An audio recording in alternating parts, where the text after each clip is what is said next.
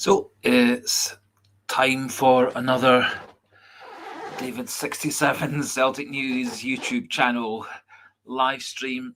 I was hoping when I scheduled it for 9 o'clock on Thursday evening, I was hoping that it would be a celebration of a Celtic win over Braga, moving us up into the higher positions in the qualification table, getting a nice, comfortable first home win to start off the Europa League campaign with a bang. Sadly, due to a pretty poor performance, a lot of confusion regarding tactics, selections, formations, who was doing what.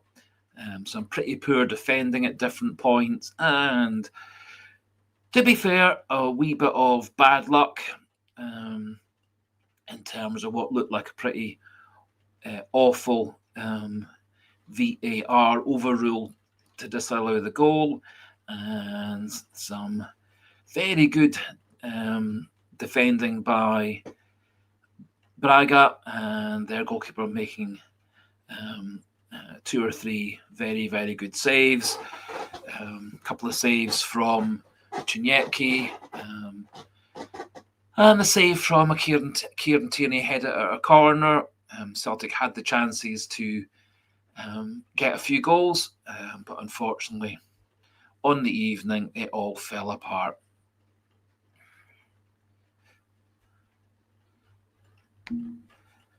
So, hi to you, Gary Wallace. Yep, it's lovely to have some folk on to the live stream.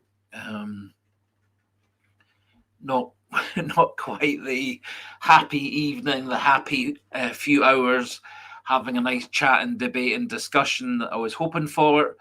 I was full of optimism, full of hope when Celtic kicked off their game. But after a pretty bright 10, 15 minutes or so, when we did have three half chances, one good save by their goalkeeper, then pretty much from minute 18 right through to 2 minutes into added time in the first half. So for about half an hour or so, we were very much second best to Braga, and they took advantage of that to score a goal. And unfortunately, things all kind of fell apart in the second half, right at the end, with Braga adding a second goal.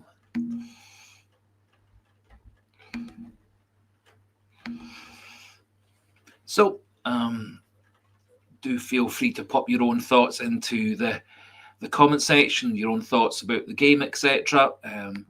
Anthony Flynn put forward a comment nice and early. It was terrible. I think that the result was terrible.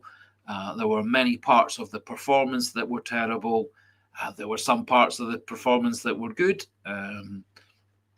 And there were times when I thought, yep, we're going to get back into it. We did have a few chances in the first half, as I said, at the start of the half. Good run by Chinyeki on our left wing. Got into the box, nice cross across the 6-yard box. Unfortunately, Daizen Maida and Kelechi Iheanacho were a step or two too slow for getting to the ball. But unfortunately, that chance disappeared, and then nice run and shot again by Chinyeki getting into the box, and the goalkeeper this time made a good save, beating the ball away. So good to have you on as well, Paul McEwen. It's very. I think we can still be pleasant and friendly, etc. to each other. It was. I'm not sure about depressing. It was very disappointing in the end, and there were quite a number of factors, I think, in us losing the game. some pretty poor defending, some pretty awful goalkeeping by Kasper Schmeichel. He seemed very much not himself on the evening. Midfield, pretty much for the whole game, was next to useless. Some, I thought, pretty good performance by Kelechi Iheanacho up front. I think Marcello Sirachi made a bit of a difference coming on in the second half. Yes, so Gary Wallace couldn't agree more. The VAR overrule of Kelechi Iheanacho's goal seems to be a pretty awful decision. I was hoping in some way or other that TNT Sports Discovery Plus were going to show the magic angle that showed that this was definitely a handball, but the angles that were shown on the live version didn't do it. They showed another angle later on that suggested the ball maybe did go somewhere vaguely near his arm, but the ball didn't seem to deflect in any way. It seemed to bounce off the foot onto the head, and then from his head back down to his feet. Didn't look like a handball. And pretty much I thought, having watched all these Willie Collins shows and that thing on Sky Sports with Dermot Gallagher, various other different VAR type things, it's supposed to be pretty conclusive evidence, and the standard of evidence didn't seem to be conclusive. Wee bit similar to that terrible disallowed goal when Alistair Johnson got the ball on the byline, knocked it back into play, and then it was disallowed for being out of play. It was that kind of level of incompetence, or to be fair, the level of incompetence that ballsed up the penalty kick that we could have given away to Rangers in the League Cup final. Again, the same rotten VAR referee in both those situations. Going to be interesting to see how UEFA justify it. Yes, Lorden, I would say it was a terrible night in the end in terms of the results. A lot of the performance was poor. I've never seen Celtic's midfield look so absolutely awful and out of control. McGregor terrible, Negrin terrible, Paulo Bernardo terrible, Engels terrible, Hatate terrible. I'll be doing a video in the morning to give everybody sort of match ratings. For me, the midfield were a mixture of 4s and 4.5s. The only real players I thought that came out the game with credit were Tiniecki and Iheanacho, and I also gave pretty good marks for Sirachi. I thought he made a difference coming on in the second half. Good evening to you as well, Pope Leo the 14th. It's great to have you on. Yes, Schmeichel's performance was very disappointing. Not just letting that goal in, but his standard of passing out of defence, which has been a wee bit dodgy a couple of times this season, but was really, really awful. And it put the defence under pressure an awful lot of times. The number of times I also was shouting at the TV screen, trying to get people like Carter Vickers, McGregor and Scales to actually get the ball forwards. I counted at one point in about the 87th minute, let's say 83rd minute, Liam Scales passed, Kasper Schmeichel passed to Liam Scales, who passed straight back to Kasper Schmeichel, straight back to Scales, straight back to Schmeichel, straight back to Liam Scales, and then Braga got more and more pressure on us, and then we gave the ball away. We gave away a half chance. Then shortly after that, Braga scored their second goal. And basically, it came down to Celtic not getting the ball out of the defence. It looked like Kasper Schmeichel got, according to Joe Hart, he lost the flight of the ball. The ball dipped a bit. There's a strong argument to say that people like Paulo Bernardo, Benjamin Negrin, Callum McGregor should have been across there, blocking off Horta's path towards goal. He had about 10 yards of space all around him, took a few steps to get himself under control. He hit, I think, a pretty speculative shot. It did take a wee bit of a dip, but it had no real pace to it. It just kind of dipped a wee bit when it got to Schmeichel. It wasn't as if it was swerving. It wasn't like a Shinsuke Nakamura or a Darius Jovcic's wonderful shot that bent miles and miles in the air, or a Roberto Carlos free kick that bends miles and miles in the air. It was basically a straight shot with not much pace that dipped. And I'm not quite sure what Kasper Schmeichel did. I suspect one way or another we have got Brendan Rodgers to the end of the season. I wouldn't be averse to Kasper Schmeichel having a game off. Then it's going to be the international break. Maybe that gives him a chance to get back to his usual self. Last season, for the most part, he was a good influence for Celtic. He certainly had a poor game today. Couldn't really fault him for the second goal, but plenty of poor defending by Carter Vickers, Scales, Murray in the lead up to that goal. All of them could have blocked off the ball into the box. All of them could have marked the player at the back post. All of them could have got to the rebound quicker. Was overall pretty poor defending.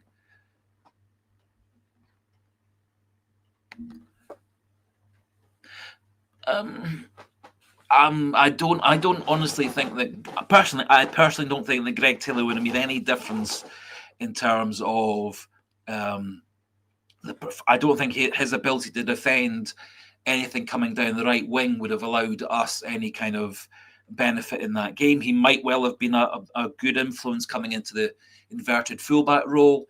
Kind of Marcello Sarachi, I thought, did a really good job playing that role in the second half. Yep, Lauren, I agree 1000% with that. If it's possible to agree with something 1000%, I think the players aren't going out full of aggression, attack, confidence. I think they're a very, very confident, battered team. I think Rodgers' man management is very much to blame. I think all the toxicity and protest and anger on and off the pitch, that's impacting badly on them. And probably professional footballers, they shouldn't be put off by the fact that the crowd is silent, the crowd's chanting, the crowd's got some rather horrible banners. But to me, they very clearly are being affected by things on and off the pitch. Rodgers, I don't think, has done anything to improve the mentality. For me, it's very similar to when we had back-to-back defeats against Kilmarnock and then Hearts towards the end of 2023. Celtic were very, very low in confidence. They certainly been that at that point. What I felt was there was an awful lot of infighting within the team, a very bad spirit between Rodgers and the senior professionals. Reportedly, after the Hearts defeat, the players had a big behind closed doors team meeting that got things back on track. Players like Alistair Johnson, Callum McGregor, Joe Hart apparently kind of led the team, ironed out all the grievances, took that back to Rodgers, and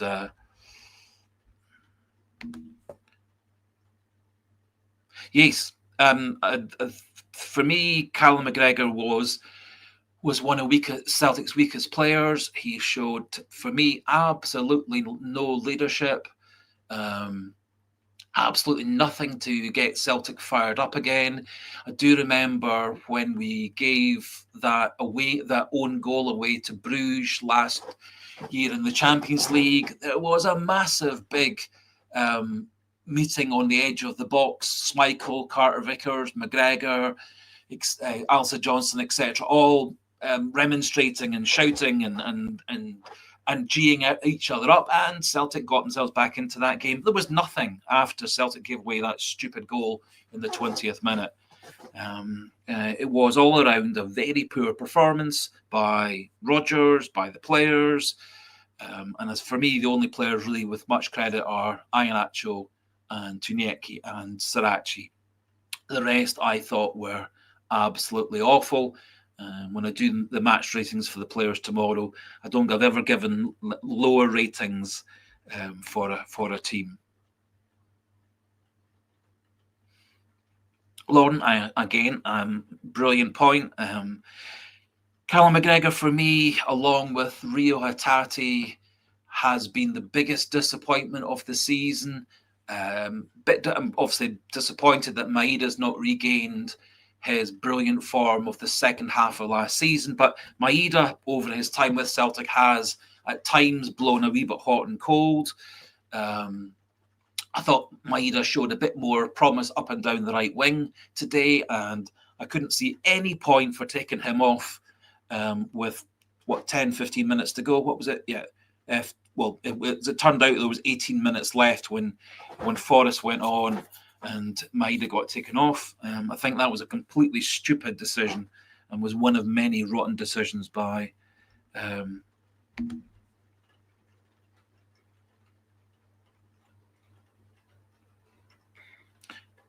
yes. There aren't many people who are criticising Callum McGregor that I've seen in various different Celtic media sites and YouTube channels and stuff. A lot of the criticism has fallen on Maeda, Hatate, Negrin, Engels, and they all deserve it. And Ida, when we still had Ida.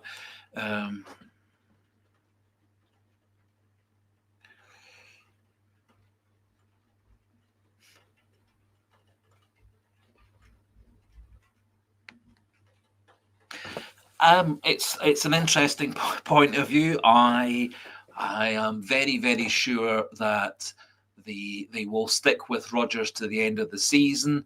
And my personal feeling now, and this is maybe I'm over optimistic, is that we will turn things around. We will get things back on track. Very, very hopeful we'll get a nice win against Motherwell on Sunday. Then we've got 10 days or so for the international break, and then we're back against Dundee, and then it's Sturm Graz in the next Europa League match. I'm hoping that 10 days of a gap allows the players who are non-international break people a chance to nail things down. Also gives a chance for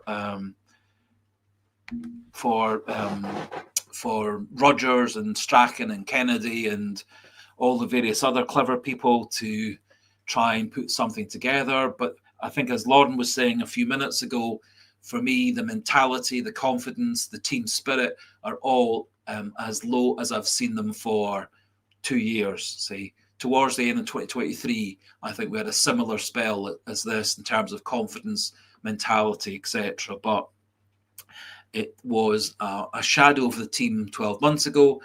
In terms of the actual players, there's not massive differences in terms of the actual players starting the games. Kuhn's not there. Kyogo didn't have a very good season last season anyway for scoring goals, so he's not that much missed. Jota came in second half of the season. Greg Taylor, certainly, one could say that we're missing him, although Tierney and Sirachi have actually done pretty well. Jemai Simpson-Puzzi is one of the biggest mysteries for me as well. Ian Fleming. It doesn't look like he's going to get anyone near the squad. He wasn't on the bench today. Now, I'm not saying that necessarily a player like Shin Yamada would have made a big difference, but Shin Yamada at least is a player with lots of pace. It's another player. It's a player we could have used as a two striker type of thing. We would have had the actual target man and a sort of an inside forward, speedy Henrik Larsson style. Not saying Shin Yamada is Henrik Larsson, but we would have had that big, tall centre forward, smaller, faster, inside forward, striker type person. But instead, Iheanacho was quite often there all by himself. Occasionally, a midfielder came to support him. Occasionally, Maeda came to support him. But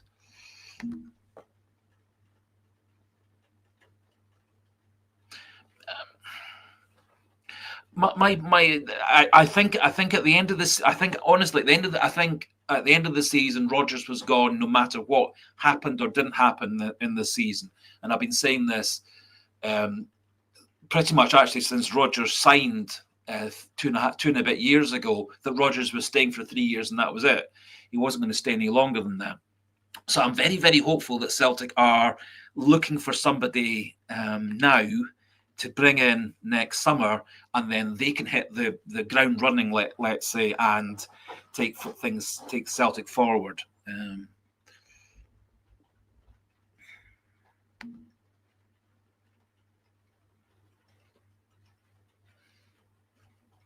Yes, David Grant, if we were to sack Rodgers now, which I don't think is going to happen in a million years, and I still do think that Celtic and Rodgers and stuff will turn things around. But I think it's the longer this rotten confidence goes, the worse, the more difficult it's going to be. We still have to remember we are lying second in the table. We're into the cup semi-final in start of November. This was actually the first game we've lost all season, so there are some positives that we can take, i.e. up until today we were unbeaten this season. Up until today our defensive performances were pretty good.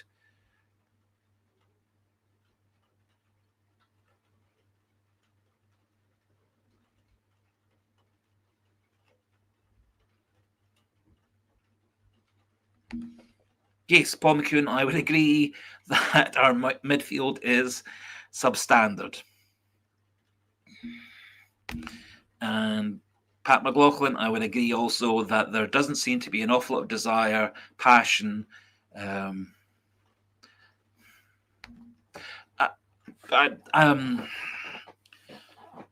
I don't think my personal feelings. I don't think there's necessarily a big rebuild, or unless we're talking about rebuilding players' confidence, rebuilding their confidence to get the ball forward. I think the players themselves are perfectly talented. We've got tons of international players in our team. We've got international players coming off the bench.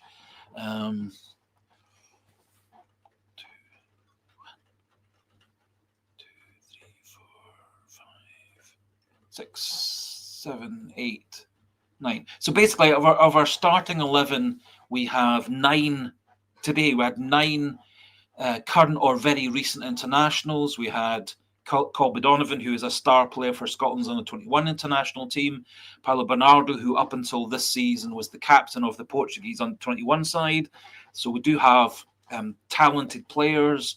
A lot of them are away on international duty after the Motherwell match. We brought on another international in Sirachi, international in Hitati, and international in Engels, a recent international in James Forrest, and a recent under-21 international in Dane Murray. So we've got tons of current or very recent internationals. Where we don't have that, we've got under-21 internationals. So we have got the quality players.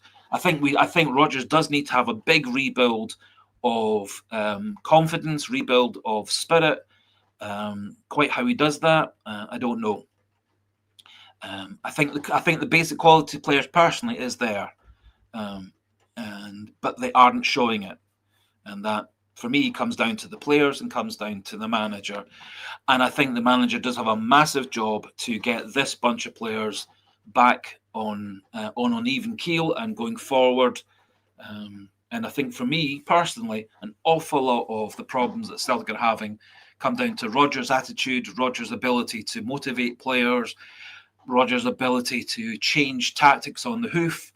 I've got no problem with him going at 3 at the back, but no one seemed to be covering the right back position. So Tierney does seem to be a left centre-back.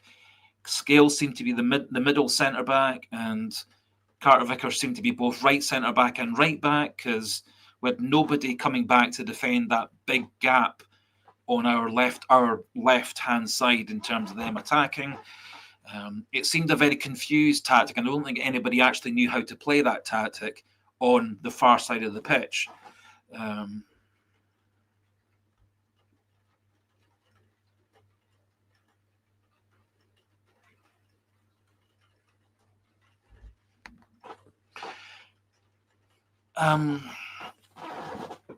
You make a good point, Lauren. I personally think that the meeting on Monday should really be a meeting on Monday to decide other meetings to have and to establish ground rules. I think my personal feeling is, having watched a couple of the people who are part of the group who are going to be speaking to Nicholson and Mackay and Lawwell, etc., on Monday, is that they're kind of realising that not all the Celtic fans are behind them, that there's a lot of Celtic fans don't fully support the way things are going, both on and off the pitch, but I think also a lot of fans want to support the team on the pitch, and they're realising that not supporting the players on the pitch in terms of the silence, the late entries, the banners, throwing things on the pitch, etc., and also all the sort of negative social media stuff, I think that's all affecting the players. And so I think basically the meeting on Monday will be, I don't think anything will change because of it. I think both sides need to go into it with a positive attitude, a respectful attitude, because there's been, from my point of view, and it's just my point of view, quite a lot of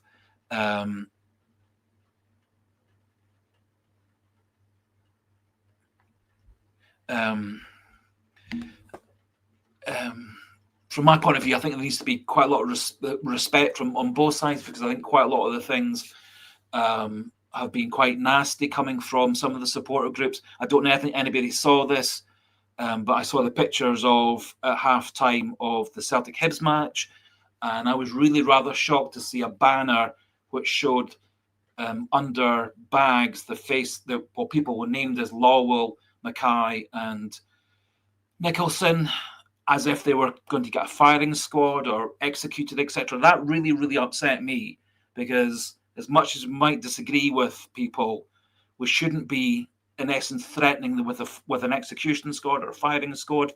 Remembering a few years ago, Lawwell's house was firebombed, which nearly killed his daughter and his granddaughter, who were in the flat above the garage that got firebombed. So I am all for people protesting and being unhappy with the board and voicing displeasure, but I really, really got very upset seeing people, in essence, threatening death to people over bad decisions in a football club or questionable decisions in a football club.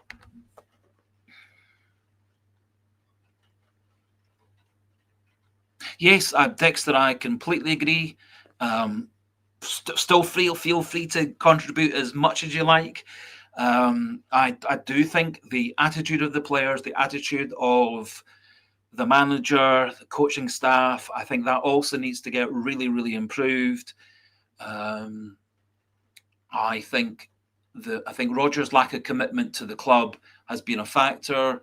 I think that's unsettled the players. I think all the stramash and controversy and confusion off the pitch with transfers in and out, I think that's been a factor. I think also quite a number of popular players in the squad have disappeared.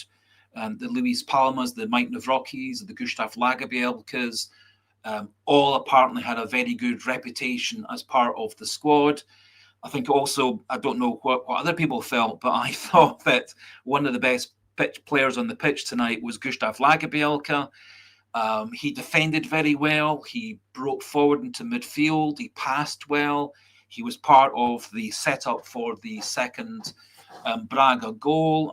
If I was picking an overall man in the match from either team, Gustav Lagerbielka for me would have been right up there. And of course, he's a player that Rodgers said after about half a dozen matches, wasn't good enough to play for Celtic, and then banished him to basically the subs bench a few times, but mostly just watching from the stands. Sent him off to Holland last season. He had a really good season in Holland. They chose not to buy him. He's gone to Braga. He's had a good time playing for Braga, and for me, I thought he was one of the best players on the pitch, showing a lot of the skills he'd shown previously in playing for his club in Sweden. His ability to pass, ability to defend.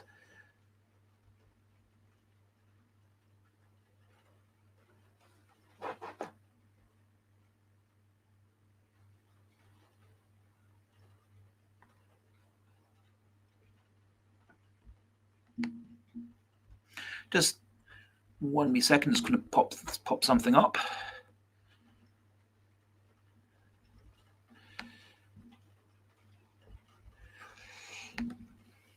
So one of the big moments in the match was, of course, the disallowed goal in the 51st minute.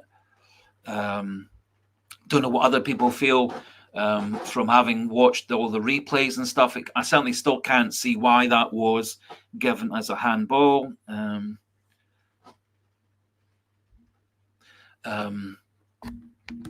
Just coming back. Yep, I thought. Yep, I couldn't agree more. Paul McEwen.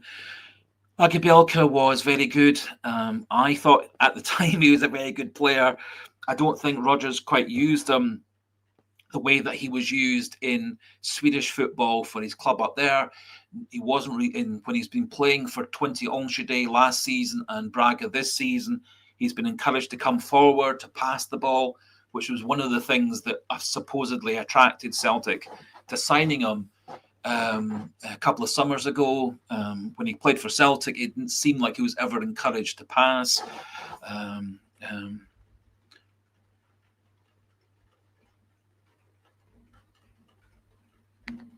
Yes. Sadly, our record. Remembering we did go to the what was called the UEFA Cup final in 2003, but I would certainly say 67 we won the European Cup. Obviously, 70 we got to the final again. 77, yeah, and then it was quite a gap of any success. And then 2003 UEFA Cup final. We've had a couple of last 16s under Gordon Strachan, and then we had last season's effectively last 24. Yep. So the question, I fully take your point. We've had one final since 1970. I have said this on previous live streams and stuff. I'm not so convinced that Celtic or any team playing in Scotland or a similar size of league as Scotland have any chance of doing anything super duper in terms of Champions League or Europa League is the kind of league that we should be doing. And looking at all the various different results, although we're 1 point after 2 games, we're still going to be very much in the mix to get into the playoff section. So because a lot of teams are beating a lot of other teams, a lot of teams are drawing with each other, I don't think there's going to be a runaway group of teams that beats everybody. I think it's going to be teams winning games, dropping games, losing games, drawing. And I think it's going to be really, really close. Apparently last season, the difference between the top 8 and the 17 to 24 section actually was quite narrow, just a few points here and there. I think it's going to be the same with this season. I think the Belgrade draw was a positive. This obviously is a big negative. We can come again in our next game against Sturm Graz. But although Sturm Graz, when I last checked, were winning quite handsomely against our opponents, our big rivals, rather.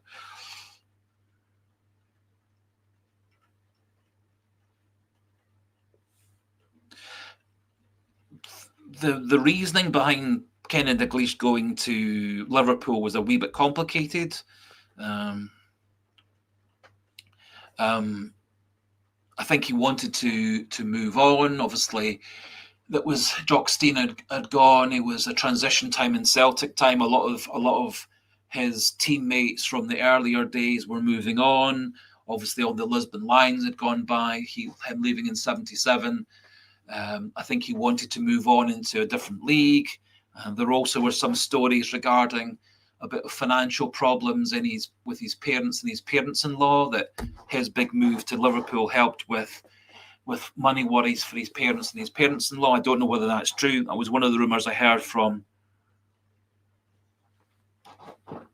some people who knew Kenny Dalglish's parents and parents-in-law.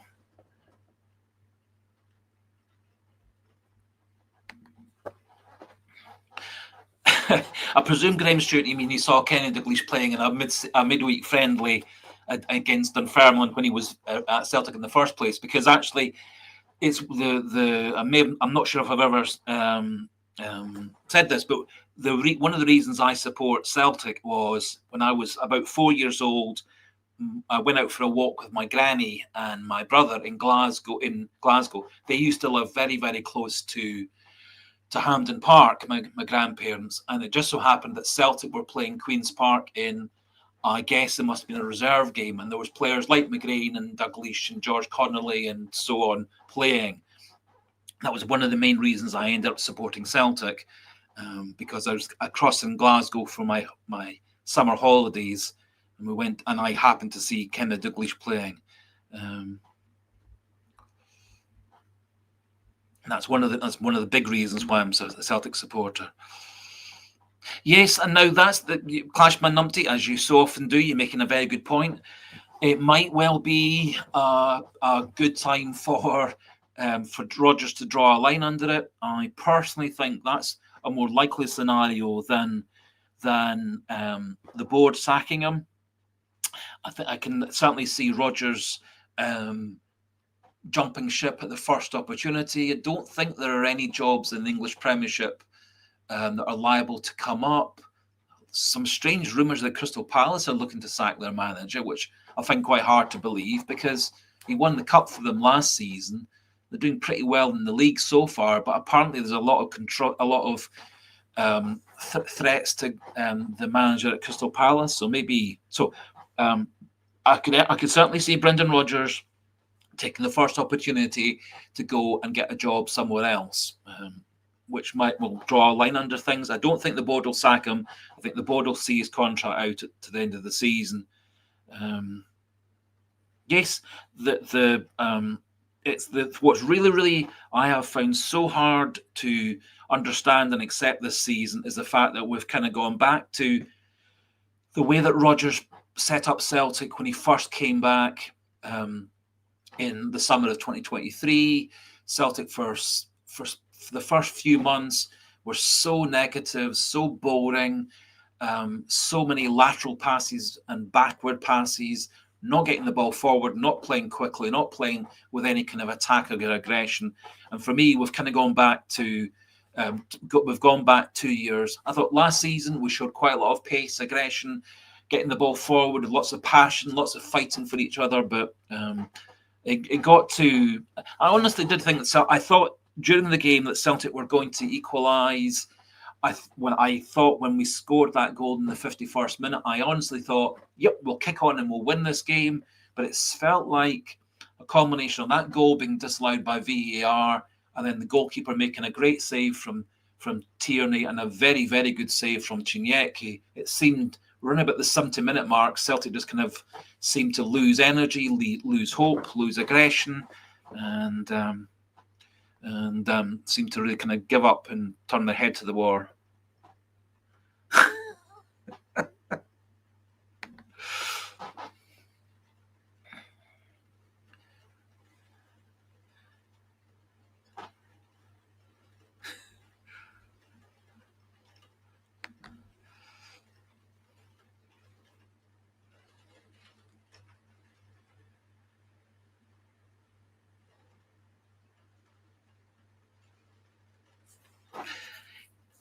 So, You make a good point. Actually, I've had the pleasure of watching the end of the Lisbon Lions. Then Celtic kept that going up for a few years. We got 9 in a row under Jock Stein. Things weren't too bad to start with after Stein moved on.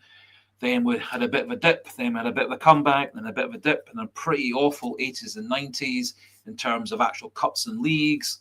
And then when Vin Janssen came in, with a bit of a renaissance, especially after Martin O'Neill came in. And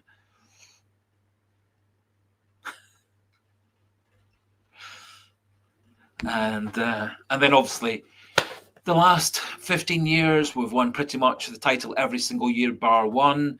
We've won doubles and trebles the last 15 years. So we've actually had a really, really successful time in Scotland. We'd never done the double up until me being born in 67.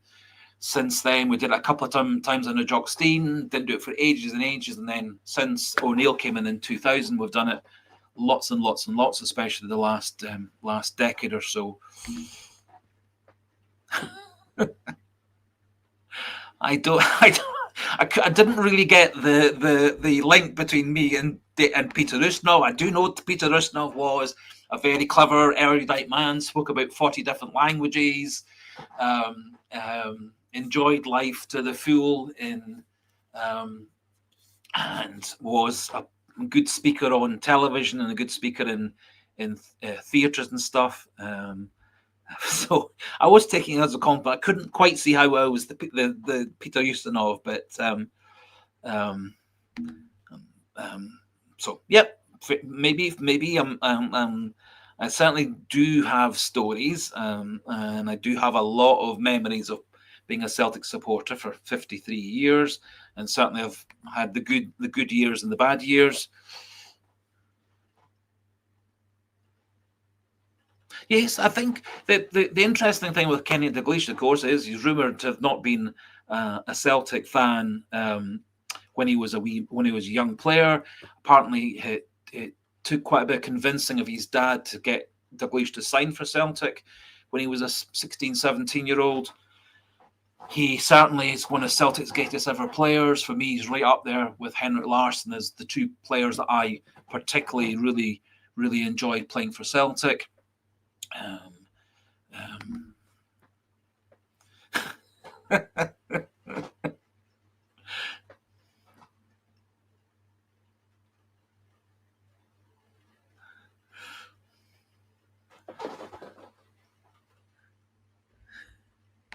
No, I've never heard of Elden Ring, so I'm sorry.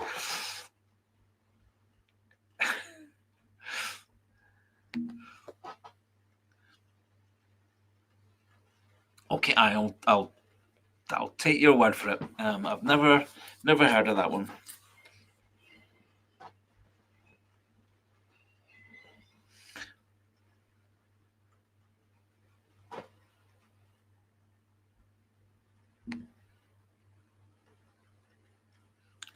I'm afraid that I don't know what ERB is, so.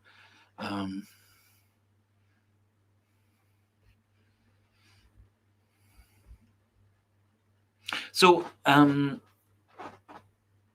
wee question I just wanted to get people's opinion on.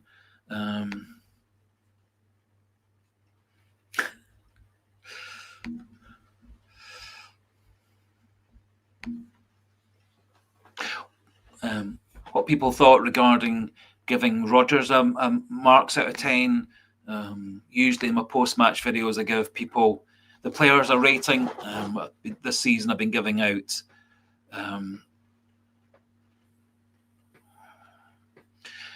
been giving the Brendan Rodgers a mark out of 10. Personally, I've given them a 4 out of 10 for his performance.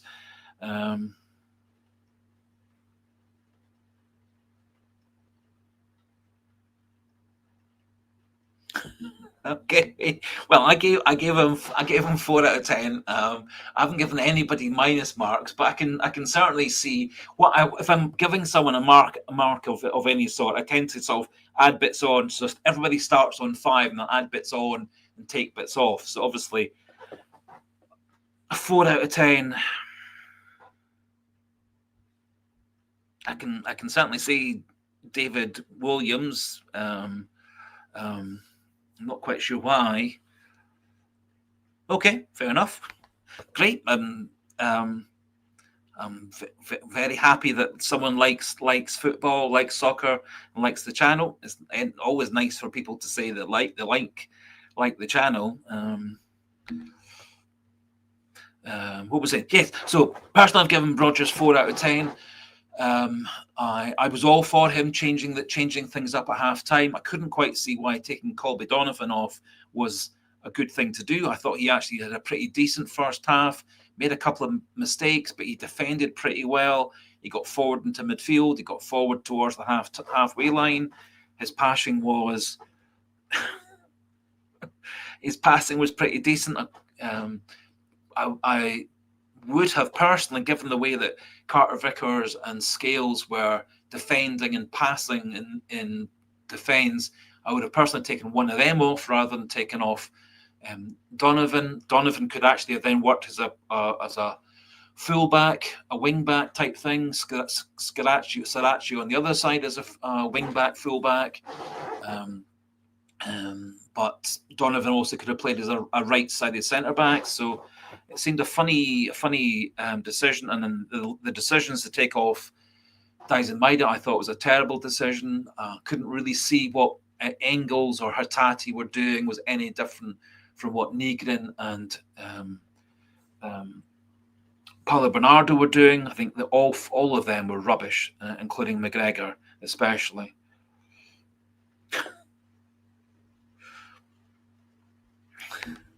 I can give a shout out to Megatron as well. So, I'm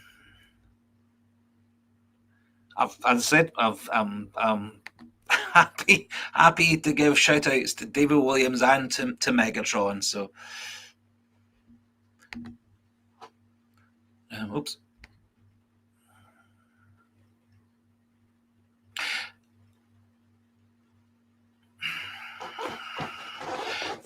The thing about both Balikwisha and Chinyeki is that they both have played on the right side of as wide players quite often. Balikwisha is a naturally right-footed player. Chinyeki is a pretty two-footed player. I think both of them could actually do a perfectly good job up and down the right-hand side. I think Dyson Maida can do a perfectly good job up and down the right-hand side. Yang can do a perfectly good job up and down the right-hand side. But Rodgers does seem fixated of always...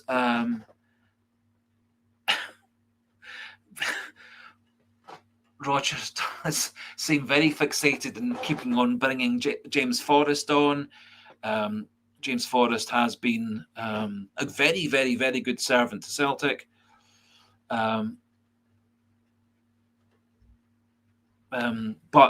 he hasn't played at all well this season. He doesn't seem to have any pace anymore to beat people on the outside. He doesn't seem to have any real trickery or ability to dribble anymore. His passing today was poor. Getting into the box was non-existent. I think he had one cross that got blocked out for a corner.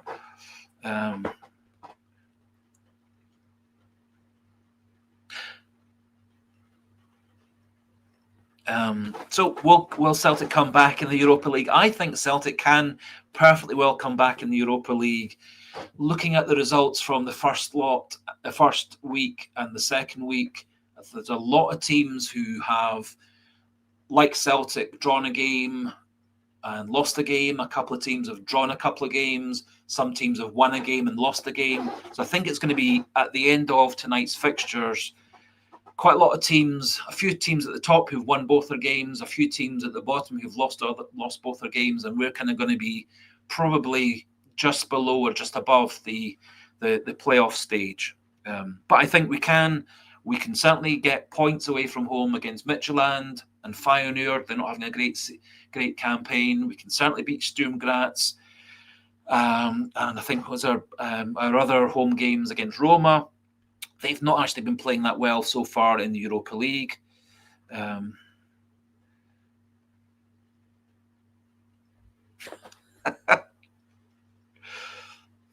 not quite sure why you want me to say peace through tyranny.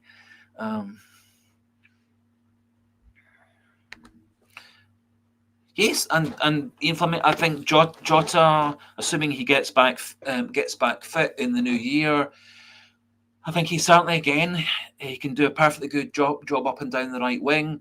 When he was playing for Celtic in the first time around, he played sometimes in the right, sometimes in the left, depending a bit on what Jota was doing. Abada was doing on one side, what Maeda was doing on the other side. Jota has the ability to play on both sides. Um, um, it'll certainly be interesting if and when Jota does get back, if he's fit, that we could have Jota doing all the trickery and stuff that Chineki does on the left. I say Chineki, apart from the Hibs game, I thought that's the only game that I've been disappointed in Chineki. Yes. Well, I'm. If anybody who's watched the channel for the last two and a half years, 2 years, whatever it is, since August 23, I do tend to be optimistic. I tend to think the best of things.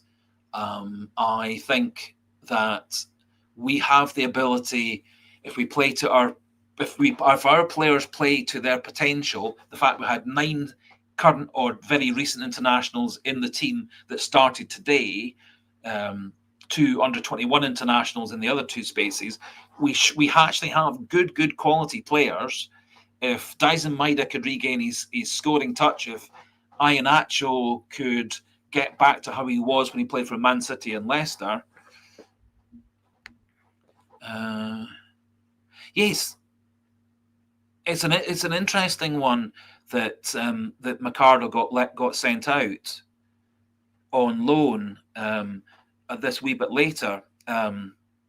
It does suggest that Rodgers isn't really going to be looking to bring any of the other academy players, such as Turley, into the team. Who was another player who looked like he was sort of banging on the door to get into the first team.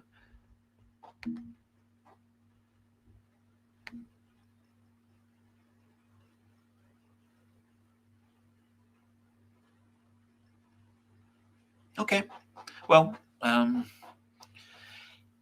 I fully respect everybody's opinion. I'm more than happy to say I am just an enthusiastic amateur. I have absolutely no skills. All I've got is enthusiasm, and I enjoy having a chat with other football fans, and I enjoy having the camaraderie, the friendship of creating videos, and for the most part, people being positive and making nice comments and nice debates and nice talks.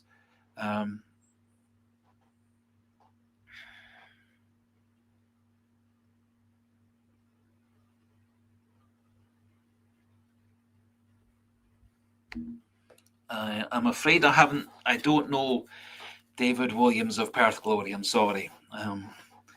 My only real following of Australian Football Soccer League was when Marco Tilio was on loan there, and I tried to keep up with seeing the highlights of all his games, because again I thought Marco Tilio was a player that had a lot of pace, a lot of promise, and if he played the way he did when he was playing in Australia and playing for the Australian national side, he was a player who would have been doing a great job up and down the wing for us. But Rodgers never seemed to put him above Forrest or Yang in terms of getting into the side.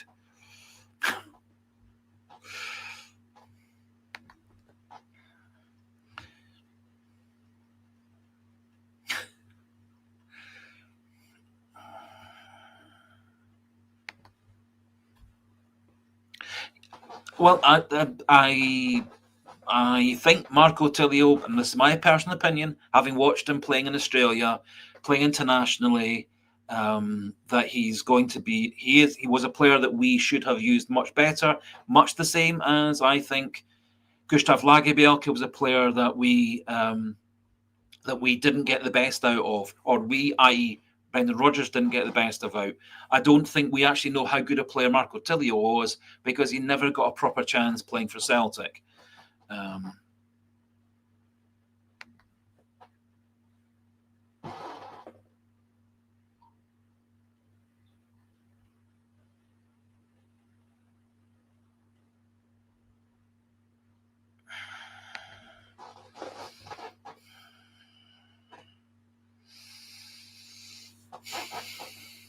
It's an excellent question. I think what Celtic need is, and I've been a massive admirer of Callum McGregor all his career at Celtic. I really admire his loyalty to Celtic.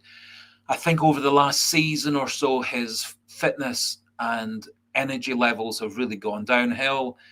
Of course, the last season he spent quite a lot of time out injured. He's got a chronic problem with his Achilles tendon. It sounds from what people are describing it as, it sounds like a problem that he's got all the time and it causes him pain all the time. And I think this season, his performances have very, very rarely ever got any higher for me than a 6 out of 10 or a 6.5 out of 10. He's had some of his worst performances ever. So I would really like somebody to be a real controlling midfielder who can help the back four, get the ball out quickly, and restart the attacks. Kind of like if anyone watches American football, ground football, like a quarterback who gets the ball out, finds people in space, decides the tactics, changes the tactics, and leads the team. And he's not doing any of those things. So yes, so in terms of pass marks, people that I was going to give pass marks to where I was going to give Iheanacho 6.5 and Chinecki 7 and Sriracha 6.5. The rest of them, bar Colby Donovan and Kieran Tierney, were 4.5s and 4s.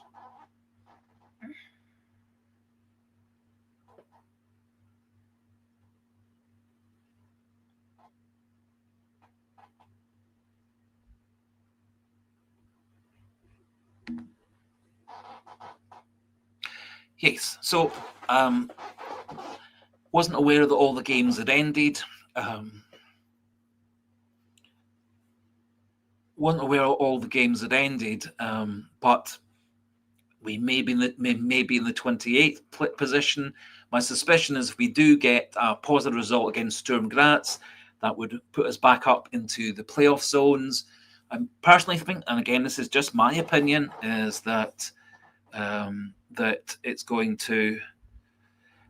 Please, if you are making comments in the comment section, please do be polite, respectful to people. Don't use swear words. Don't be nasty to people. This is supposed to be a friendly forum where people can share their opinions. And I don't like people being rude, abusive, aggressive, nasty, sexist, racist, anything.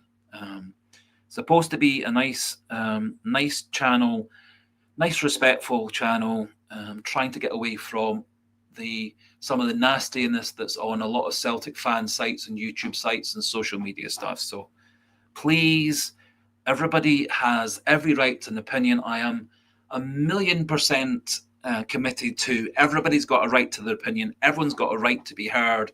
Everyone's got a right to share their opinion. And I do not ever claim to know what I'm doing. So I claim to know a bit about what I'm talking about, done a bit of research and reading around the topic, but everybody's got lots and lots of opinions and everybody's opinion is correct.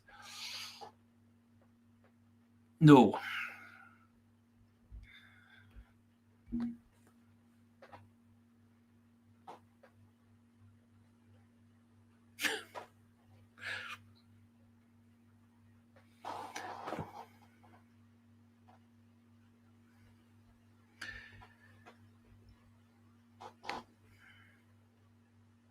So getting back to the question that Clashman Numpty asked a wee minute or two ago, basically nobody really got pass marks apart from, for me, Iheanacho and Chinecki and Sriracha.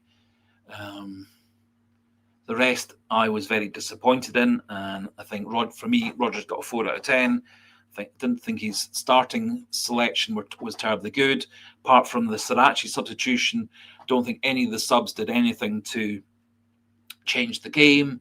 We did go to a supposed back three, but no one seemed to be covering the right side of defence. It didn't look like the back three had ever played as a back three properly ever before.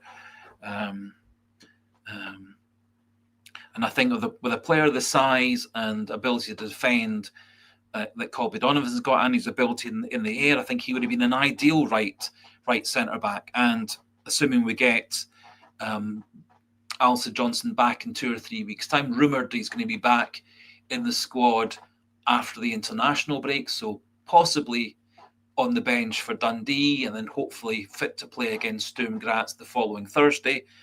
I think he also is a player who can very easily play at right centre backs.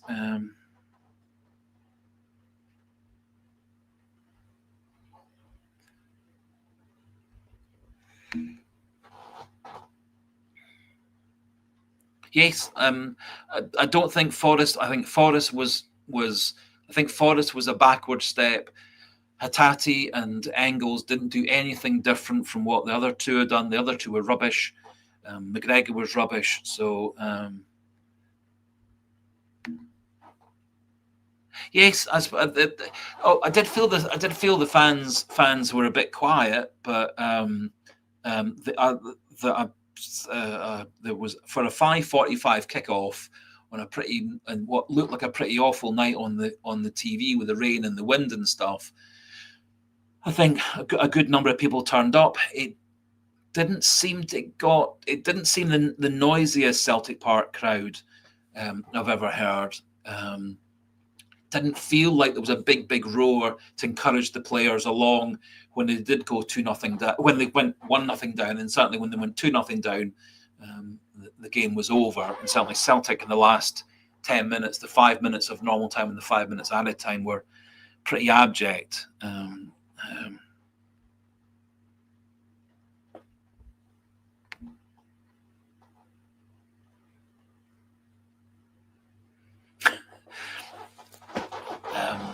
I have a feeling that they're going to really struggle in Europe, and they're probably not really going to do that well in Scottish football. I think they too have a team that's got no confidence, a lack of confidence from the fans in the team and in the manager. A surprising number of Celtic fans still seem to have 100% confidence in Brendan Rodgers. I don't have an awful lot of confidence in Brendan Rodgers, although I do think the players and the coaches will turn things around. But maybe, as somebody was saying a wee bit earlier on, that was Paul McEwen, maybe I'm just overly optimistic. So in terms of players in the winter transfer window, really would like to see somebody who is a really good, top quality goal scorer. Really would like to see somebody who is like a Chinyeki, but he plays up and down the right hand side. I would really like to see somebody who takes control in midfield and can link the play and get the play going forward quickly, which is what McGregor used to be able to do. He certainly was able to do that under Ange Postecoglou. Whether it's Rodgers' tactics, whether it's McGregor's fitness, I'm not quite sure.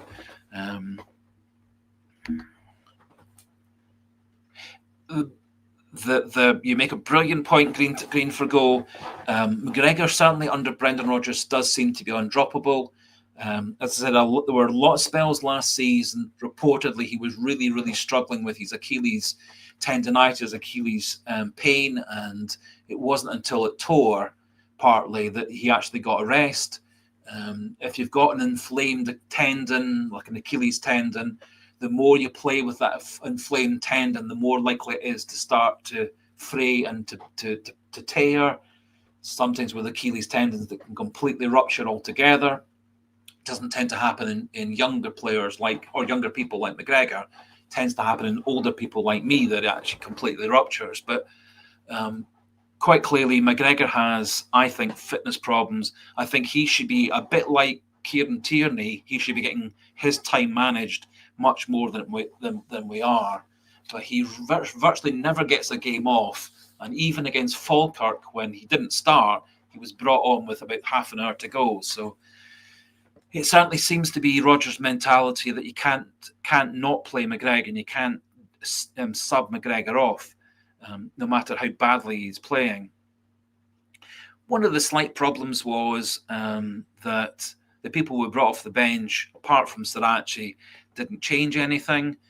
Not quite convinced that playing Johnny Kenny and Kelechi Iheanacho as a front two would be a particularly fruitful partnership, in that they have some similarities between the two of them.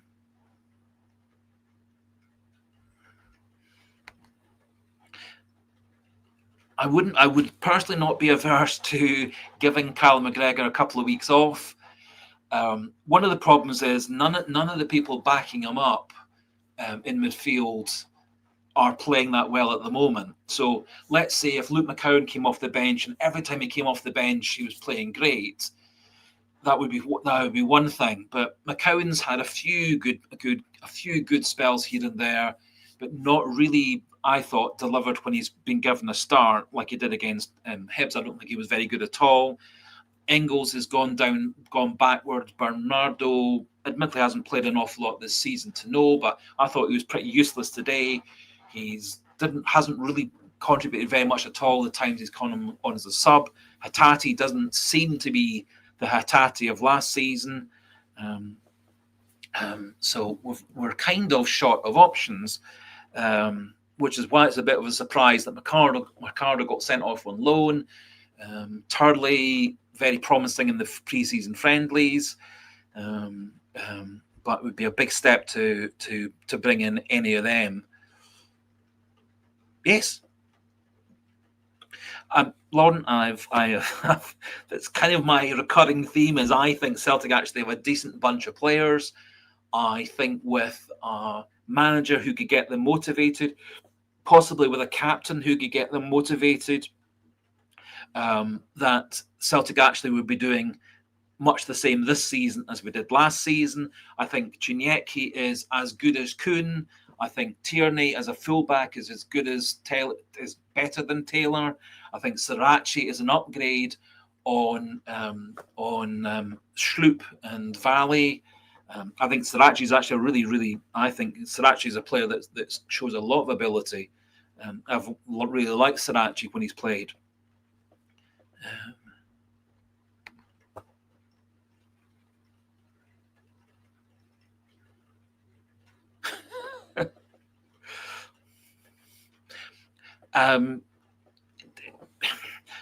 Certainly, my understanding is a lot of the tactical training, the set piece training, etc., comes from Strachan. Not massively sure what the role is of I keep on forgetting what his name is. Brendan Rodgers brought in when Harry Kewell left. Brendan Rodgers brought in one of his best mates who'd been a assistant manager or coach with him at Leicester and various other different places. Can't remember what the guy's name is. Not quite sure what his role is at the club either. But we certainly don't seem to be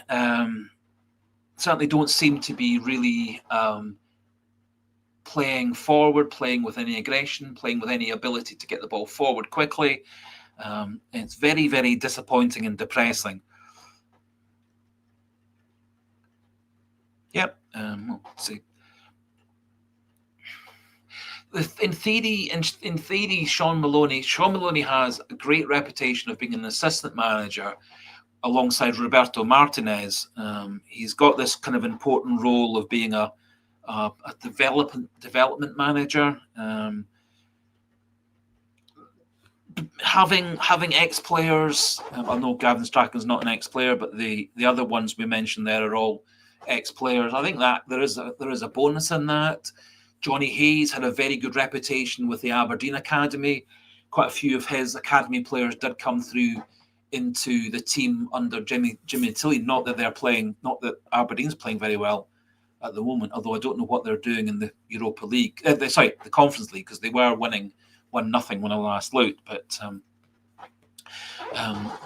so I'm not too fussed about jobs for the boys as such in terms of rewarding ex-players. I think being aware of the pressures of being a Celtic player than a Celtic coach, I think that's a factor that players like John Kennedy, McManus, O'Day, Maloney, etc., can pass on to new players.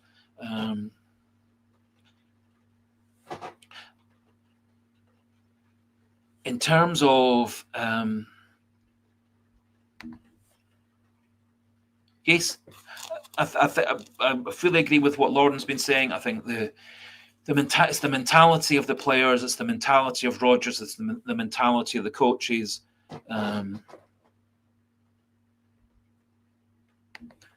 Yes, there's been lots of spells in recent games that certainly when that second goal from Braga went in, I had no confidence, unlike in olden days, that we could actually get back into the game. We seemed to completely give up hope when that second one went in, but also around about we had the brilliant save in the 73rd minute from the Chinyeki shot, and then Carter Vickers was pretty much unmarked at a corner and headed the ball over the bar with about 15 minutes to go. After that, we didn't really seem to be threatening at all.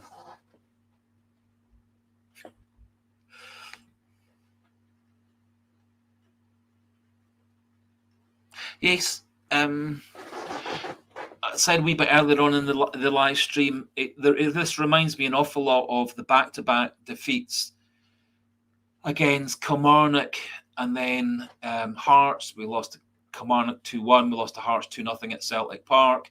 I think the next game after that was Livingston, and we got a sort of confidence building win against them. But in between, apparently, there was a clear the air big squad meeting for a few hours with Rodgers and the coaches not there. It was just all the players and all the translators and stuff.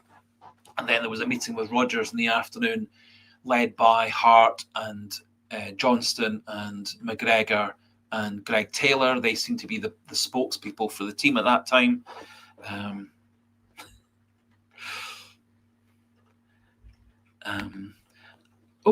So whether I'm not convinced we're in a crisis, but it's not too far away from a crisis in that at the moment we're still right at the top of the league. We're still about to have a cup semi-final at the start of November. I still think there's tons and tons of time in this season for us to turn things around, certainly domestically. But the question for me is whether Rodgers and the coaching staff have got their heart in it, particularly Rodgers, because I think if he's got his heart in it, the Strackens, the Kennedys, the Stevie Woods, etc., I think they'll all pick up on that. But also it's whether the players have got the mentality and the passion to play for Rodgers. It feels to me, as Rodgers tends to find in seasons 3 and 4 at any club, the players seem to switch off and don't respond to his tactics, his team talks, his formations, etc. He is apparently the only Liverpool manager ever in the history of Liverpool who's managed 4 seasons and won absolutely nothing.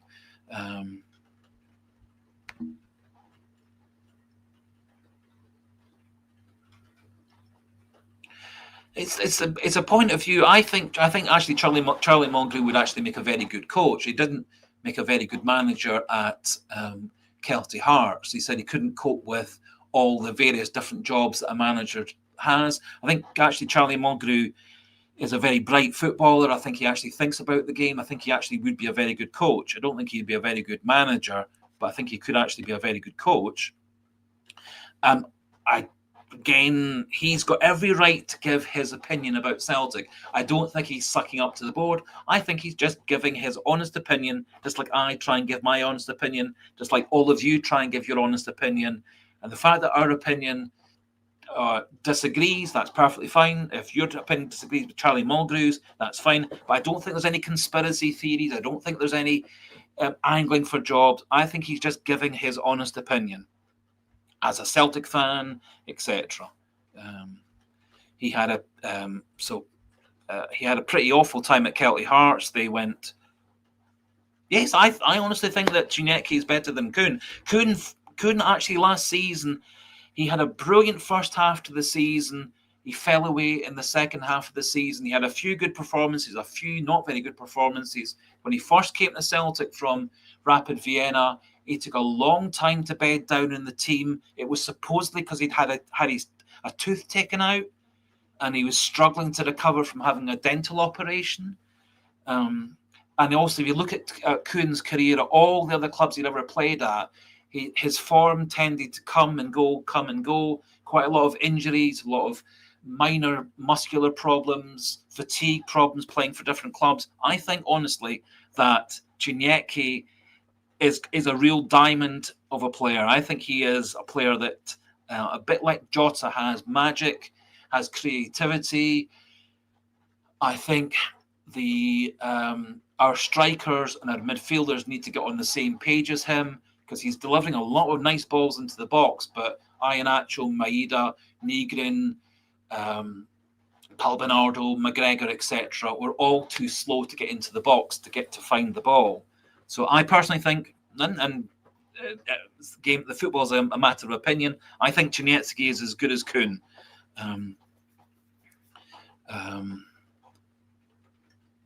And I think he's, in the long run, going to be a bit more consistent than Kuhn. For me, Kuhn was, I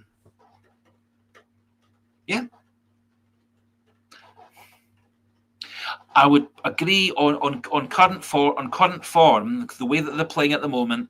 That there are not many of these Celtic players would get into those Celtic teams. Although, again, going on the way that they actually should be playing, Kasper Schmeichel, brilliant goalkeeper, tremendous career. Last season, he saved Celtic tons of times in the Champions League.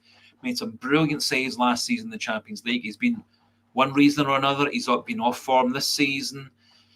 I think the passing ability of Scales and Carter Vickers, with the way that we're trying to play, is nearly not good enough. I think Johnston's a very good right back. I think Tierney's a very good left back. I think Colby Donovan's a very, very promising young player. McGregor, if he was on his best performance, would get into any Celtic team of recent years. But on current form, Giniecki probably is the one and only player who would get into. But for me, if I was going to choose a goalkeeper, I would go for Kasper Schmeichel and not Rab Douglas, who was Martin O'Neill's goalkeeper for quite a number of years. And there were a few players in O'Neill's team. I think we've got better players if they played at their best, played to their actual abilities, than were in O'Neill's team.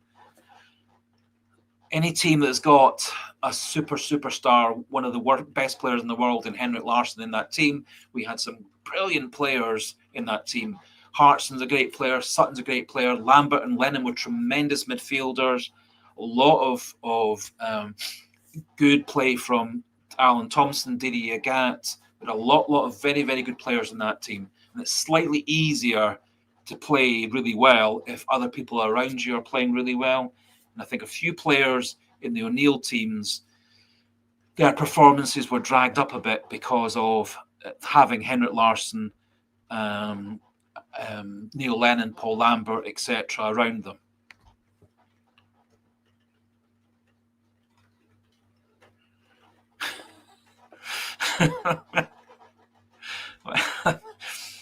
I've got a.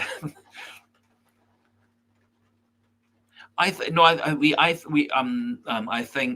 the 2000 onwards team from Martin O'Neill was a brilliant team, and I say we have got in that team we had a couple of the best players in Celtic's history. Larsson, Sutton, Hartson, brilliant. Lambert and Lennon, brilliant. Moravcik, one of my very favourite players. Really magical player, Lubomir Moravcik. It's such a shame that he came to Celtic so late in his career. If we'd had him for 10 years rather than 3 years, goodness knows.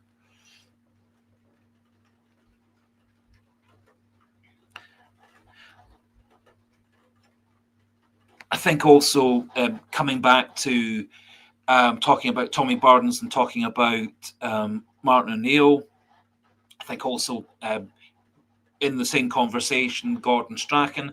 I think if any of those three, or Jock Stein, going back a bit further, any of those managers were managing this lot, we wouldn't be in anywhere like these problems. I think Stein, O'Neill, Strachan, Tommy Burns would have got hold of things and got the players all playing together, playing for the shirt, playing for the club, playing for each other.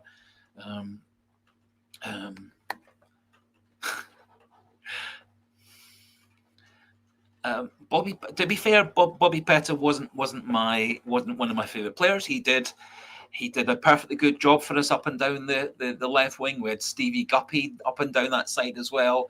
We had a lot of hard workers in that team. We had some sort of great club servants in the team as well. Mo Silla, another hard-working player. And I think there's a lot to be said for hard-working players as well. Some players who maximize their abilities.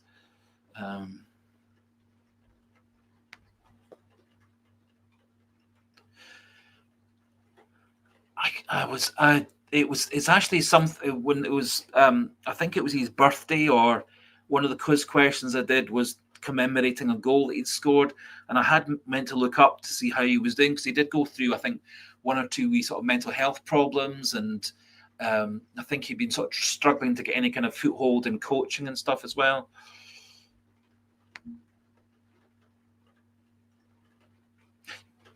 Sorry, Stilian Petrov, another player that I forgot as well. Another of my favourite players. Got a lot of favourite players, but certainly you're entirely right. What we could be doing for a Lambert, a Lennon, a Petrov, a Thompson, taking hold of things in midfield and controlling things. Lambert, a great organiser. Lennon, a great organiser. Petrov and Thompson, real steel to Thompson's ability to pass and defend and tackle in midfield. Petrov, a very good box-to-box player, good passer, scored some goals, good tactical brain as well. Didier Gat, yes, Didier Gat. Again, a player that maximised ability, lots of pace, scored some goals, created goals, worked hard up and down, up and down the right-hand side.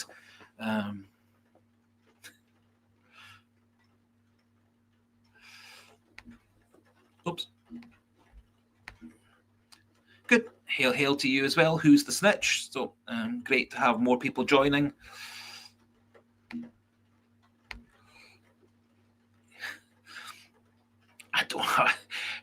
Again, Artur Boruc, one of Celtic's great goalkeepers, real character. Not sure whether he would be a particularly good person to be a coach at Celtic. I'm not sure quite not sure what he's actually gone on to do after leaving football.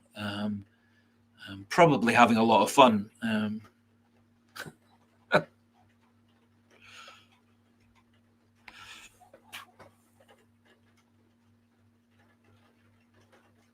Yes,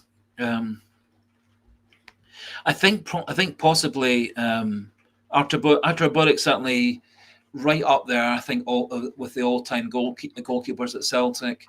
I think Joe Hart was a perfectly good goalkeeper. I think Kasper Schmeichel, up until this season, did a very good job for Celtic. Admittedly, he did make a big mistake in the cup final, but he made a lot of great saves for us last season in the Champions League, especially.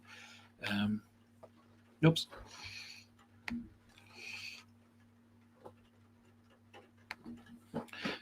Yes, Paul McEwen. I think personally, I would agree that Callum McGregor's best years are probably in the past. I think would be probably very useful for McGregor or Rodgers or both to have a press conference and maybe as captain and manager try and actually give a reasoned argument and explanation as to why things aren't clicking. We've heard lots and lots from McGregor and from Rodgers and from players like Scales that things aren't clicking, but they will click very soon.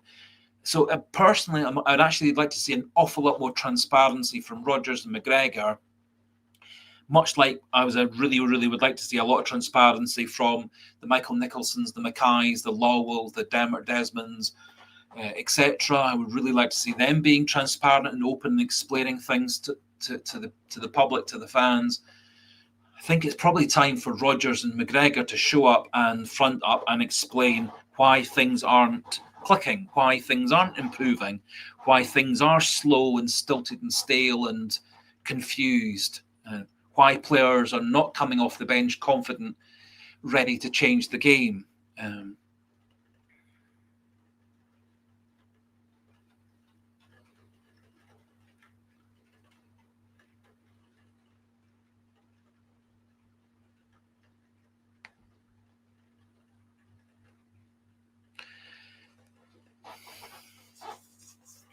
Certainly, Hunter was one of these goalkeepers that was kind of the transition from the Ronnie Simpson, and then there was Evan Williams came after that, and then when I first started really supporting Celtic, it was getting into the Peter Latchford years. Again, Latchford not the best of goalkeepers, but was certainly goalkeeper for Celtic for a long time. Then obviously we had Pat Bonner for many years. Again, a great club servant, played a heck of a lot of games for Celtic.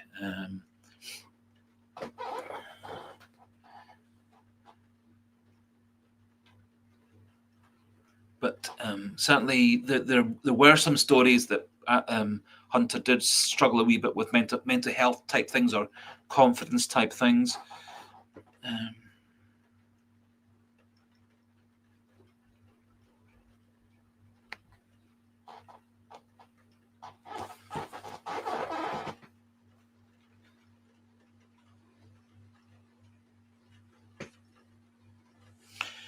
Yeah, yes.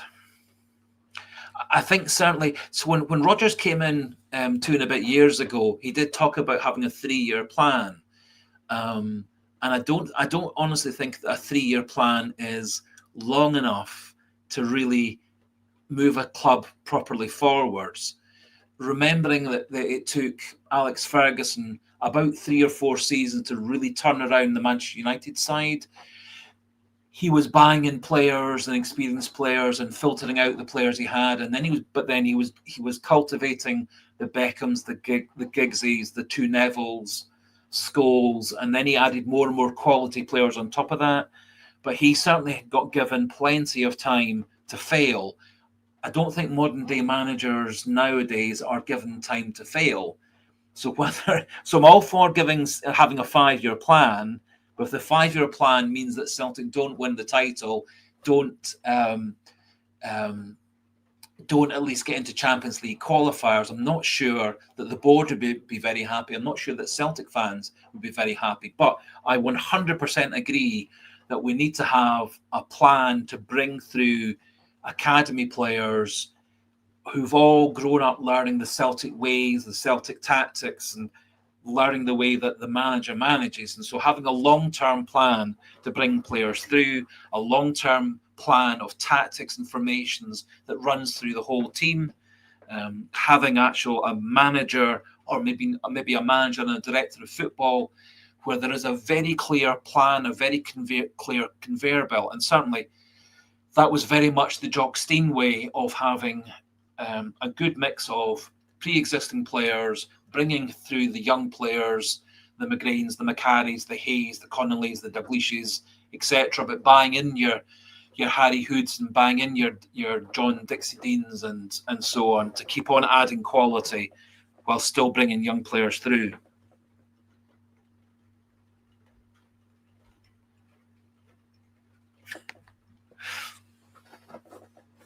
Yes. So yes, I completely agree. I think it's a time we need to keep on looking forwards and keep on improving and keep on a wee bit of sort of refreshing and rotating the players. As I said before, I think there's a lot of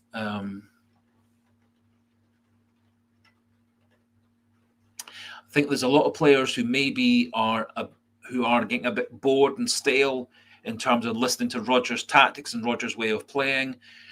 The fact that Hatate and Maeda seemed to be quite keen to move on is a factor. As I said before, Rodgers moving into year 4 at Leicester, moving into year 4 at Liverpool, both those times it completely failed, and his performance at Liverpool and particularly at Leicester went down and down and down with time.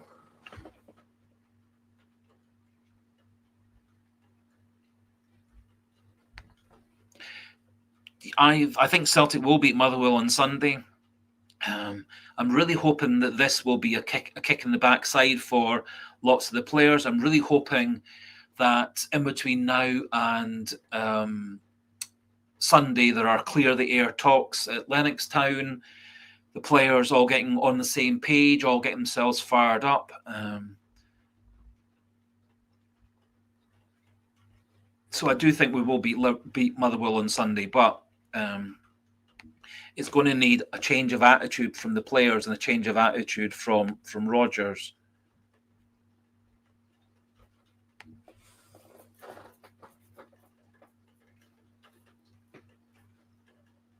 Yes, no. Well, Kuhn had the majority of Kuhn's goals and assists were in the first half of the season, up to about the Bayern Munich game. When he didn't get a move in the January window, it seemed like his performances were off and on after that. As always, he struggled a bit for fitness in the second half of the season. That's been his pattern at every club he's ever been at. I would equally say that Dyson Maeda probably was Celtic's star player last season. Top goal scorer by far, high up in the assist tables. We also got 20 goals from Adam Ida coming off the bench mostly. I think that's kind of undervalued as well.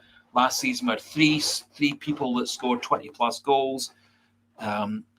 This season I think we might struggle to have anybody who scores 20 goals. Unless Kelechi Iheanacho really starts to turn things around.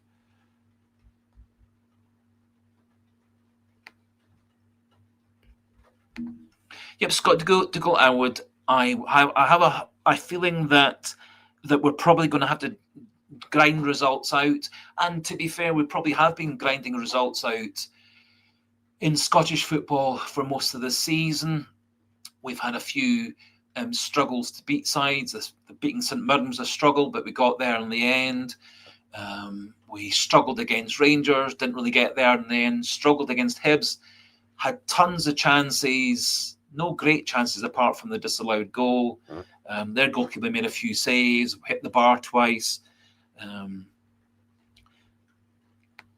I think Celtic also maybe need, as happened in the last minute or two against Kilmarnock, I think we do need a wee bit of the rub of the green. I think the Iheanacho disallowed goal in the 51st minute, we'll never ever know quite how Celtic would have done had they scored. I think certainly them going back 1-1 with 40 minutes to go, the fans, I'm sure, would have really, really, really picked up and got behind them more than they did.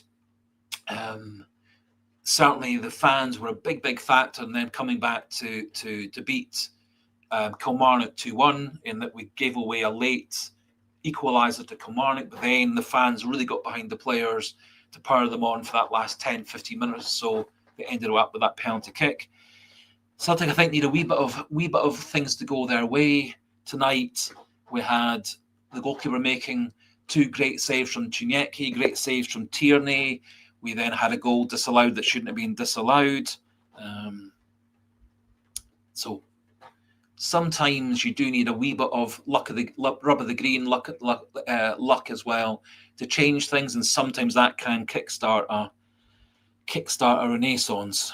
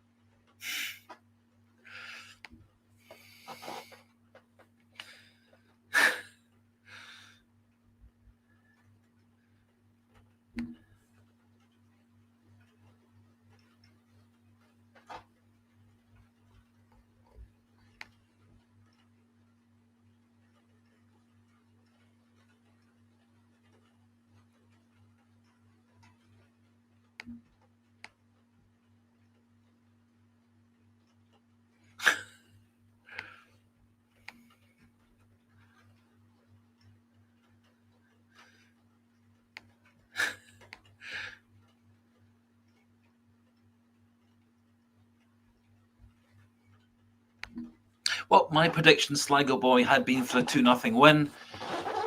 I thought that Celtic would defend better than they did. Our defending in the second half was poor. I think that was because no one quite knew how to play a back three. It didn't look like Celtic had ever actually properly practiced it. Midfield was absolutely useless. I thought we got really good production by Chinieki on the left, some production from Maida through the middle. And Iheanacho in the first half didn't look quite like he was on his game. He very much picked up in the second half. He should have got a goal, but he didn't get a goal. It was disallowed.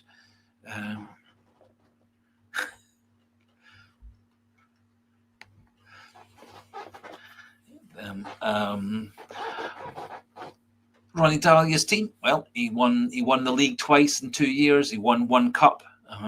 That wasn't good enough for Celtic, so he got moved on. He wasn't a very popular manager with the fans, but he won the league, which is kind of the minimum thing that we need to do. I think Celtic's players are better than the players that Ronnie Dahlia had, but I just don't think they're playing anywhere near their best. And when that's the case, one then that starts to wonder about the attitude of the players and the attitude of the of the manager. Also, if we're being honest, it makes you start to wonder about the quality of Scottish football overall, in that a Celtic performing maybe as a 5 out of 10 in terms of reaching their own potential and their own ability are still good enough to be right at the top of the table, good enough to beat St Mirren, good enough to beat Kilmarnock, good enough to beat Aberdeen, good enough to beat Livingston, not good enough to beat Rangers or Hibs. I think Hibs to an extent rode their luck on last Saturday. Hardly had any chances, but we certainly don't have the killer instinct in front of the goals.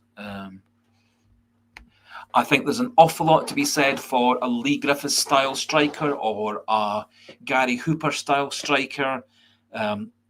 Neither player gave the team an awful lot other than goals, and a wee bit like the criticism of Gary Lineker. Gary Lineker, people said, "Oh, but he does nothing but score goals." Well, Gary Lineker scored an absolute ton of goals for everybody, no matter where he played. Ton of goals internationally. He maybe wasn't a particularly good player at linking things up. Wasn't particularly good at passing, but by goodness, was he brilliant at putting the ball in the net. Much like Jimmy Greaves, for anybody who's even older. He didn't get to play in the 1966 England World Cup team because he wasn't a good enough all-around player.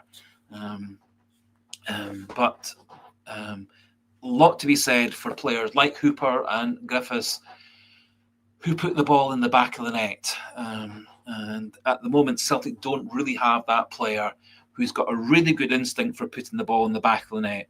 In the first half, Iheanacho had a couple of half chances. He had a half chance at the start of the second half, but he just seemed to be half a second too slow. You do feel either a confident player or a player who is a natural goal scorer would have banged both of those away.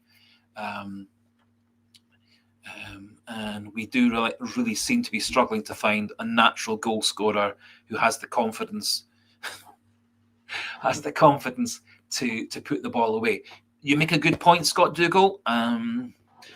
It's a difficult one to know, because if one believes that the sort of stories and rumours that have come out of Celtic's last week of the transfer window, the story was that there were 3 or 4 players lined up to come in late on in the transfer window once Celtic got into the Champions League, and the players and the agents had refused to come to Celtic unless they were in the Champions League.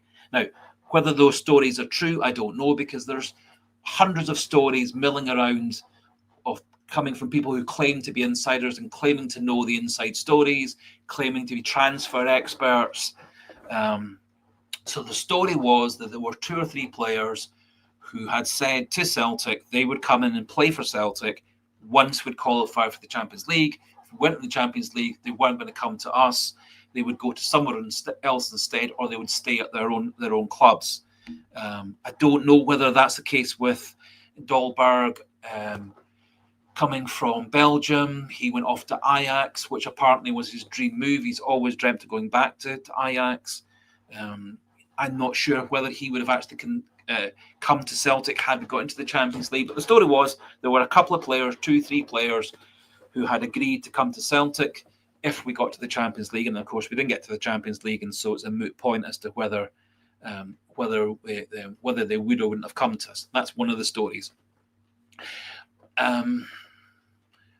I think in the Europa League, a lot of the teams are much the same quality. And so I think there will be an awful lot of wins and losses and draws.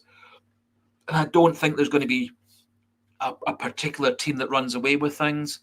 Kira Almaty haven't had a particularly successful start in the Champions League. However, other teams of a similar level have a better time. I think Karabag, who are from Azerbaijan, they had a really good win in the Champions League this week. So I think smaller teams can pull off shocks here and there. I think Celtic had the confidence and the team spirit. I think they could have achieved what they got last year with the current players, but the current players are playing very, very poorly, and unfortunately seem to get playing worse and worse and worse.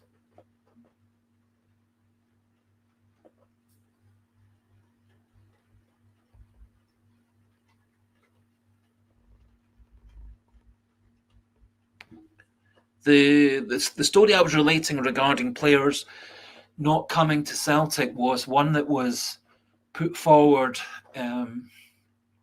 by a couple of football agents.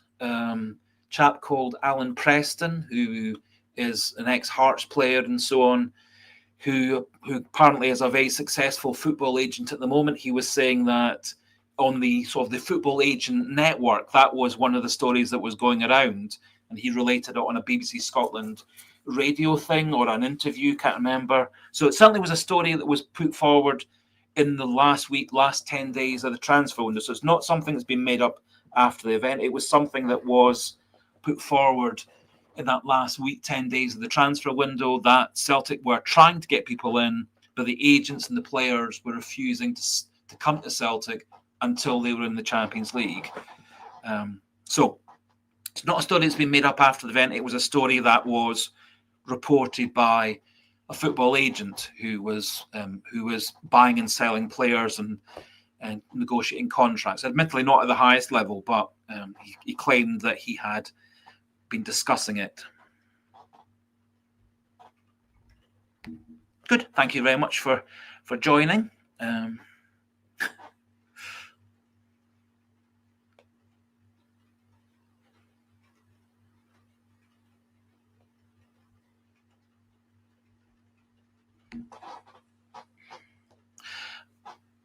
Personally, I wouldn't. As I said, I'm not convinced. I think there's going to be an awful lot of teams who are now. Admittedly, I haven't looked at the end of game table, but there were some of the teams that we've still got to play are in the same section of the group of the league as we are. I.e., it's a bit like last season where we actually had a number of teams who were in that lower 8 that we had to play during the season. Utrecht, I don't think have won either of their games so far. Midtjylland admittedly were beating Notts Forest when I last looked. I don't know how that game ended, but I would say I would stay. There's still. I think there's still a definite chance of us getting into the knockout phase. It would take an awful lot of real turnaround in our performances to get into the top 8. But I think with a few good results, a few good performances, I think there are many of the teams who are still to play that we can definitely beat if we're on our game and playing at the way we can play. The question is whether we can play the way we can play. If that makes any sense.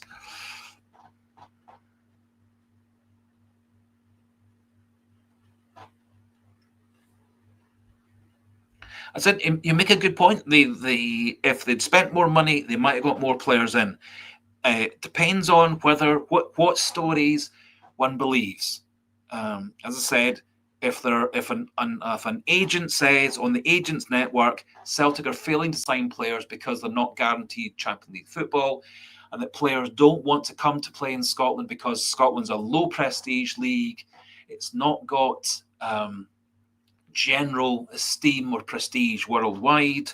A lot of teams, players now choose, instead of coming to Scotland as a stepping stone to a big league, they're now choosing to go to the English Championship in particular. The quality of player in the English Championship has really stepped up in the last couple of years. Lots of players are moving from European clubs to the English Championship, hoping to get from there into the English Premier League or into Germany or France and Italy. Quite a lot of players are going to Belgium these days to develop their career. Quite a lot of players nowadays are going to Turkey and Greece to develop their career. An awful lot of money in Turkish football at the moment.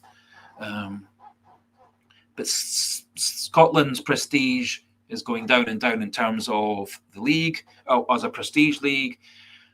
And if you look at Scotland's coefficient as in terms of a league in Europe, it's going down and down and down over the last 2 or 3 seasons.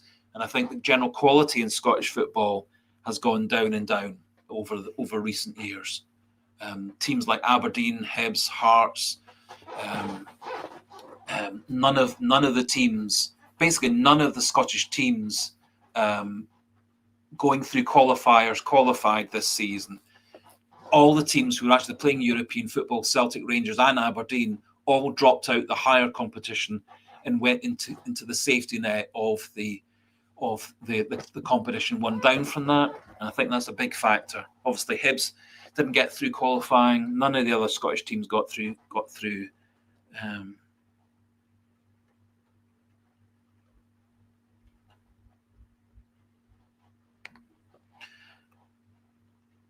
It's definitely a point of view. I think to put all the blame on the board, I think is grossly unfair. I think they fully deserve lots of blame. They are in charge of things like recruitment and scouting and finances and all these things. So the roles of them, Mackay and Nicholson as the executive officers on the board, they're supposed to control all these other departments beneath them. However, for me, the players take a massive responsibility, and Rodgers takes a massive responsibility because we have more than enough players to have got through those 2 games against Kairat Almaty. We didn't need to bring anybody into the team. The ones we had in the team for those 2 games against Kairat Almaty should have been way, way better than was required to get through those 2 games and into the Champions League. And I think it's a bit of a red herring to say anything other than the fact that we had quality players at the club already.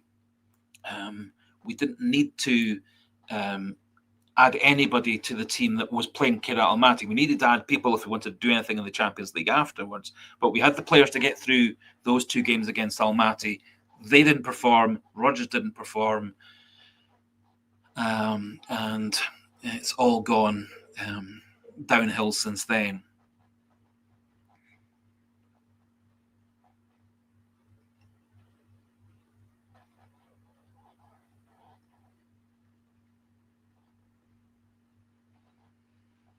So, but if you feel the board is 100% liable, fair enough. It's an opinion. I think that their biggest fault for me is the lack of transparency. I think if they were able to explain why there were holds up with transfers, why players weren't getting signed, if they'd come out and said, we have been trying to sign all these players, however, their agents are saying they're not going to come to Celtic until we're in the Champions League. So if that was put forward 10 days, 14 days, 3 weeks before,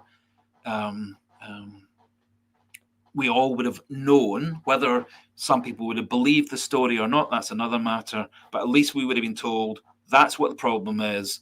Players don't rate coming to Celtic. If you think about people like Kyogo, Matt O'Reilly, they were told by their international managers they would never play for their country if they were playing in the Scottish League.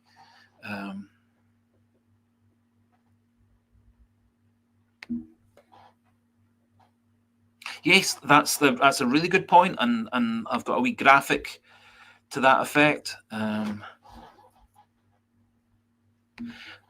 Oops.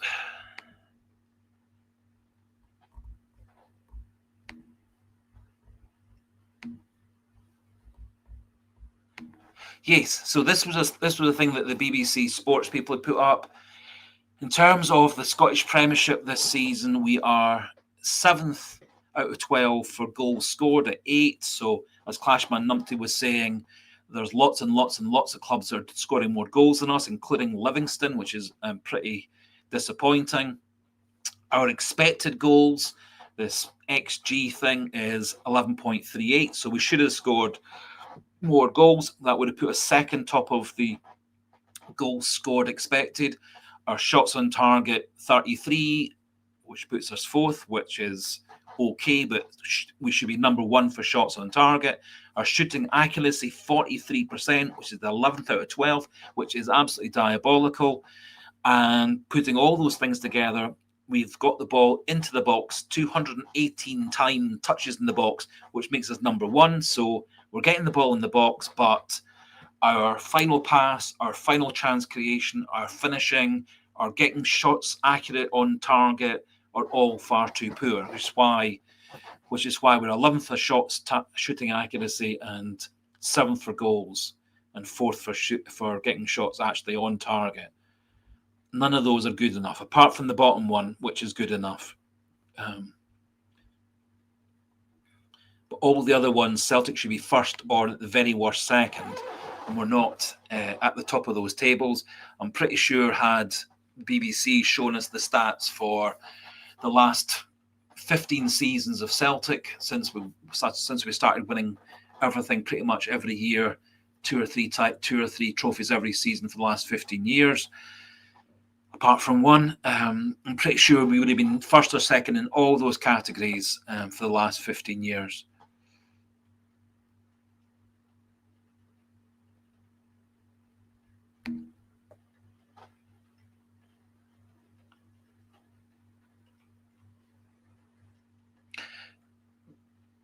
Bruges have had good years in Europe and not so good years in Europe. They've got the benefit of being in a league where there actually are probably 3 or 4 teams every season who can challenge to win the title. Bruges have dropped out of the Champions League into the Europa League on 2 or 3 occasions over the last 5-10 years. They certainly have had success last season getting to the last 16. They are a team who run a similar model to Celtic. They have a better ability to attract players because the Belgian league is a more prestigious league, higher quality league. It's a league now where players are going to develop themselves before they move into France, Italy, Germany, Spain, England, etc. The quality of player that we can attract to come to Scotland is going down and down and down and down. And then we're starting to lose out to the English Championship, which is getting a lot of the players who would have been coming to Celtic 5-10 years ago are choosing to go to the English Championship, and they're choosing to go to countries, particularly Belgium, because Belgium has this reputation now of being a place of good quality. 3 or 4 teams will challenge for the title. So yes, Bruges have done a good job in terms of recruiting. They've done a good job in spending their money and making money. They are about £30 million in debt, according to figures. Whether that's accurate, I don't know. But their debt is slowly going up a little year by year by year by year. Part of their problem is because of the strength of the other teams in Belgium, they're not guaranteed Champions League football every year. This year, they came through the second path rather than the Champions path. They did get through in the end, obviously, because they thumped Rangers in the final qualifier. But they were coming through the second pathway rather than the winner's pathway, like we were. But I fully agree, Bruges are a good team. They're well managed on and off the pitch. They do have the benefit of having more competition at the top of the table, which keeps them really progressing. And I say they do have now Belgian league is a much more prestigious league to play in than the Scottish league, which is a factor. And I think there's only so much Celtic can do to reverse that. it feels to me that Scottish football as a whole is going down and down and down and down. And I'm not quite sure what Scotland as a league can really do to get Scotland's prestige and Scotland's overall quality up and up and up. Possibly, if Hearts really do form a challenge to us, they got quite a big financial investment from the guy that's involved with a couple of other different clubs.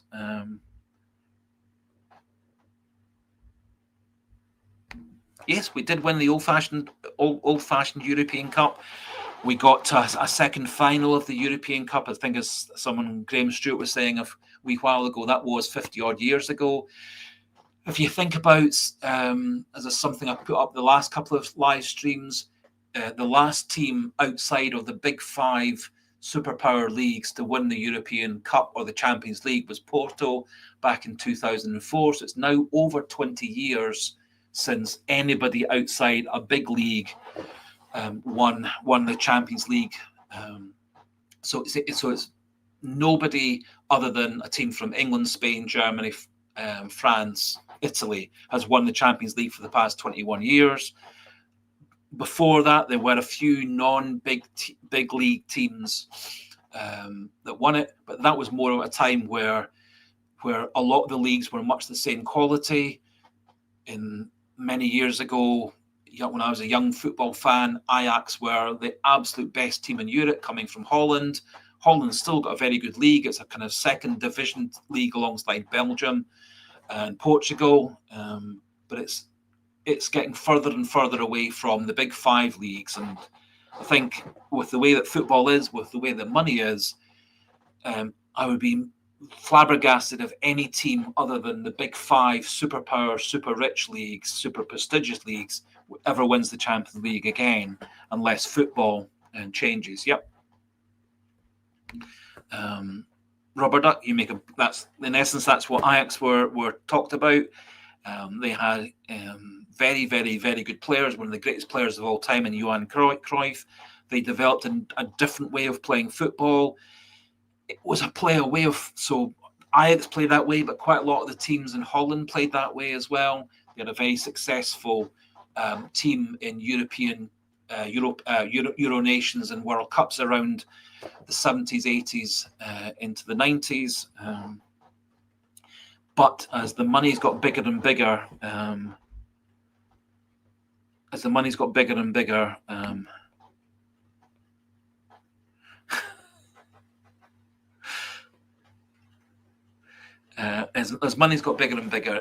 think it's going to get harder and harder for countries the size of Scotland to keep up with the other countries, and I think it's going to get harder and harder for us to recruit players from abroad.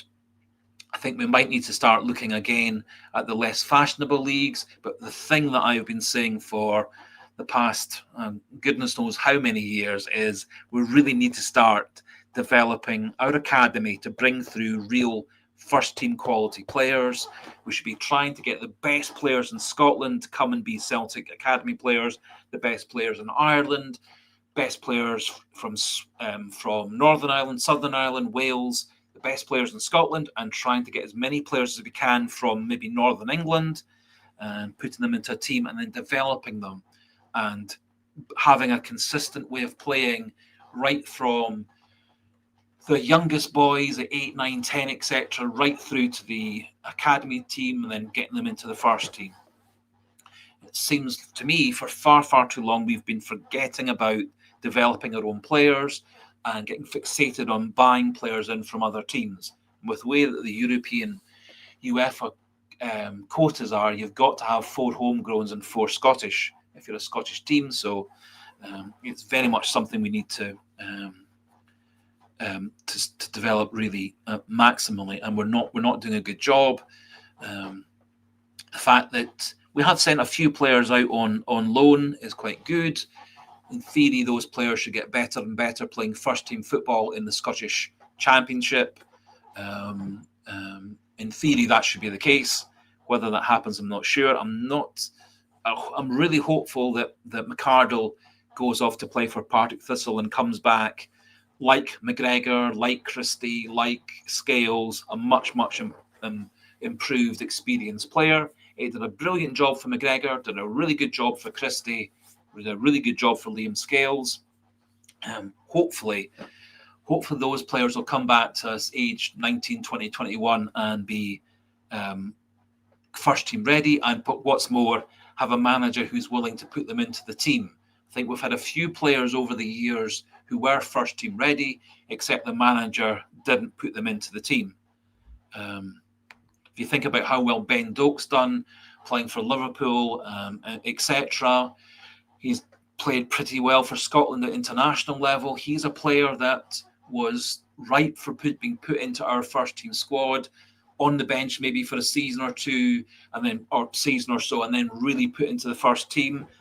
If we had Doak going up and down one wing and Chunieki going up and down the other wing, it would be Celtic would be a lot more powerful. And good day to you as well, Bonnie from Australia.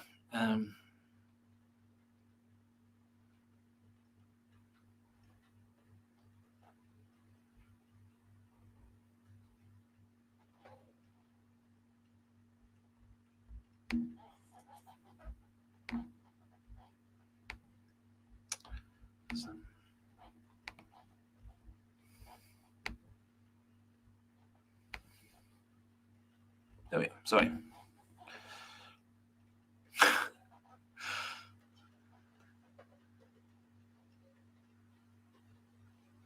So, if you don't want to know the result, well, I can put the if Bonnie, you don't know what the score is, I can put it up for you.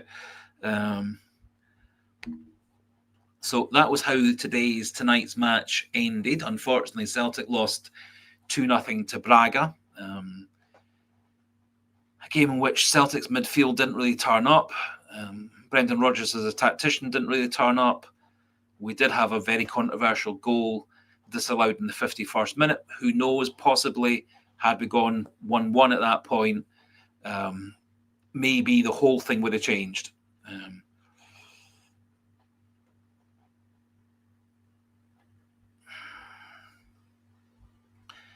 So, overall, very disappointing.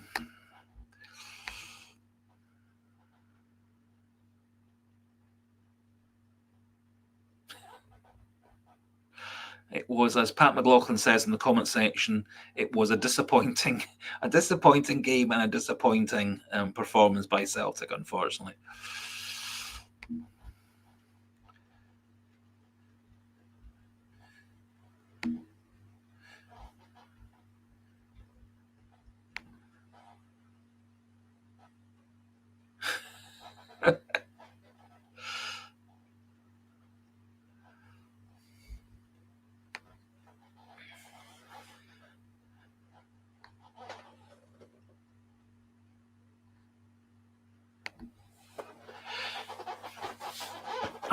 I think, unfortunately, I would have to agree with you. At the moment, there are far too many players who are underperforming, far too many players who are disappointing.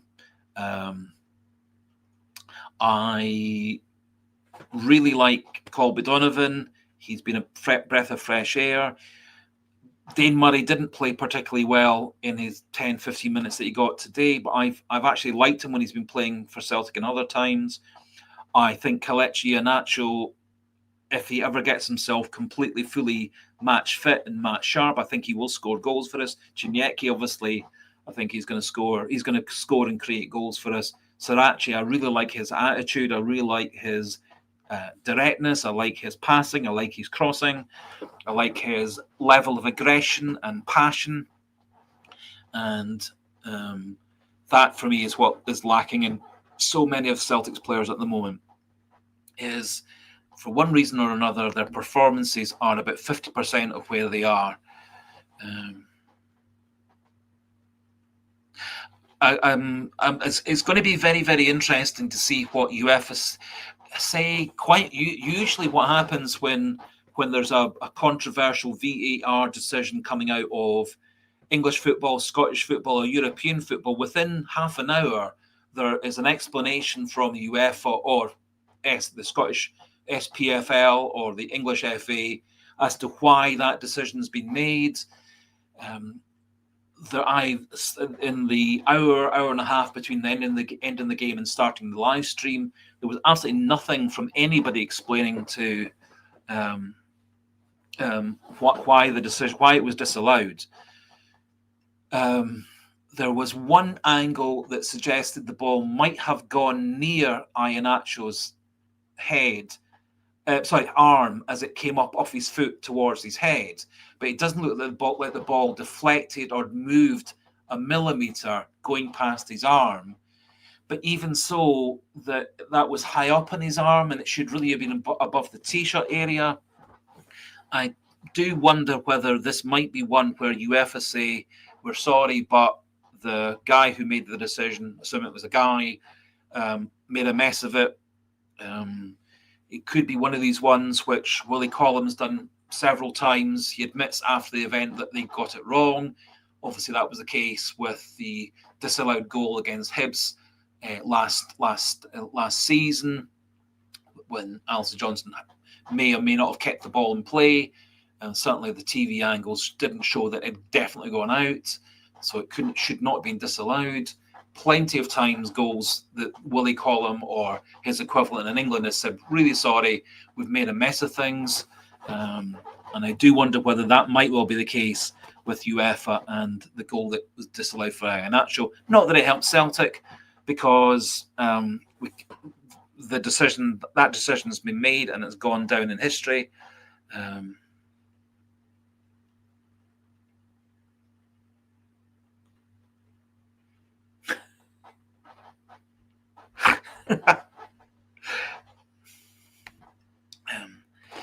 Didn't think personally that either Carter Vickers or Liam Scales played particularly well in defence. I do get worried that Liam Scales really seems to struggle against any form of strong striker. He doesn't seem to be able to get in front of the striker to knock the ball away. He always seems to get stuck to the back of the striker and then manhandled and pressured and stuff. And for me, neither the two of them are passing the ball well enough. Certainly, I have not seen anything that would suggest that it should not have been. I've not seen anything that says that was not a goal. It looks like in every angle I've seen, of which there's been about 5 different angles now, it looks like it goes up, hits someone, it goes up off his foot, up onto his head, from his head back to the ground, and then he takes a touch and scores.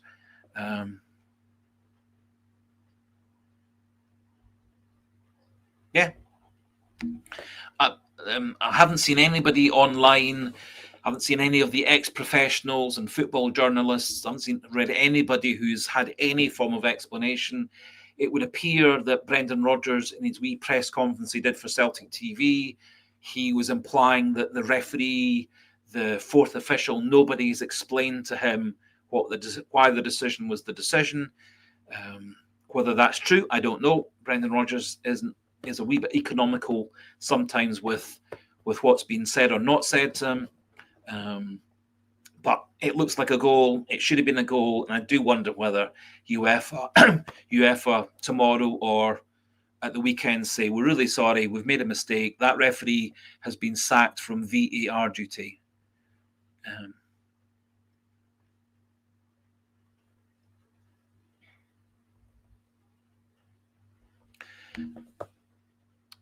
Pat McLaughlin, you make a great point. The question is, why are they deflated? I don't know why they're deflated. Oops, sorry.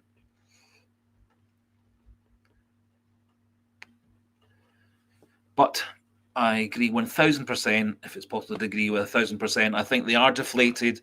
They are dispirited. They are lots and lots of words, none of which are very good. And I think very few players in that side, apart from maybe Ginecki and Iheanacho, have any confidence at the moment. Colby Donovan, I think, was playing with a lot of confidence and a lot of ability. I think being dropped for the Hibs match might well have knocked his confidence. Being told at 19 years old that he's not able to play 1 or 2 games every week in the longer term. He wasn't showing any signs of tiredness or loss of form. in essence, I thought Donovan was getting better and better, but Rodgers dropped him, brought back Ralston. Not that Ralston played particularly bad against Hibs. Brings back Donovan for this match. I thought Donovan had a perfectly fine first half. Yeah, I would, and again, it's been something we've said quite a few times. I don't think Brendan Rodgers. I think Brendan Rodgers is a good manager for keeping what's something that people talked about me when I was a little boy, keeping the pot boiling, keeping a team going. I think when it starts to be changing a team, adapting a team when it's not going well, I don't think he's a particularly good manager. Didn't really show that at Liverpool or Leicester. Didn't really particularly show that at Celtic first time around. He brought in one or two good players, particularly the transfers and the loan deals got worse and worse the longer Rodgers was at Celtic, which was very much the pattern at Liverpool and at Leicester. I think he's a manager who struggles to take a team forward. I think he's, as I say, perfectly good at keeping a pot boiling, keeping a team going for a year or two, but then it starts to go down and down.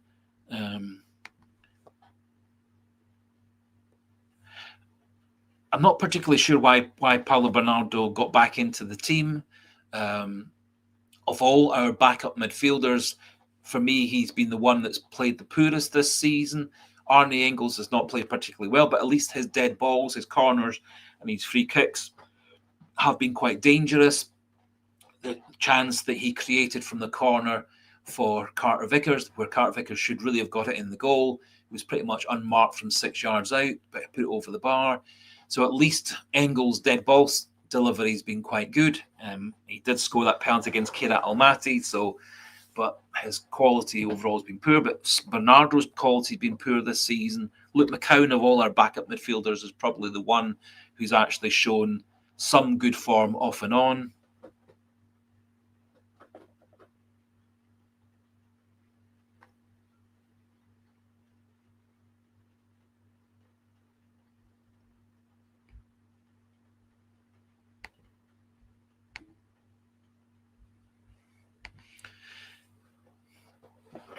Yes, so Pat McLaughlin makes a good point. Knutson is a manager who has done a really good job of keeping his team going, keeping his team achieving at a high level. They got to, I think it was the semi-finals of last year's Europa League. They got into the Champions League this year. They're holding their own in the Champions League. It's a team which has a tremendous conveyor belt of young talent coming through.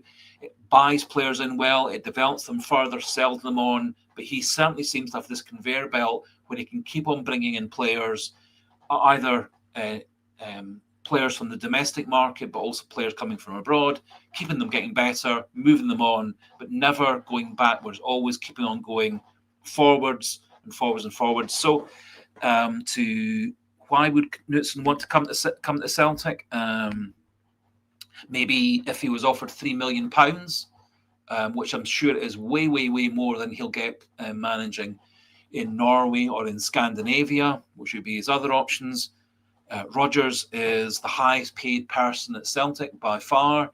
He's on £3 to £3.5 million a year, which is way bigger than any of the players. Tierney supposedly is on about £2 million a year. Jota about the same or just slightly less. Carter Vickers and McGregor and Maeda all in about £1.5 million a year or so. But Rodgers is £3 and a bit million a year. So I think that's probably why Knutson might well want to come to manage in Scotland, would be the fact that he's going to get paid an awful lot of money to come and manage in Scotland. Whether other countries would want to poach him, I don't know.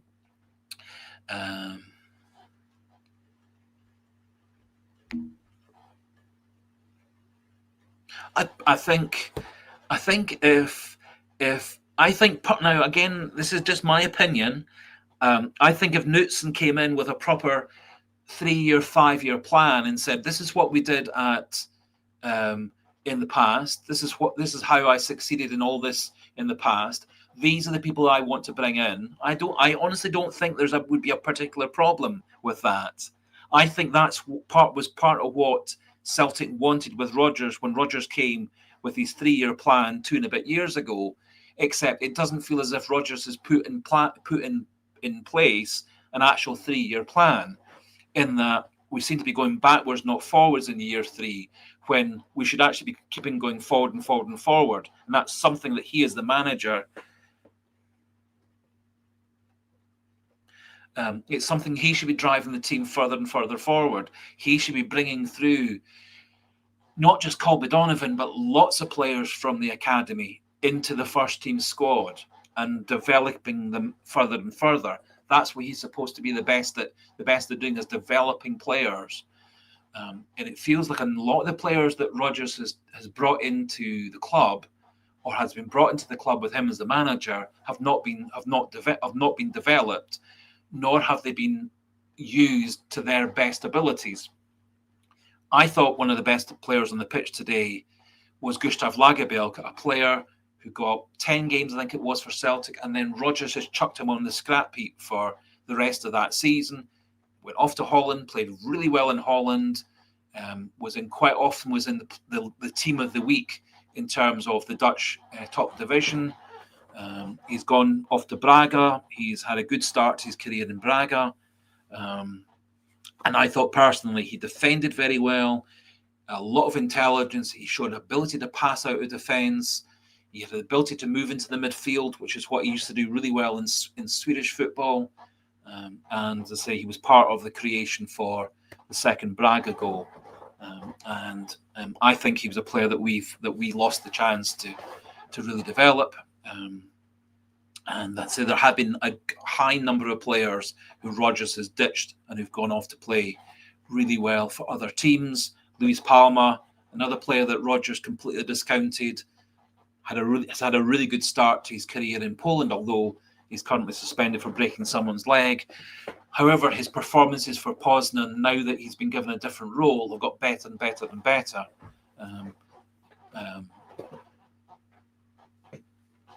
Obviously, other players. Quan's been a good early start to his time in France. Tilio has made an okay to good start to his time in Austrian football.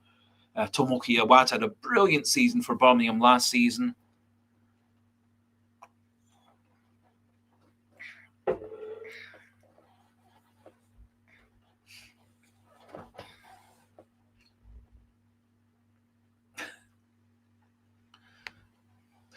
I don't see Sean Maloney becoming a Celtic manager in the longer term.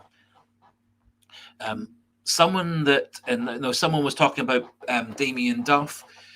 Now, the stories I've read about Damien Duff is that he's been lined up to be the Republic of Ireland manager as of the end of this World Cup qualifying campaign, assuming that Ireland don't qualify for next summer's World Cup, that Damien Duff is the one who's lined up to take over from their current manager. So I don't see him coming in to manage Celtic. I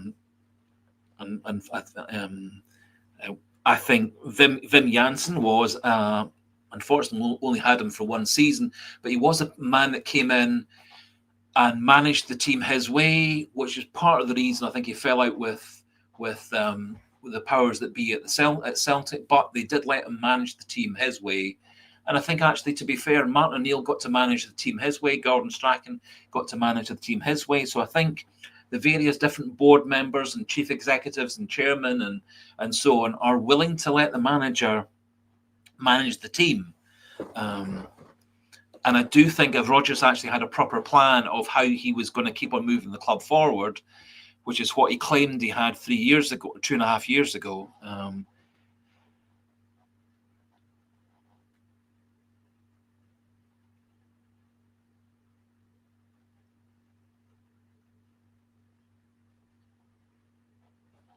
I don't think Brendan Rodgers is going to get sacked. I think Brendan Rodgers will be the manager of Celtic to the end of the season, unless Rodgers gets an offer to go to a bigger league, a more prestigious league.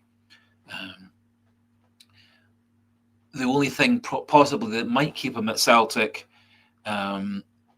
even though there may be job offers coming from England and Saudi, etc., might just be the fact that he is very stubborn and very pig-headed and doesn't like ever to admit he's ever been wrong about anything in his life, which is why he appears so quick to discard players who I think have got a lot of talent and who other people think have got a lot of talent.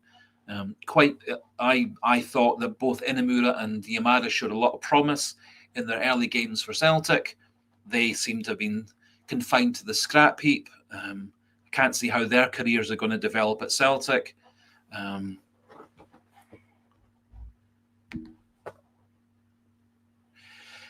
Now, Steve Clarke is. I'm very, very sure that Steve Clarke will be available as a manager. I don't really see him as a Celtic manager. I think there were some vague rumours years and years and years ago that Steve Clarke was in line to be a Celtic manager, or was one of the ones that was being under consideration. Certainly as an international manager, he has been quite a negative manager. When he was more of a coach than a manager, he was thought to be a more forward-thinking, quite progressive manager. But as an actual manager, certainly for Scotland, he's been a very defensive-minded manager.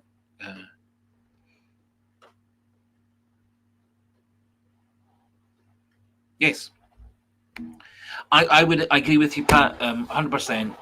I think Rodgers will see out his contract.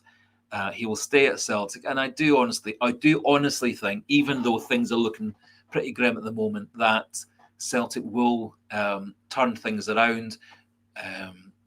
Celtic will get better, and unfortunately, I don't think Celtic have to get terribly much better to regain the fact that they're the best team in Scotland. Hearts have had a promising start to the season. I think that's liable to fall apart when fixtures get quite complicated, quite compacted, when injuries start to happen, when loss of form happens, when suspensions happen. I think they, like Aberdeen, like most clubs, will fall away in the second part of the season. I don't see Hearts troubling us at the end of the season.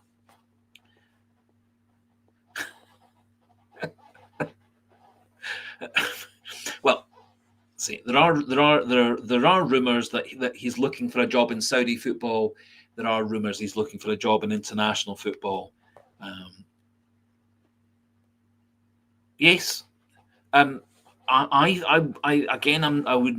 wouldn't be too surprised if he leaves the club and claims that it's the board forced him out and this, that, and the other forced him out. I think possibly, and it's a well-used phrase, of managers losing the dressing room.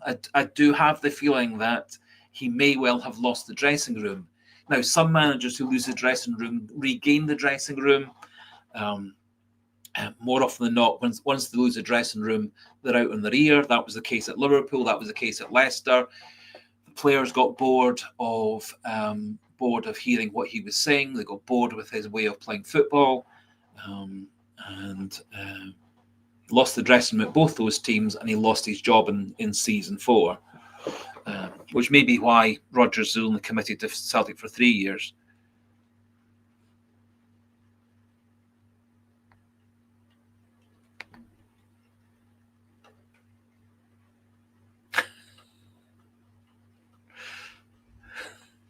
It's not a phrase I've heard before, but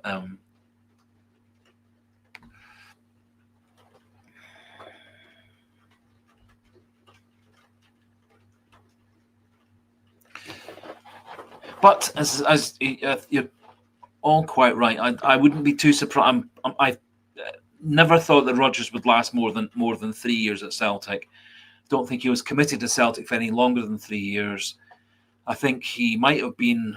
I think Ange Postecoglou is a person who, had we kept him, although he doesn't tend to stay in one place terribly long, he always seems to like to move on every 2-3 years. He doesn't tend to stay in jobs for long spells. I think Postecoglou could have been a manager to really take the club properly forward, bringing through young players, I think Postecoglou was a very, very good manager, very, very inspirational manager. And I think he very much got all the players playing for him and got all the coaches on the same page as him. I think he was a very good organiser. I think he got things organised behind the scenes as well.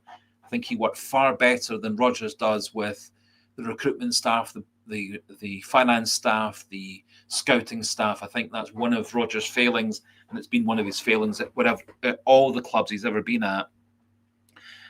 He also doesn't work terribly well with the director of football at previous places.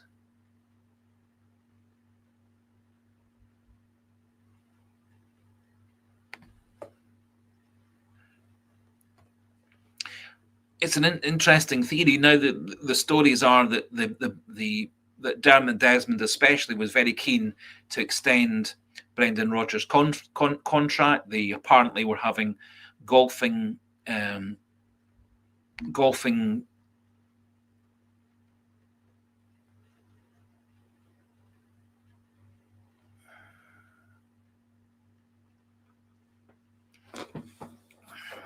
Well, I have faith in other teams losing, because I'm not convinced that any other team in Scotland has the quality of players to have to play a 38 game season through the winter weather, the cold, the rain, the muddy pitches, and the big fixture pile-ups over Christmas and New Year, and yes, I completely agree that Postecoglou didn't bring any players through, but he was only our manager for 2 years. And so the players that Postecoglou could have brought through, Ben Doak is definitely one that he didn't. He brought him into the squads, but clearly didn't convince Doak that he had a first team future at Celtic. So we lost Doak under Postecoglou. But to bring through your academy players, you need to be at a club longer than 2 years, because it's very risky bringing in players who are 17, 18, 19 to take the places of players who are established internationals. And as I said, our team that started today, full of current internationals. And it's a brave manager that drops an international to bring in a 17, 18, 19-year-old. And it took Alex Ferguson quite a number of years to develop the Butts, the Beckhams, the Giggs, the Nevilles, etc., etc. And then after about 3 or 4 years, then he brought them into the first team. He brought them all into the first team together as well, which was a big factor as well. And he mixed them with experienced players, the Pallisters, the Bruces, etc. And the rest is history. But it took him a number of years to bring that through. And I think if Postecoglou had stayed longer at Celtic, he would have started to bring through young players playing the Ange Postecoglou way. So that maybe was the reason that Doak didn't stay, was he wasn't really growing up in the Ange Postecoglou way of playing football. And I think for that to have a 3-year plan, you do need to have a long plan of bringing through young players, and then merging the young players with the older players and keeping things revolving and rotating and refreshing and stuff. And there are lots of clubs who do that very well. Liverpool, for example, are a side that buys lots and lots of players, but they've also developed a lot of their young players to come through as well. You look at Alexander-Arnold, you look now at Bradley, the young Northern Irish fullback. They've got quite a number of players, and also Slot's actually very good at playing young players as well. So Liverpool, I think, as a club, has a much better long-term plan. And it maybe requires a manager who's good, such as Knutson, at developing those long-term plans, and then Celtic behind the scenes can set this long-term plan and bring in people to deliver that long-term plan. And that even if that manager moves on, the plan is still coming through in the background.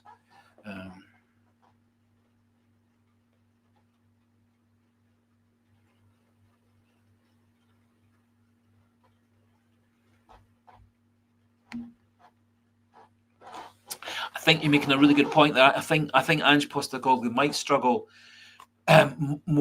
struggle at Nottingham Forest in that he's coming in and he's taking over the players that Nuno Espirito Santo had played, taking over the tactics that Espirito Santo used, which are very different from the one that Postecoglou did.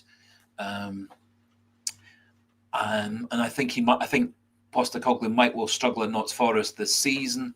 I think actually Brendan Rodgers might have been a better manager for taking over that team than Postecoglou. So possibly if we'd done a swap deal, we get Postecoglou and you get Brendan Rodgers, I think he might actually have taken Nottingham Forest forward, or at least kept them at their level. And I think Postecoglou would have come in and reinvigorated this bunch of players. And I would not be the least bit surprised if by the end of the season Ange Postecoglou is out of a job again, because I think he might well struggle, as Pat McLaughlin was saying there, with taking on the Notts Forest team without having that 4 or 5 weeks of pre-season. I think what Postecoglou did very, very well when he came in, which was sort of the end of the COVID time, I think he did a tremendously good job teaching the coaches that were still at the club what his system was, and teaching the players who he was keeping what the system was. And then he added some good players, particularly Kyogo, right in it early in that summer window. And they kind of hit they had a struggle in the first few months of the season, a lot of injuries, a lot of turnover, a lot of players learning the ways. But when he brought the second batch of Japanese players in the January window, Celtic really powered to the title in the second half of that season.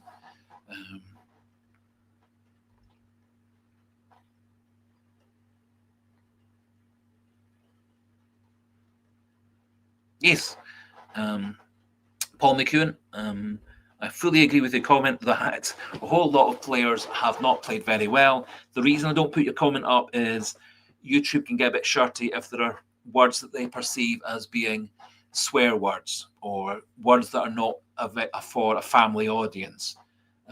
And occasionally comments that people put in after the videos and stuff, occasionally YouTube filters those out and doesn't actually show them on the channel, because they do have rules and regulations regarding the fact that YouTube videos generally have adverts, and so it is all supposed to be family friendly. So fully agree that all our midfielders have been rubbish. I think Balikwisha, unlike Chinyeki, different sort of player. I think Balikwisha, had he been signed on July the 1st or right at the start of the transfer window, I think he would have developed far, far, far better.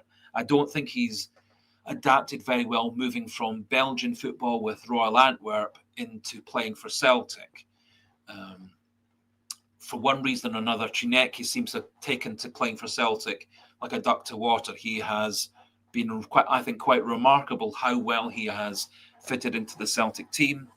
What also I thought was part of the problem of the game against Braga today was that Braga knew exactly how to stop Celtic playing. They kind of swamped Callum McGregor, because Callum McGregor gets so many passes from Scales and Carter Vickers and Bernardo and Negrin. Everything seems to have to go through McGregor. So Braga did a very good job of pressurising our two centre-backs and pressurising McGregor to stop the ball getting out quickly. And also towards the end, they were triple teaming and quadruple teaming Chinyeki on the left-hand side, because they knew that's where Celtic's biggest danger came from.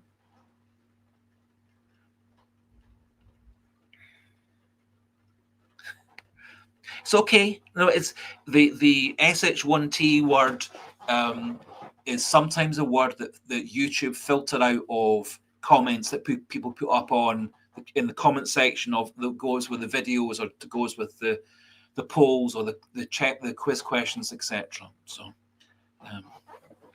it's perfectly fine. I have got in real life, I've got absolutely no problem with using those sorts of words.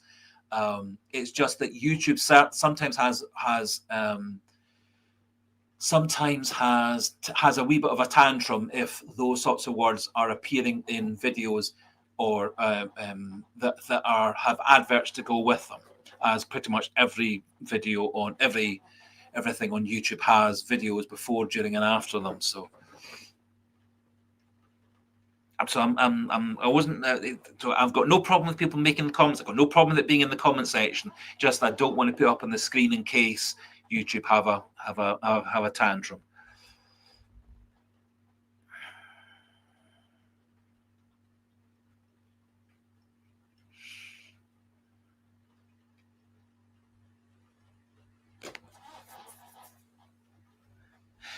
And I do think it actually sort of taking it off to taking it off to a slight tangent. I think that's actually something that Celtic need in this team is rule breakers, i.e., players who take a risk, which is where Tanyeki for me is a breath of fresh air. It's where a really informed and fit Jota, which hopefully we get in the second half of the season. He breaks the rules. He has a bit of magic behind him. And I think in midfield we need somebody either who has magic about them or is like a Scott Brown, a Neil Lennon, a Paul Lambert, a Victor Wanyama, lots of players who have that bit of nastiness and aggression and attack and intimidation of other teams that get in the minds of opposition players. You think about the way that Scott Brown got in the ear and got in the brain of Morelos, made Morelos lose control so many times. Same with Ryan Kent. So Scott Brown had a particular talent for getting his teammates playing better and better and better, firing everybody up, leading the team, but also having that sort of rule breaking of a different sort in his locker as well, that put other teams off. If we needed to put in a big heavy tackle on somebody, the Wanyamas, the Lennons, the Scott Browns would do that for you. We don't really have any sort of midfield enforcer or midfielder or anybody with a bit of naughtiness behind them.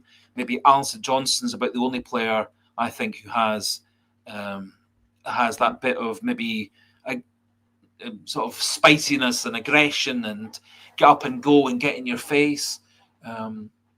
Very, very few Celtic players really seem to get in the face of their opposition. Not that I'm encouraging fighting with players or anything, but I do like to see players playing with passion and aggression and attack and a love of the club.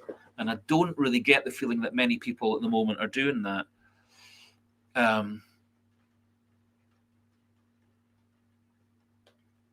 I would certainly, what I would really quite like is for Celtic to have a player that can play centre back and defensive midfielder. So a player that can drop back when we're being defensive and push forward.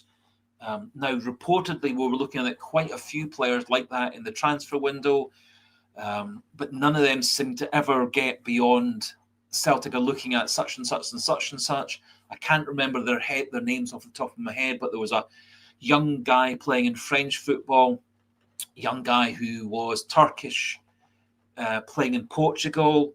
And we seem to be looking at signing those sorts of players, or players who could play centre-back, play defensive midfield. They could also step forward to play conventional centre midfield.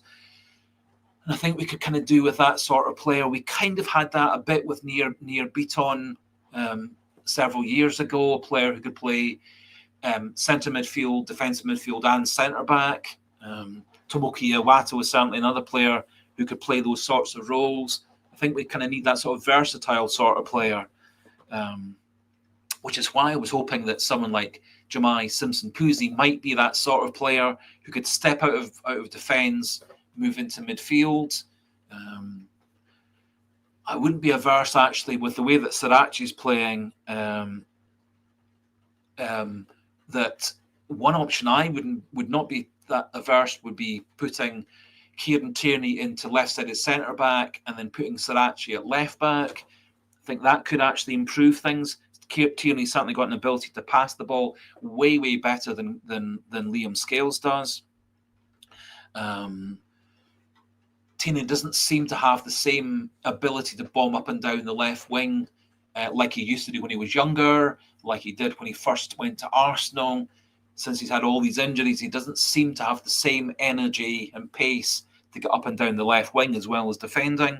So I do wonder whether maybe playing him that deeper role as an actual left centre-back, replacing Liam Scales, allows Tierney to use his passing ability. Also allows Sirachi to bomb up and down as a wing back or as an inverted fullback. That might well be something to try, although that's not really in the Rodgers playbook. But I would fully agree. I think we do need a right winger, be it that we swap Chinyeki from one side to the other, use Maeda on the left, which he appears to be at his happiest on the left-hand side. It would be interesting to see how Chinyeki did play as a right winger, as to whether he actually would have any drop-off. Given the fact he is very two-footed, I don't think he actually would drop off moving from one side to the other.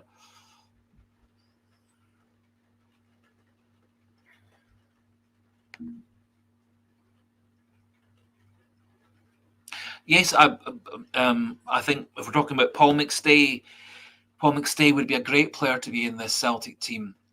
Tremendous player, tremendous attack, tremendous passer, could score a goal, could lead a team, good captain, and so on as well. Oops.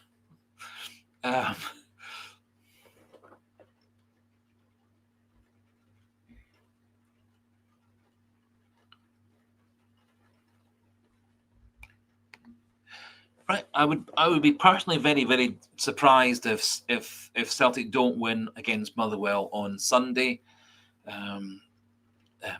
They have been playing pretty well under their new manager. They've coped quite really surprisingly well without their best player in Lennon Miller. But I would be surprised if we don't beat them on Sunday. I'm really, really looking forward and expecting that today's performance against Braga will be the kick up the backside to get them going.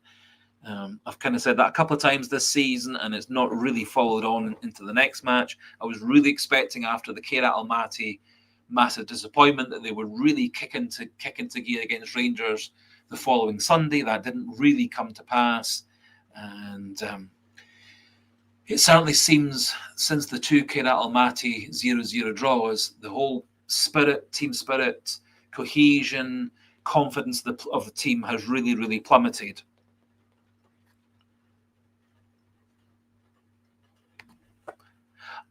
I would tend to agree with you. Who's the snitch? I think it is a time for cool heads. I think things will turn out fine in the end, partly because I think we have got the quality of players at the club to do things. I think we have got players who can make a difference. We've got players who can score goals. It's just at the moment we're not creating chances, and we're definitely not putting the chances away. But I don't think anybody else in Scotland has the quality of squad to sustain a league campaign. I think Hearts are going to crash, much like Aberdeen did going into the second half of the season. Aberdeen had a very similar start to Hearts have had this season, right up to the 2-2 draw with Celtic, and then of course we beat them in the League Cup League Cup semi-final 6-0, and from that point onwards in their season kind of crashed, and I think Hearts will be the same sort of thing.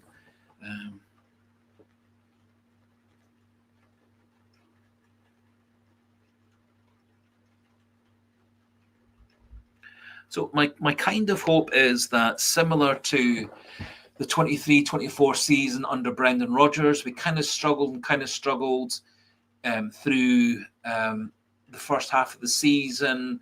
We kind of struggled up to about the spring, and then a few games before the split, we started to get more into form, and then we had a really, really good end to that season. that kind of coincided that season actually with James Forrest getting back into the team and really making the difference. I don't see James Forrest being able to make the difference for Celtic this season. I think we have got enough players in the squad who can make a difference, and I've got a feeling that this season is going to be a bit similar to the 23-24 season. Good games, bad games, some poor form, some bad spirit, some really poor performances. But I think Celtic will hang in there, and then really hopeful that when the chips are down, that the players will rally around and power Celtic towards yet another title. And I get a lot of feelings now to the 23-24 season where things at many points in the season were very disappointing, such as the back-to-back defeats, such as the Aberdeen 1-1, such as the defeat to Hearts, which was clouded with rather a lot of VAR controversies from John Beaton and so on.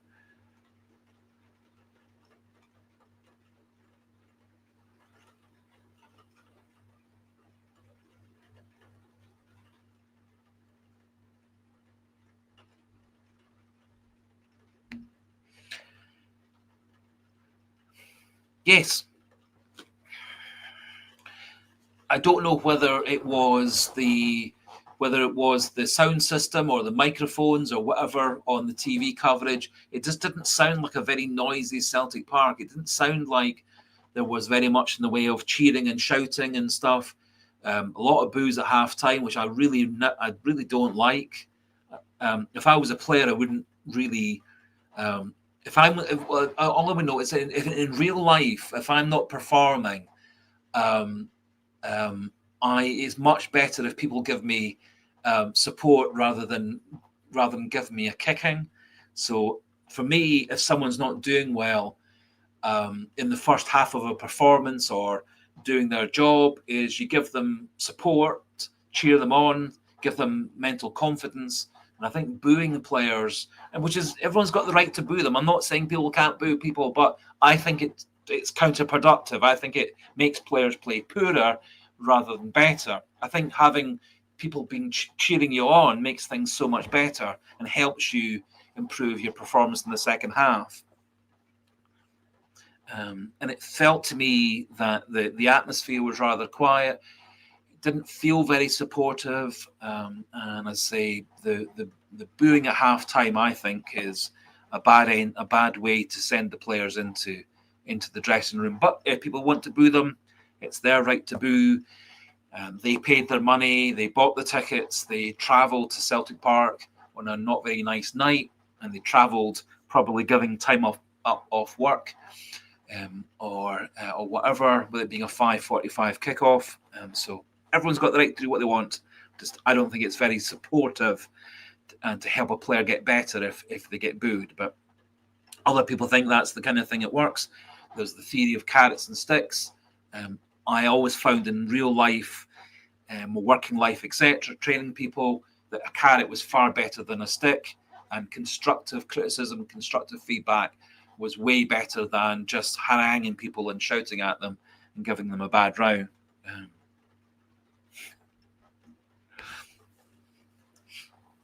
I'm very, very hopeful that we will turn things around.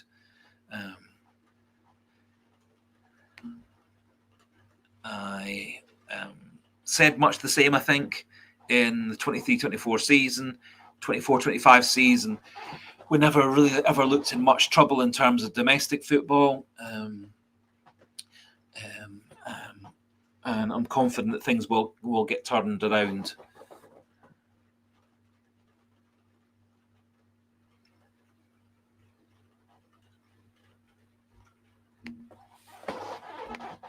Yes, our performances since getting knocked out by Bayern Munich have been rather patchy. We've had, since that time, some good performances and some poor performances. I thought we got kind of out-coached and out-managed in the couple of Rangers games. After that, we had a particularly awful performance against St Johnstone where we lost 1-0. We had some really good performances in between that. We obviously had a terrible performance in the cup final against Aberdeen. That was a rotten performance all around. I think one of the problems last season was that there was a degree of complacency and smugness coming out of Rodgers that transmitted to the players. And I think some of the players kind of alluded to that in their press conferences and in their interviews, that there was a degree of complacency in the squad. I think possibly that there might have been a degree of complacency when they realised they'd drawn Kairat Almaty rather than Slovan Bratislava. I think in many ways, had we drawn Slovan Bratislava, a team we thumped 5-1 this time last season, I think we probably actually would have been more fired up and more prepared for the Slovan Bratislava game. It didn't feel to me that Rodgers had the first clue of how Kairat Almaty were going to play at Celtic Park. And Kairat Almaty knew exactly how Celtic were going to play at Celtic Park because they'd actually properly scouted Celtic. It didn't feel as if Rodgers had prepared the team for Kairat Almaty. And also a bit surprised at his press conference on Wednesday, it didn't really strike me that Brendan Rodgers knew particularly how Braga were going to play, which is quite troubling because really that should be part of what the scouting department's doing and the sports science and the analysis team should all be doing. They should really be giving Rodgers and the coaching staff and the players a report of how all the various different Braga players play, where their weaknesses are. Do you take on that player on their left foot, the right foot? Who's vulnerable to high balls? Who their playmaker is, etc. It feels to me that a lot of teams are far better prepared to take us on than Rodgers is doing in terms of preparing.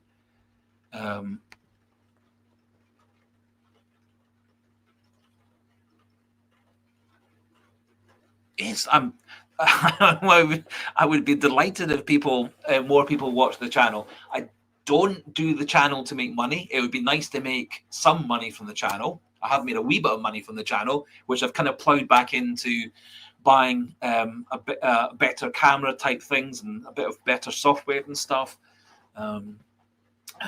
So please pass on the details of the channel to more and more people. The more the merrier. I am a very much all-inclusive person. I'm very happy to share opinions with people who disagree with me. A lot of other Celtic fan sites and YouTube sites don't like sharing opinions unless the person accepts everything that person says. I think everybody's an expert. Everybody's a Celtic fan. We all want the same thing in the end. And I'm all for discussion. I'm all for things being in a friendly fashion. I do apologise. There were some comments and some bits going on in the comment section that were, I thought, a bit nasty and completely uncalled for. Some bits I didn't really actually understand quite what people were commenting about. So if you want to pass on the channel's details to other people, feel free. The more the merrier. The subscriber numbers went up and up and up, and then they kind of plateaued, and then went up and up and up, and they've kind of plateaued again. Nonetheless, whether we've got 1,400 subscribers, whether we've got 2,000, 3,000, however many, I'm still happy to keep on doing the channel, keep on doing the live streams, keep on being a source for happy, friendly discussion, or in this case today, not so happy discussion, but still, I think, very friendly, respectful discussion.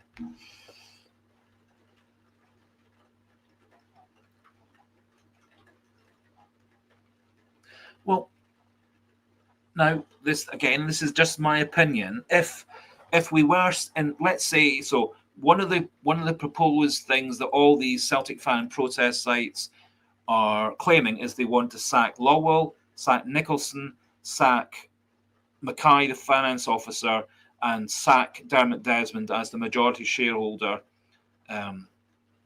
So that is sacking a heck of a lot of people, as well as getting rid of all the players all at once. If anybody who comes into a job to oversee and manage Celtic or any big organisation behind the scenes to come in and hit the ground running and immediately do everything perfectly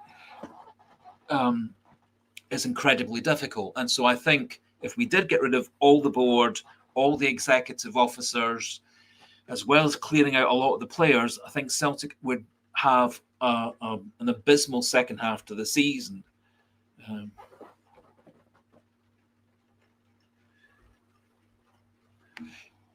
But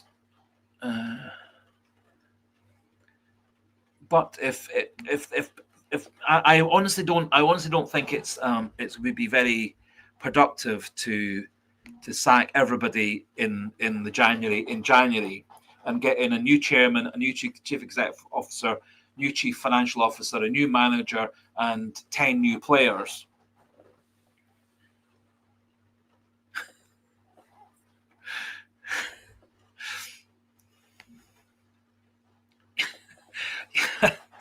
That is certainly one of my fears. Is I've actually got quite a lot of family in America, and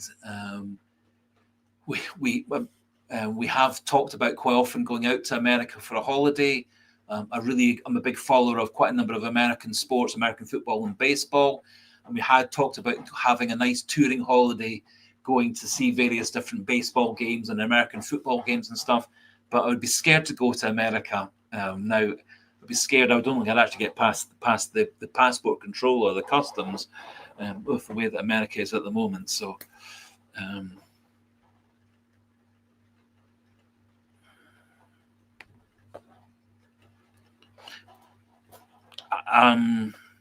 well, yeah, we do need to change things. I think change generally in any big organization, in any team, is best done little by little. And I think somebody was saying in last week's live stream that what we probably should do in the January window is not buy players as such for the spell from January to May, but buy the players to be players who get used to Celtic. And then when it comes to June, July, August, when, if all goes well this season, we'll be doing various different Champions League qualifier games. All those players are already bedded in. They've had their several months to get used to moving from one country to Scotland. They've got used to different lifestyles, different churches, different social groups, being away from their family or moving their family across, all these sorts of things. I think we're quite lucky when a player like Alistair Johnston or Sebastian Gignac comes into the club from a different country and immediately settles in and plays really, really well. So I think change is definitely required at any club, any organisation, but change generally is best little by little rather than wholesale changes. If you look at our big rivals across the city, what they've tended to do over the last 10, 20 years is sack manager after manager after a manager, buy 8, 10 players in transfer windows. They've had so much turmoil going on behind the scenes. And in all those 15 years where we've been dominant, they've had one season where they won the league once. They lost both the cups that season. And so constant change, constant upheaval, constant mass changes doesn't tend to work terribly well in any form of sport or any form of business or any form of big organizations. But I do fully agree, little by little change should happen.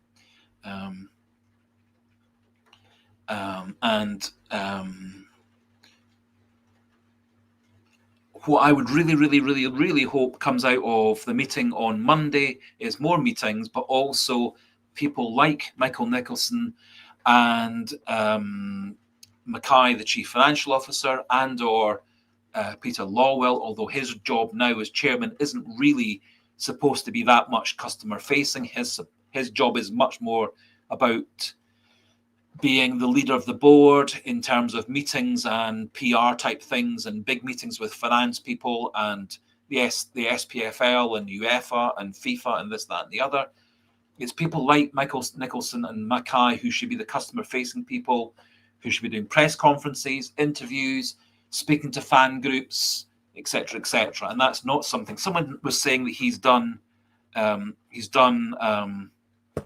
one public interview in 4 years. So he's done his AGMs every year, but he's only actually given one interview as such in 4 years as a Celtic CEO, and that's not good enough. He should be doing those sorts of interviews, possibly even on a monthly basis, and stepping forward as and when required to be a face and a spokesperson for Celtic, and if not him, somebody who clearly is a spokesperson for Celtic, speaking for the board, relaying what the various people on the board and the executive are saying and thinking and so on.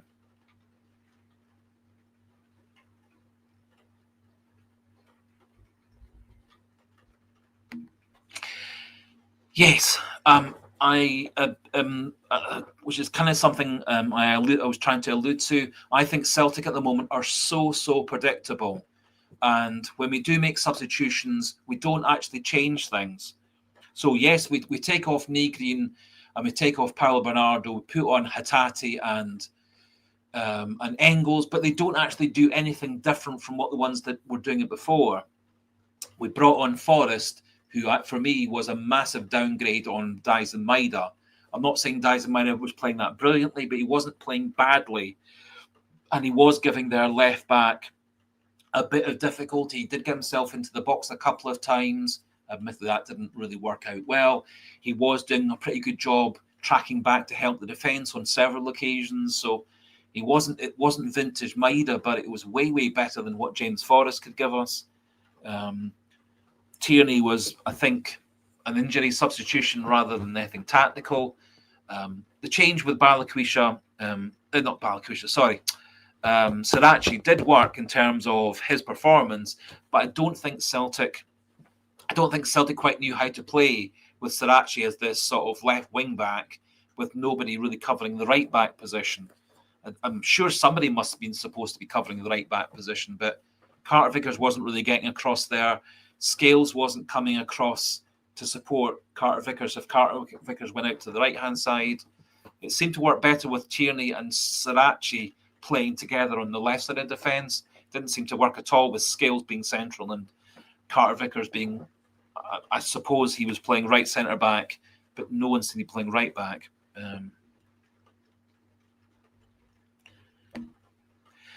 Yes. There were several times where Iheanacho, if he had any sort of pace, which, to be fair, Adam Ida had quite a bit more pace than Iheanacho. There were 2 or 3 chances earlier on where if Iheanacho just had an extra step of pace, he would have been in just the perfect position to take the Tunyecki cross, which was in the 9th minute. There were a couple of times that he and the attacking other 2 were hassling the defenders into giving the ball away. On both occasions, Iheanacho's speed of thought and speed of movement wasn't quick enough to take up that chance. Hopefully, Iheanacho, I doubt he'll be away on international duty over the next couple of weeks. So maybe that just gives him a time to hone up his physical fitness, his mental fitness, and his sharpness.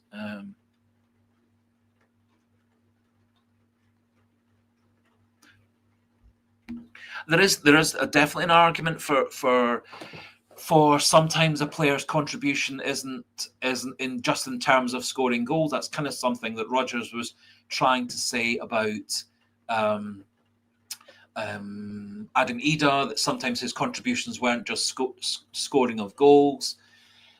So Kyogo was a player that scored goals for us Celtic when he was playing at his best, but often when he wasn't playing at his best, as was the case last season, he did take up other defenders. He created space for other players.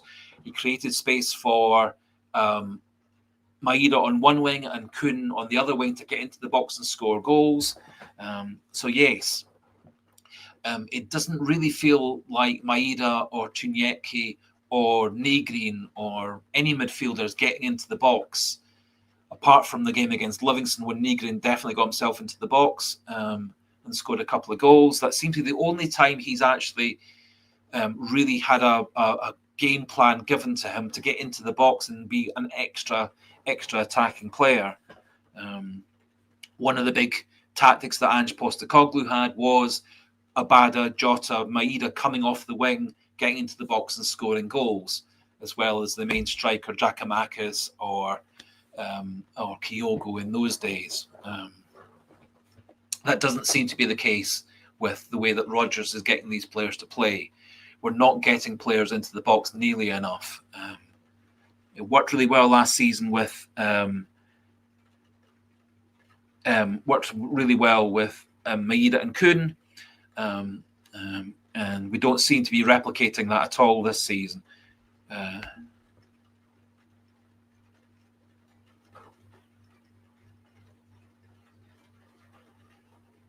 Yes, yeah. Fergus McCann saved Celtic, 1994, so 31 years ago. We were, as you say, within a day or two of being completely out of business. We could well have completely disappeared as a football club. We could have been another Third Lanark or another Gretna or Airdrieonians, Clydebank. There were several Scottish clubs completely went out of existence because they went completely bankrupt. I have a feeling that Celtic probably would have been saved one way or another, but the way that Rangers were in 2012, however, that might have just be wishful, hopeful thinking. So Celtic were within 24 hours, reportedly, of being bankrupt and liquidated and put out of business. So.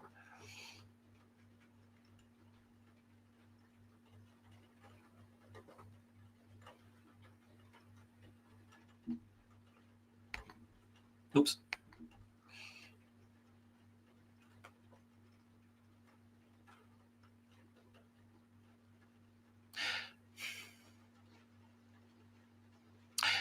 I'm not convinced. I think everybody's got their own form of body language. I don't think personally that Iheanacho isn't trying his hardest. Just like a lot of people have accused Dyson Maeda of not trying his hardest. I think they are both trying their hardest. I think different people show different forms of body language. I think Dyson Maeda, who is Japanese, from what Joe Hart was saying on commentary, Dyson Maeda is quite a quiet person, isn't a very showy person, isn't a person who really shows his emotions, tends to be quite a quiet, reserved, family man type of person. So I think his body language is different from other people's body language. I think Iheanacho is trying his hardest. There is an argument to say that if he protested more, maybe the referee would have. But then it wasn't the referee that made the decision. The referee didn't think it was a handball. It didn't look like either the Braga defenders thought it was a handball. They didn't put their hands up to appeal for it. The only people who seemed to think it was a handball were the VAR officials in wherever they're. I think it's in Switzerland. They have this massive big VAR suite for VARing all the games. Nowadays, with referees, if players who are not the captain confront the referee, show dissent, the referee is actually supposed to book them straight away. I think Iheanacho has actually had a couple of bookings for Celtic this season, both of which have been to do with protesting to the referee. So maybe Rodgers has told him not to get involved with referees. I don't know.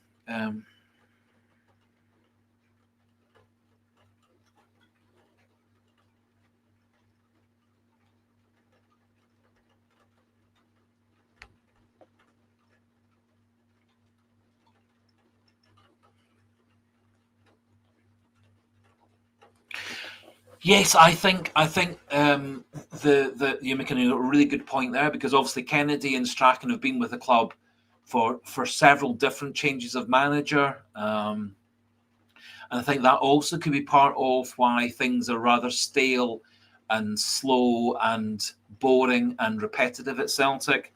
In that, obviously, plenty of the players, the Ralstons, the Forrest, the McGregors. Even going back to the many of the players, obviously, who came under the end of Lennon and the start of Postecoglou, they've had Strachan and Kennedy as their coaches for a lot of that time. I think it was quite sad that Harry Kewell left the club. I think he was an interesting coach. He was a different sort of coach. And I think that that's a really good point, actually, that possibly a bit of more rotation with the Kennedys and the Strackens and the other coaches that Celtic have got would definitely be something to reinvigorate Celtic. As I said, I can't remember what his name is, but it was somebody that Rodgers has had as one of these coaches at 2 or 3 of his clubs already. When Harry Kewell got moved on, he was moved in. I can't remember what his name is, but he's a player, it's a coach who looks very, very similar to Brendan Rodgers. Seems to have a very much the same kind of mindset as Brendan Rodgers.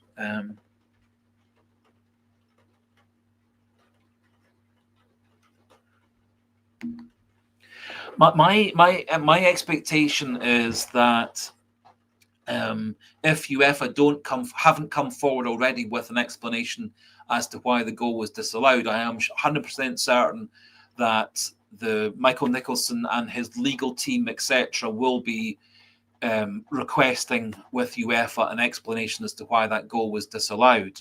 Rodgers, in his post-match interview with Celtic TV, was saying that none of the match officials have explained the decision to him.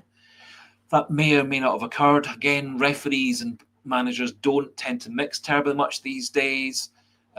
Rodgers, of course, has got himself into trouble in the past for criticising match officials. But I am 100% certain that the Michael Nicholsons and his team will be contacting UEFA for an explanation if it hasn't been volunteered already. Not that it's going to make any difference because the goal was disallowed. Whether Celtic would or wouldn't have got back into the game with 40 minutes to go, I don't know. I think it certainly would have kick-started the crowd. It may have kick-started the players, given them a bit more confidence. After that, we did get two or three more chances. The Kieran Tierney header at the back post, which was saved. The Chinyeki right foot shot that was really well saved by the goalkeeper. The Carter Vickers header from the corner over the bar. So we did create 3 more good chances to score goals after the disallowed goal. So maybe if that goal was given, the fans get more on Celtic's side, the confidence goes up, and one of those chances actually goes in.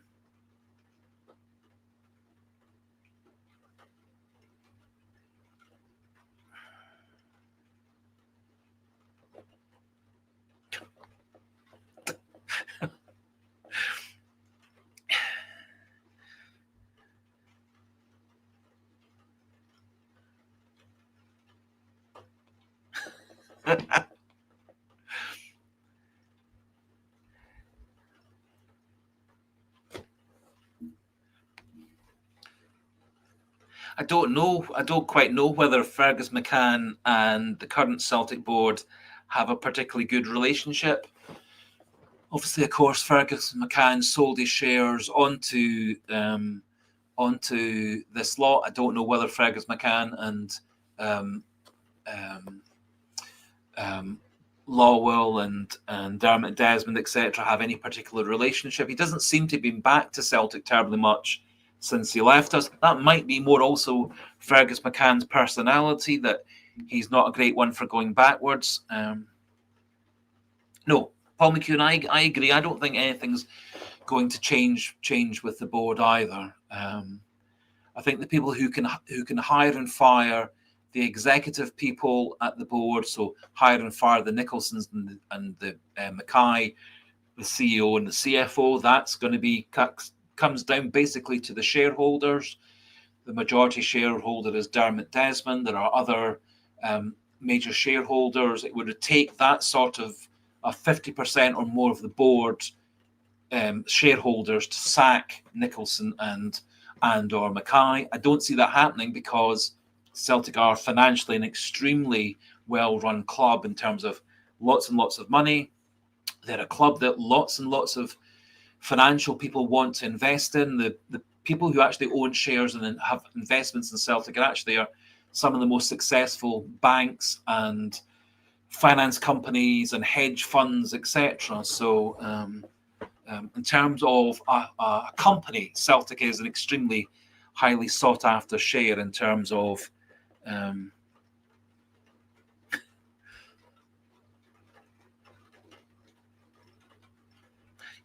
Yes, I don't think. I think you very much hit the nail on the head there, Sligo boy. I don't think he was terribly popular with the fans. I don't think he, like the current board, was terribly good at publicising what he was doing behind the scenes. I don't think. I don't think. A lot of people actually fully appreciated how much he changed the club, how much of his own money he put into the club to bail it out, how much of his own money he put into the club to invest and move Celtic forward. He certainly made, I think, a pretty good profit of what he bought Celtic shares for and what he sold them for. Was it 10 years later, however many years later it was.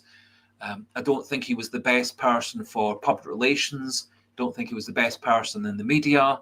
I think he was a person who was, again, a very good businessman, good at making money, good at turning companies around. I think he'd done that a couple of times before with other companies, etc. And I think he made a tidy profit and then he moved on.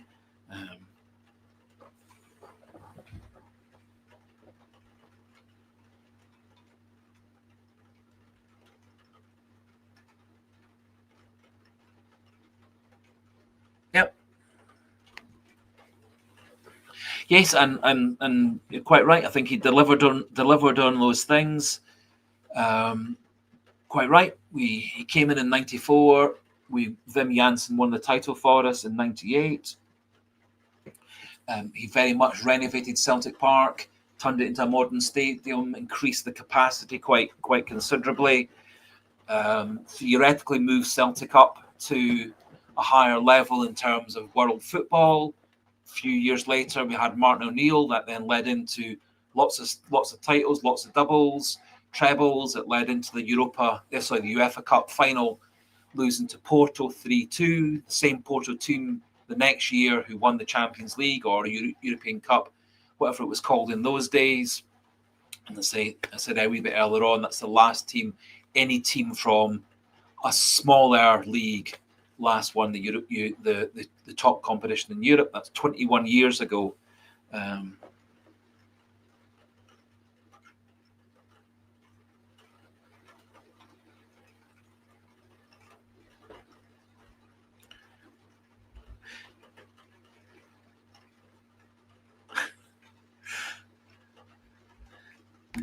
One of the difficulties with modern day football and how much the Celtic Football Club is worth in terms of a piece of a commodity to sell, etc., is it would take someone very, very, very, very, very, very rich to buy out enough shares in Celtic for them to then take over running of the club. I'm not quite sure whether we want a billionaire American businessman or a billionaire Russian oil and gas oligarch or a billionaire royal family from Saudi or Bahrain or Kuwait or Qatar or whatever to come and buy the club. I don't know whether that is something that would be good for Celtic in the long run.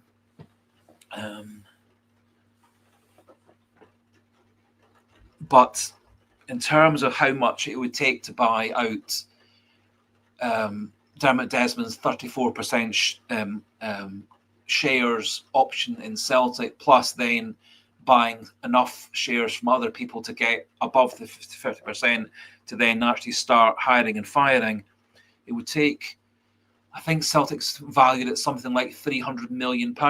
So if anybody's got a spare £300 million, that's the kind of money it would take to buy Celtic. I don't think there are probably very many people in the world who would want to buy Celtic who have got £300 million spare to buy Celtic.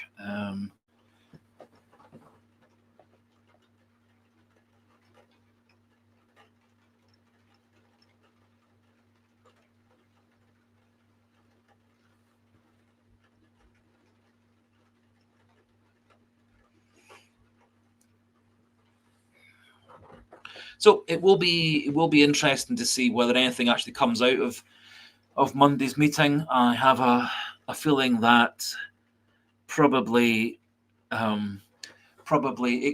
hopefully it's the first of a series of meetings. Hopefully it's the first of a series of Michael Nicholson and Mackay, the chief financial officer, and other people behind the scenes at Celtic, appearing in press conferences, appearing for interviews, appearing on Celtic TV to talk about the club, talk about what their job is, where it's going right, where it's going wrong, and explaining why things didn't go well in the transfer market, explaining who's been moved on, what changes they've done.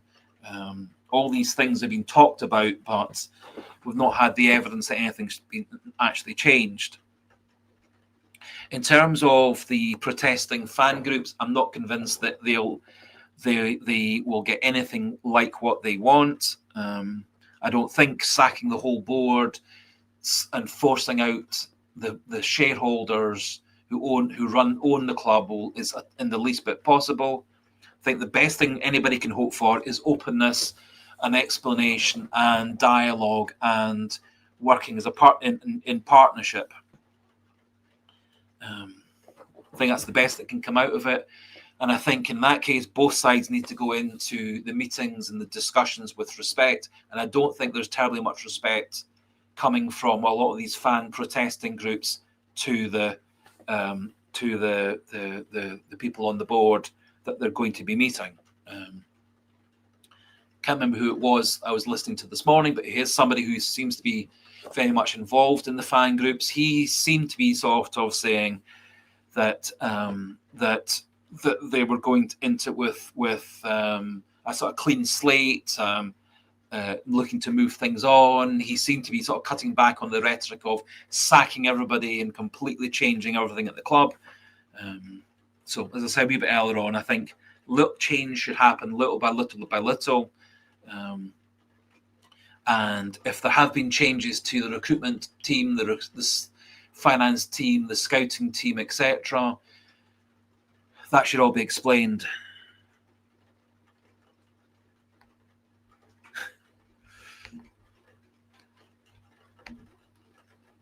I think if I'm not a Rangers fan,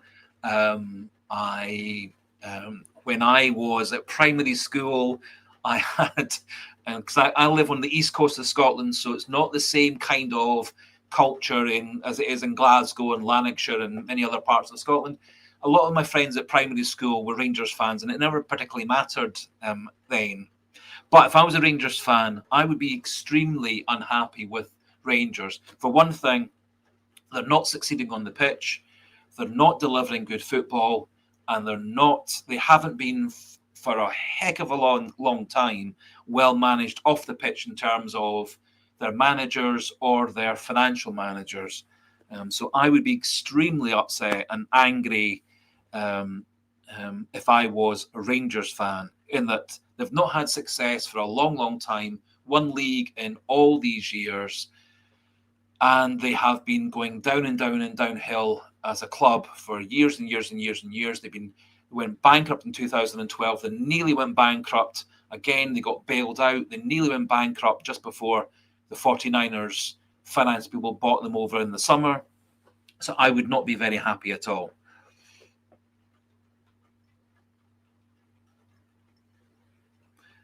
And certainly there doesn't seem to be a very good spirit in the Rangers team, the Rangers management, the Rangers board, and especially with the Rangers fans. I doubt there aren't many positive voices coming out about Rangers. I don't think Rangers think the fans think anything's been turned around. I don't think they're happy at all, and understandably so. It was an interesting question that the Sky Sports person asked this person who's part of the organising group for the fan protests about the fact that Celtic have been delivering trophy after trophy after trophy in Scotland for much of the last 25 years, but certainly the last 15 years. and this chat was from the supporters group was talking about taking Celtic forward, etc. But talking about maybe there is a wee bit of a feeling of entitlement in terms of the fact that we win all these things in Scotland, but that's not good enough. In many countries in the world, winning the league year after year after year, winning one or two cups year after year after year would be more than enough to make fans happy. I think part of the Scotland's problem at the moment, especially, is the lack of competition for Celtic. I think possibly if we had more teams in Scotland who could really challenge us, that might well push things forward more and more with the behind the scenes. But I think what also would do, it would encourage more players to come from abroad who are of quality to come and play in the Scottish League, because it would actually be a challenging league, a league with a lot of quality. And I don't think that's the way that other countries and players and agents perceive the Scottish League anymore.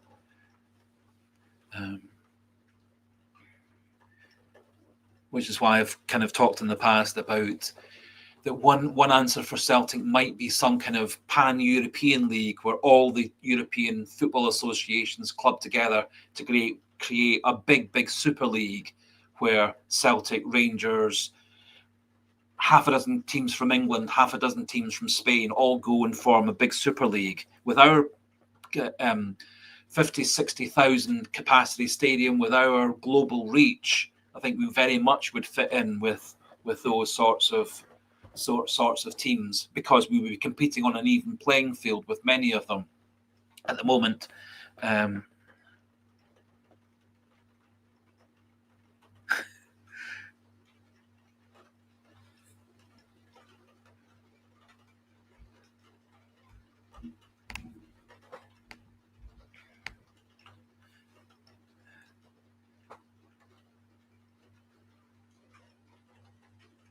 yeah, well, certainly where I grew up, we had the same rivalry between the village that I lived in with the neighbouring village and the neighbouring village. So we would typically play all these other village primary schools in the Fife primary school championship, and loved beating all the other teams. And obviously, I also played for the Cub team for the same village against all these other ones, and also we had an under 13, under 15 team that we played all these ones. So I really enjoyed beating all these other schools and all these other villages and stuff, but a slightly different angle on things than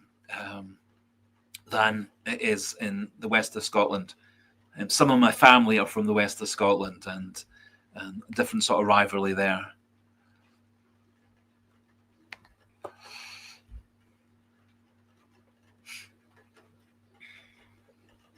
So, I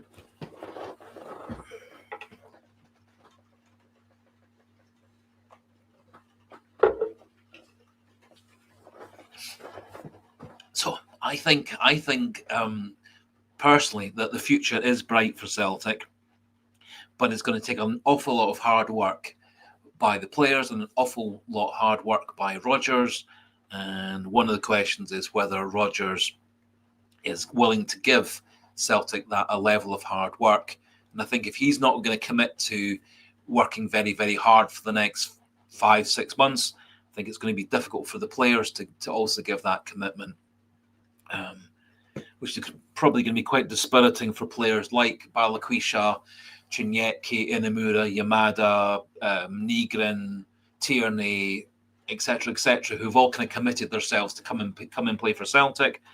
And I think if Rodgers isn't going to be the leader to take Celtic forward, at least for the rest of this season, I think Celtic might well struggle.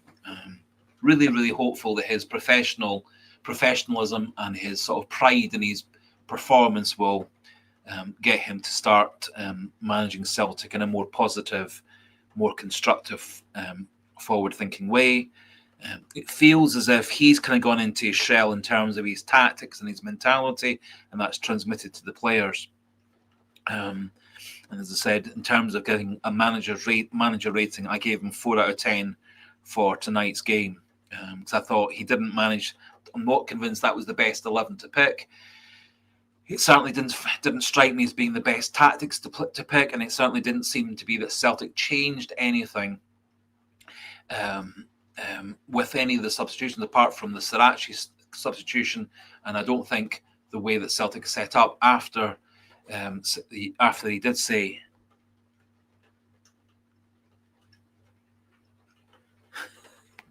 thank you.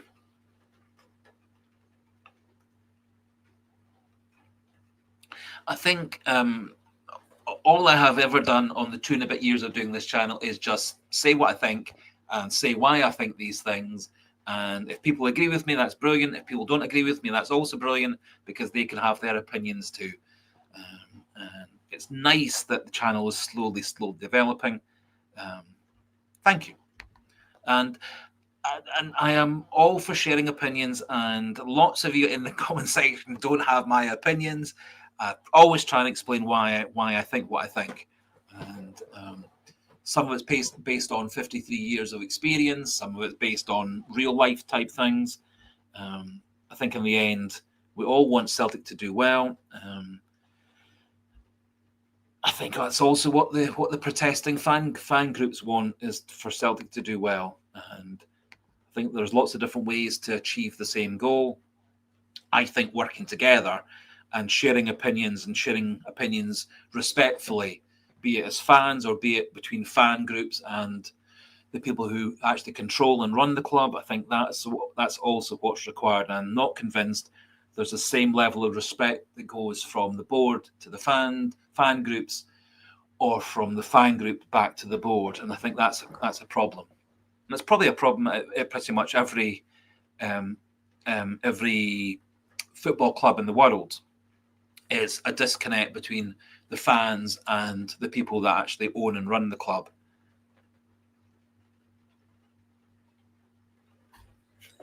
Thank you. Yes, well, I was saying to someone on a different point, I'm a great believer in supporting the team through thick and thin, and having supported them since '72, there's been plenty in sickness and in health type spells in Celtic's time over that time.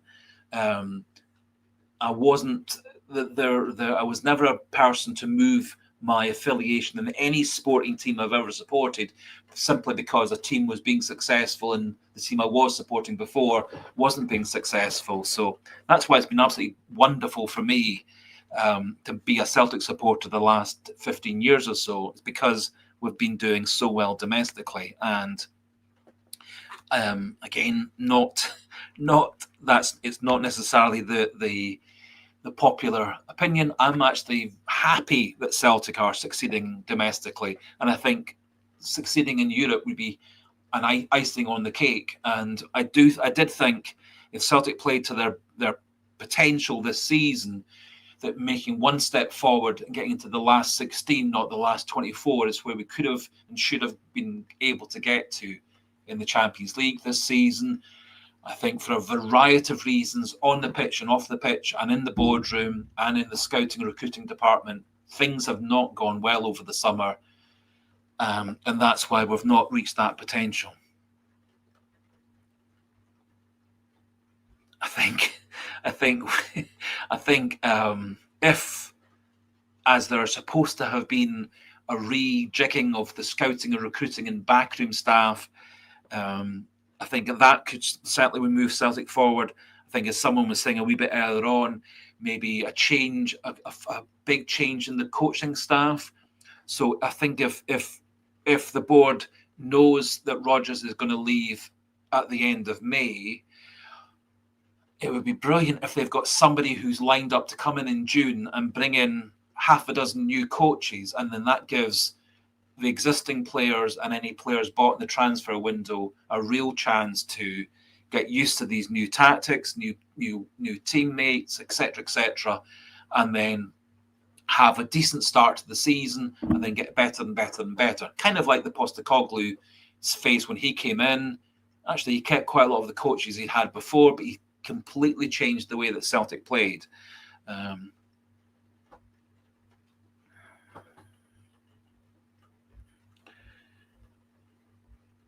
And I think possibly a change in the coaching staff, a change in the manager, head coach, might well get these players playing a lot better again.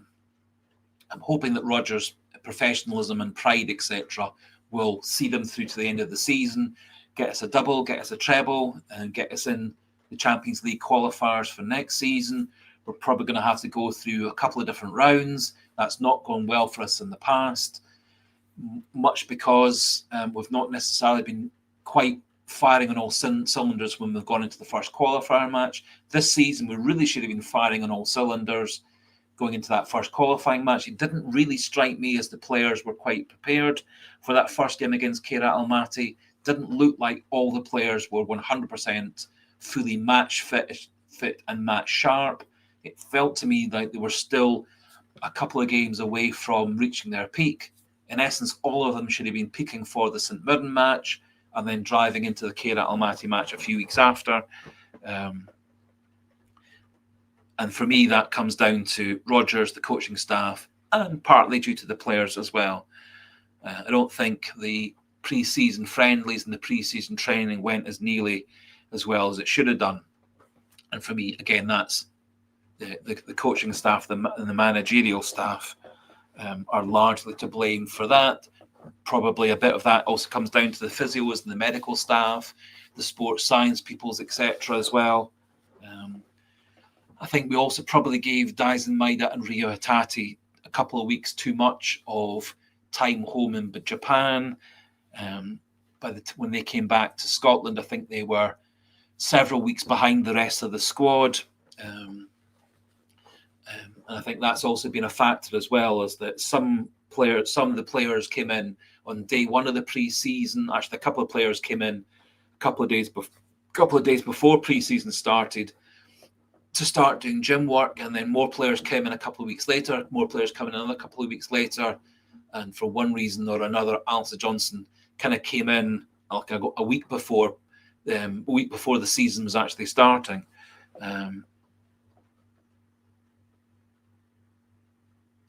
Yes. I agree 1,000,000%. If it's possible to agree 1,000,000%. Celtic should always have the quality to be the best team in Scotland. And I have a very, very strong feeling that Celtic will always be the strongest team in Scotland unless another team, be it Hearts or be it Rangers, suddenly gets a massive cash injection from some major super rich fan. I think Celtic will always be the team in Scotland with the best players, with the most money. And I think that partly is due to the very, very good financial management behind the scenes of these board, these executives, etc. That Celtic are in a really good position. We also have got, given the fact we're out the Champions League before we're in the qualifying stage, we have got the money in the bank to fund the fact we've got a lot of players on much higher wages now than we used to do. They've also increased the wages for all the backroom staff, all the admin people, all the grounds people, all the people behind the scenes at Celtic. They've all had pay rises as well. And so Celtic's wage budget, both for playing staff and non-playing staff, has actually risen an awful lot of money. Plus, there's an awful lot of overheads with running a big club like Celtic. So the fact we've got that extra money in the bank is actually helpful. We've got money for a rainy day, or we've got money for actually several rainy days.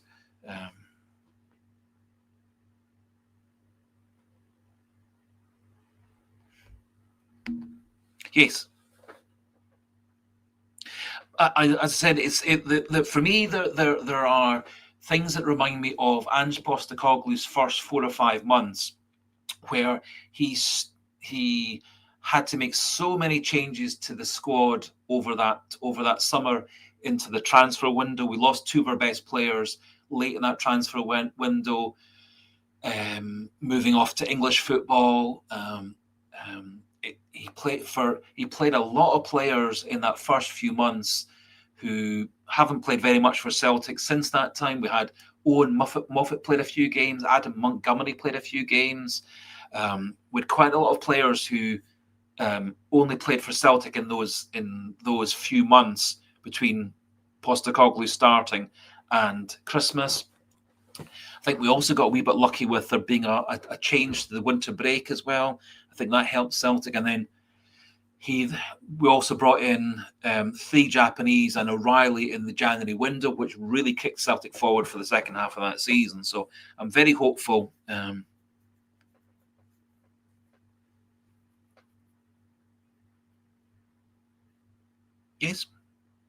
Yes, I'm very, very hopeful that in the January transfer window, we will lose a player. We might well lose a player or two.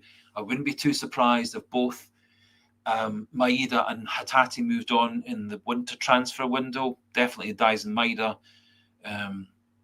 assuming that clubs still want both of those two as well, because it may be that a lot of teams have cooled their interest in Dice and Maeda now that he's not had a very good spell between August and Christmas. I'm very hopeful that we will bring in 2 or 3 players. I would really love to see us bring in a goal scorer who can score lots and lots of goals for the club. He doesn't have to do anything much else apart from scoring goals. A Lee Griffiths would be great, or a person like Lee Griffiths, a person like Gary Hooper. People like Odsonne Edouard, Dembele, scored lots of goals for Celtic, going back a bit before. Pierre Van Hooijdonk, Georgie Cadetti, that sort of player who could bang in goals for fun. The rumours are that Muntiano, the player for Cluj, his asking price has dropped from 17 million to 4.5 million. Reportedly, Celtic bid 6.9 million for him, but that wasn't enough for Cluj at that time. They've kind of dropped down the various different qualifying European things as well, and they're looking for money.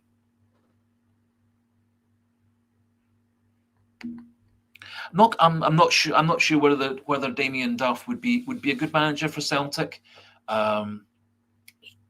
Didn't have the reputation as an actual player of being the brightest of players, but that does not mean he wouldn't be a good manager.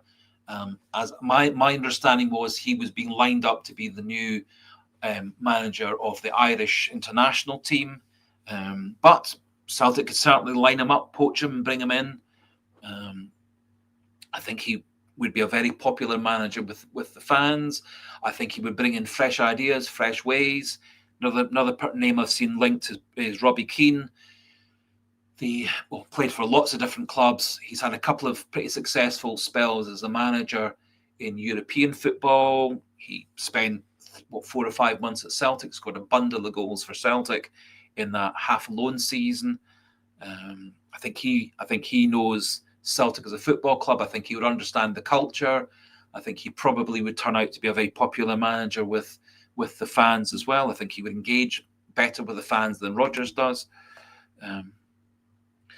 I think Inamura and Yamada, if they were given a chance and they were slowly integrated to the team, I think they would. I think if they were actually given a chance between signing for us in July, August, and the winter window to actually get settled into Scotland, new language, new culture, new food, new social groups. I don't know the family situation for those 2 players, but quite a big change moving from Japan, with the culture of Japan moving to Scotland. I think those 2 players, if they were merged into the side and introduced and inverted commas loved by the management at the club, I think they would both turn into very good players. I think Unamura's got an incredible ability as a left back, centre back to pass the ball, and that's certainly something Celtic are really, really struggling with. Is our 2 centre backs, Scales and Carter Vickers, their passing isn't anywhere near good enough to play the way that Celtic try to play.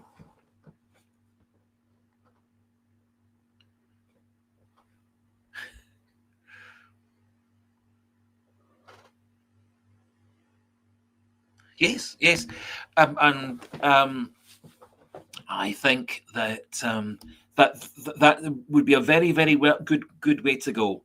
If it's become apparent that Rodgers isn't staying past the end of the season, I think Celtic should have someone lined up, and I think Celtic should have players lined up to fit that new manager's system. I think there's nothing wrong with Celtic behind the scenes negotiating and discussing, etc. With anybody that they're going to bring in. Yeah. Yes. I think if he's got a good reputation, I think he's got lots and lots of things that tick the boxes for as a Celtic manager. He knows the club, he knows the culture, he knows the history. And I think he would bring fresh ideas. No matter who we choose to take over from Rodgers at the end of the season, I think the person has to bring fresh ideas. I think he has to bring also probably fresh coaching staff. Maybe retain one or two of the current coaching staff for continuity. But I think it needs to bring fresh ideas. And after all, coaches like Kennedy and Strachan actually cope fine with the transition from the Lennon days into the Postecoglou days. So maybe keeping one or two of those sorts of people at the club to work with the new 5 or 6 coaches would be a really, really good idea.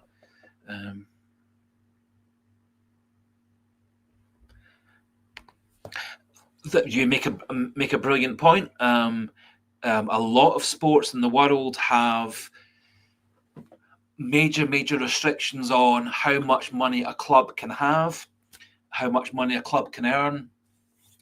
A lot of different leagues have a salary cap, so your salary, your the amount of money you have for the players on your contracts can only go up to a certain level.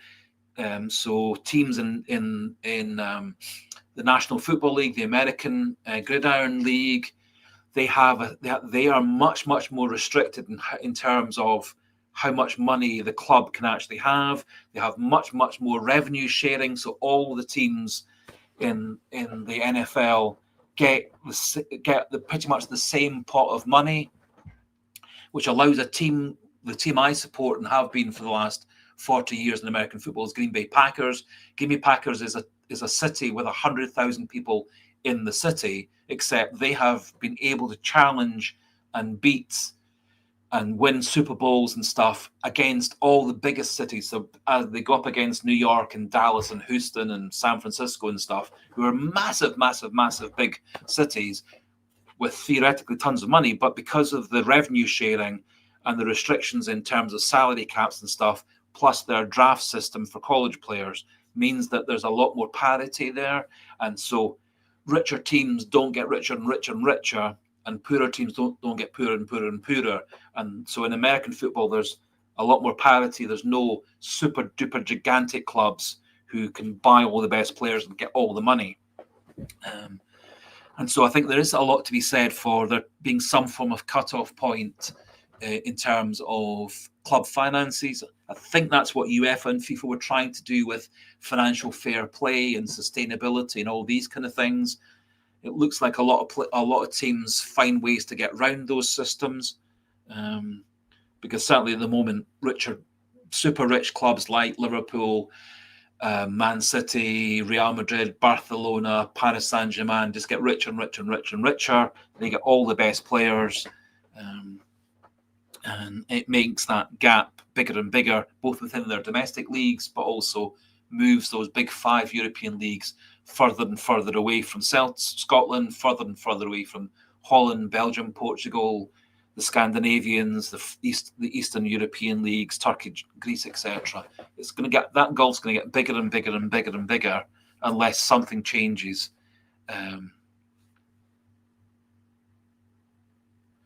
Changes in terms of the way that football is managed financially, in terms of equity and equality between clubs.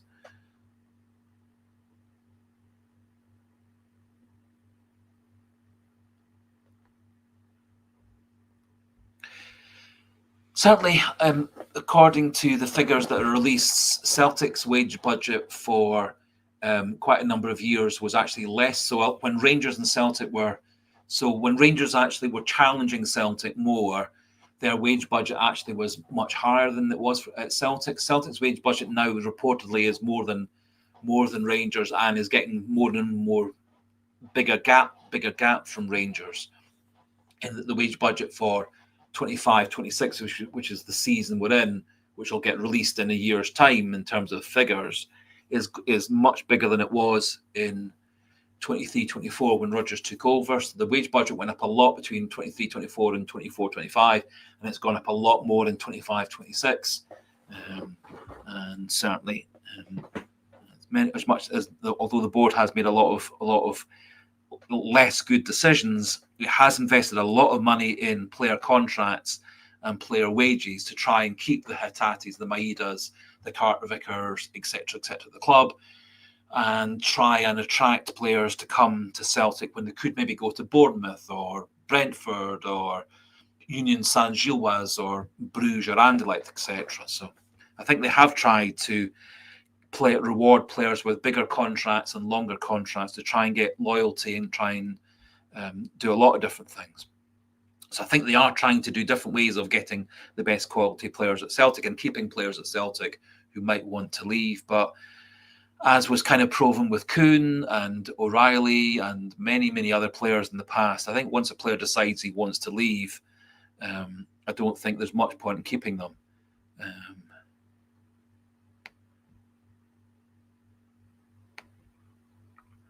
Hopeful that Dyson Maida will turn things around between now and January, because I think that might have been a factor in Kyogo not being at his best last season for Celtic. I think it was part of a factor in why that Kuhn wasn't at his best in the second half of last season.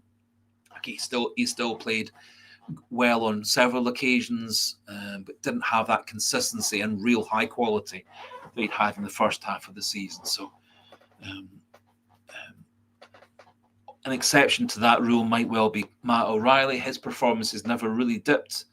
He kept on trying 100%. He even played at his best in the 2 or 3 matches before he got his transfer down to Brighton.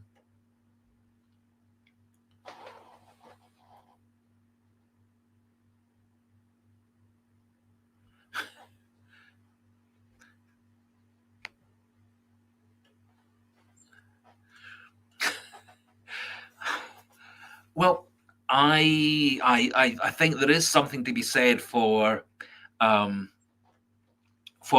essence a degree of profit sharing from the club back to the fans. I think the amount of money that fans have to pay for things like season tickets, European packages,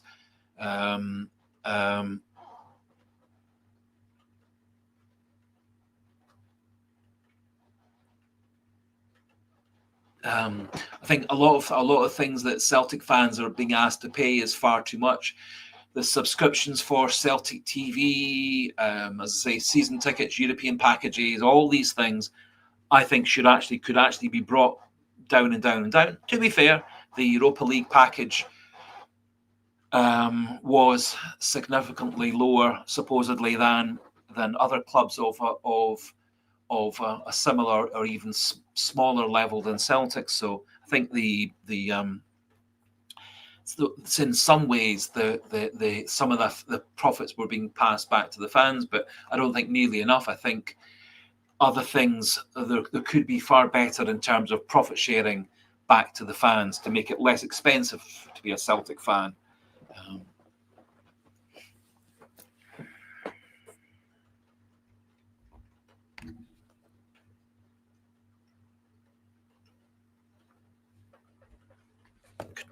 Well, I am sure you, like me, want Celtic to do well.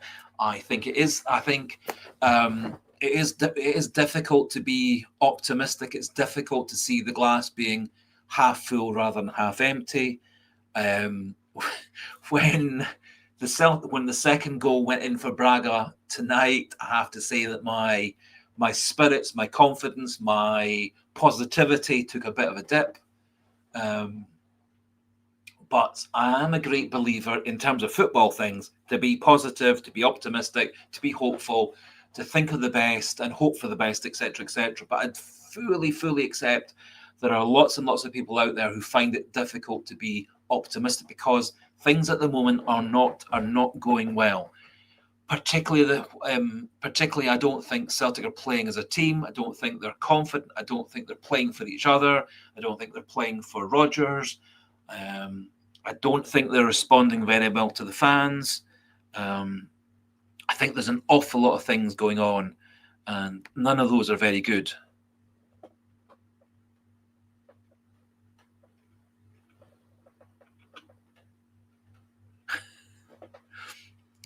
Well, it's that's it. It's an interesting theory. We did spend, obviously, we spent 12 million euros, 11 million, 13 million euros last season on Arnie Engels. We spent 9 and a bit million on Adam Ida. We spent 6 and a bit million on Austin Trusty. We spent 8 million on Jota. So Celtic has actually been paying what would seem to be really, really big transfer fees. We broke the transfer record of Celtic twice last summer. So last season, certainly, Celtic spent quite a lot of money. It's not, when you think about teams in the English Premier League or in the Spanish League, Italian League, German League, French League, they're spending 4 or 5 times that. I can't remember off the top of my head how much Isak was moving from Newcastle to Liverpool. It's something like £120 million, which is absolutely ridiculous that any player ever goes for £120 million. It's not that long ago when it was incredible. A player had been bought for £1 million, but nowadays £1 million is just a humdrum fee for a player. If you think about some of Celtic's greatest ever players of modern times, Henrik Larsson was something like £670,000. Lubomir Moravcik something like £330,000. To buy a player of that kind of quality nowadays, goodness knows how much a Henrik Larsson would actually cost. To buy a Henrik Larsson to come and play for Celtic.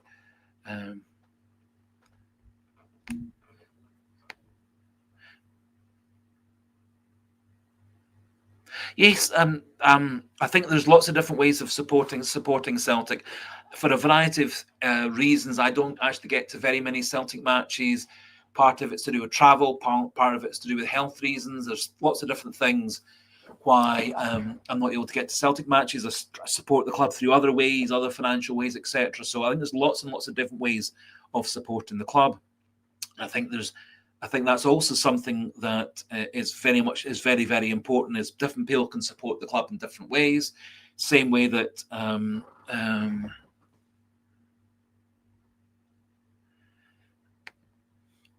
I think there are some ways of supporting the club that are very positive. I think there are some ways that are not very positive. I was, as I've said quite a few times on this channel and in videos and stuff, I was not a fan of turning up late for games. I was not a fan of silent protests.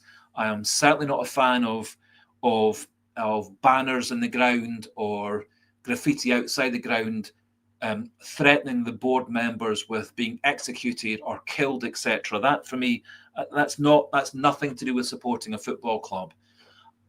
Passions can rise, but threatening people with being executed, that was horrible. It really, really upset me seeing that thing on the BBC Sports site of half-time at Celtic Park. They show some of the banners. That really, really upset me that anybody could put that up at a Celtic match, threatening in essence, maybe they didn't mean it as a death threat to those three, but it's the way that it very much came across to me.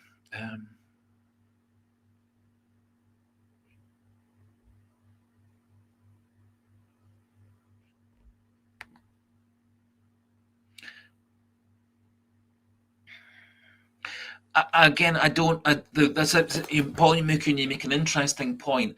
However, probably the Henrik Larsson range was something that's been in creation for the last couple of years. It probably took quite a lot of negotiation with the people who made all the merchandise, with Henrik Larsson, with Henrik Larsson's lawyers, image rights, copyright, all these kind of things. It probably is something that's been in the pipeline for a couple of years. Quite a lot of these business type things are not kind of a sort of a snap of the fingers, sort of thing that they do just there and then. I think a lot of these things actually take quite a lot of planning. As I said, the part of the reason that the club may be keeping money in the bank may be to guard against rainy days of non-Champions League years and seasons. Part of it also has been rumours that Celtic were going to expand Celtic Park, modernise Celtic Park, add 10,000 or something to the capacity. Another theory I saw put forward was that they were thinking of maybe creating a second, much smaller stadium for the women's team and the academy team, somewhere within the Celtic Park complex. Of course, they did spend a lot of money renovating Lennoxtown a wee while ago, but then renovating now the Barrowfield complex. That looks absolutely tremendous from all the little videos I've seen of it.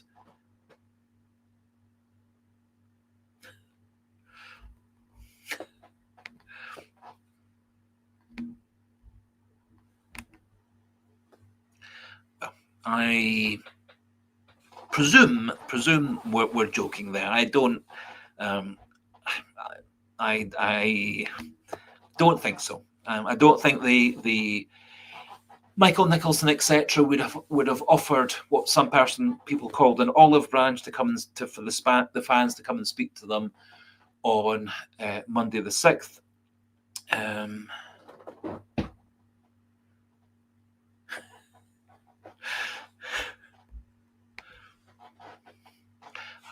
To be honest, I haven't bought any of the Henrik Larsson merchandise. I was going to put it on my Santa Claus wish list for Christmas, and my Santa Claus wish list for my birthday next summer, for those sorts of things. But I haven't actually spent any money on the Henrik Larsson stuff. I've bought a few other Celtic T-shirts and sweatshirts and bits and bobs and stuff, but haven't got that far. So maybe I'm idealistic. Maybe I always try and think of the best of everybody. I genuinely think that the board recognise that they haven't been transparent. I think they genuinely recognise they should have been more transparent. It may also be the fact that none of the board people like being in the public eye. They don't like speaking in public. It's not everybody that actually likes speaking. And so quite a lot of people like to be behind the scenes. They don't like to be front and centre. To an extent, when Lawwell was the chief executive, he was a bit more visible and stuff. And then, as I said, 4 years ago or something like that, he had his house firebombed. He nearly lost his granddaughter. He nearly lost his daughter, who were staying in a flat above the garage at the Lawwell's house. So maybe that's also why Nicholson and Mackay, etc., aren't as visible, because of what happened to Peter Lawwell 4 years ago or whenever it was, when he was actually had his house set on fire, his car set on fire, and he nearly lost 2 members of his family.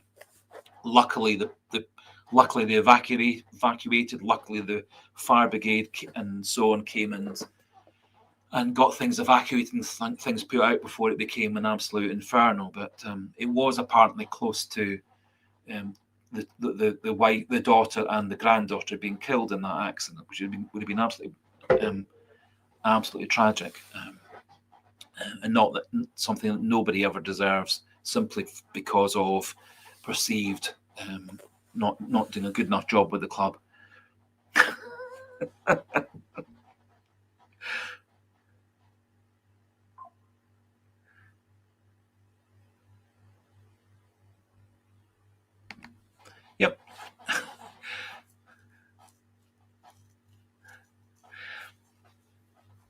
know how you're feeling.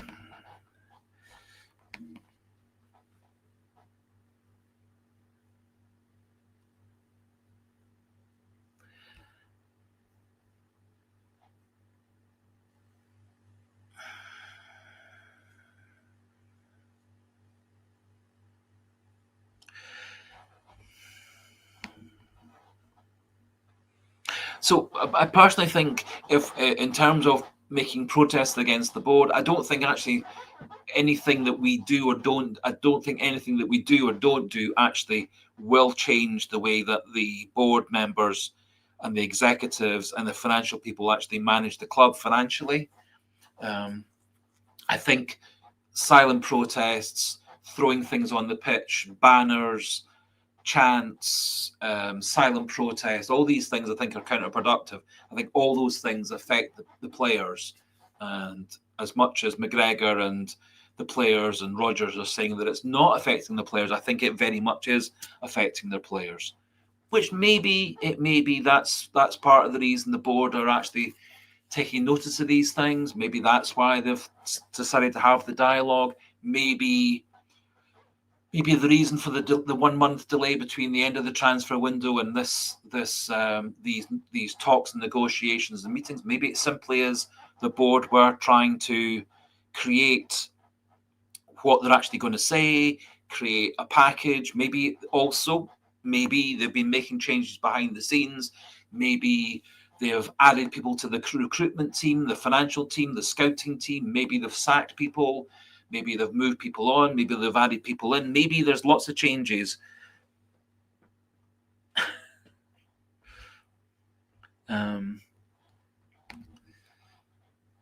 Maybe there's been lots of changes, and that's why things have been going on quietly behind the scenes from their point of view for the last.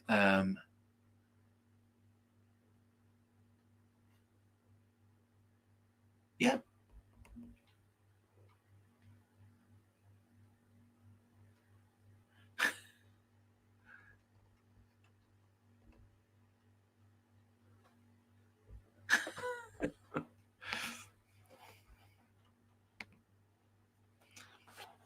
Yes, well, reportedly, Dermot Desmond was playing golf at St Andrews in some kind of sort of big, highfalutin pro-am type thing that often follows on from the Ryder Cup. So that was the reason. He's in Scotland, but he's not been at Celtic, and obviously he also was across at the Ryder Cup in America rather than being at Celtic. So maybe that's also part of the reason that the meetings on Monday. Maybe Dermot Desmond, having come across, gone to America, then gone to St Andrews for that pro-am thing. Maybe he's coming to Celtic for Monday. Maybe he's going to be part of the talks and negotiations.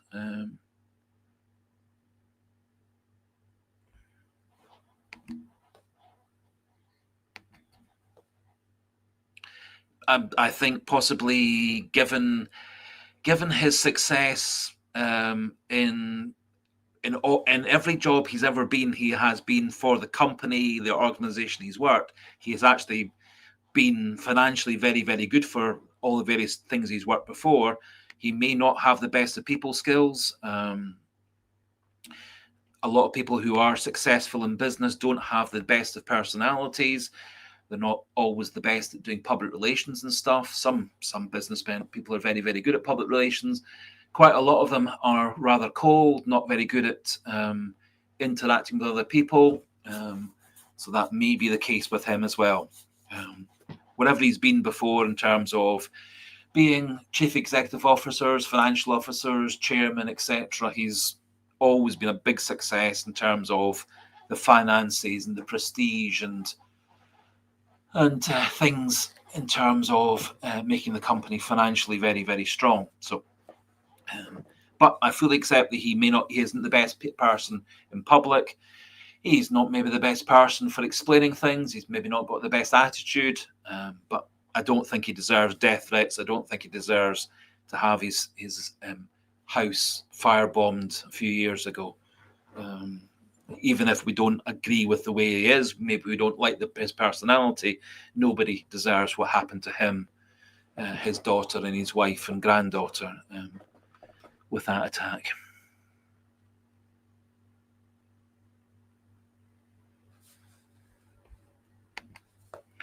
Okay, well, I don't know all the ins and outs to that. That wasn't what I heard, but that may well be the truth. I don't know. I'm not saying that it is. I'm not saying that it isn't. I'm very happy to accept your what you're saying as being true. I didn't see enough of the eventual outcome of whether anybody was actually caught for firebombing his house.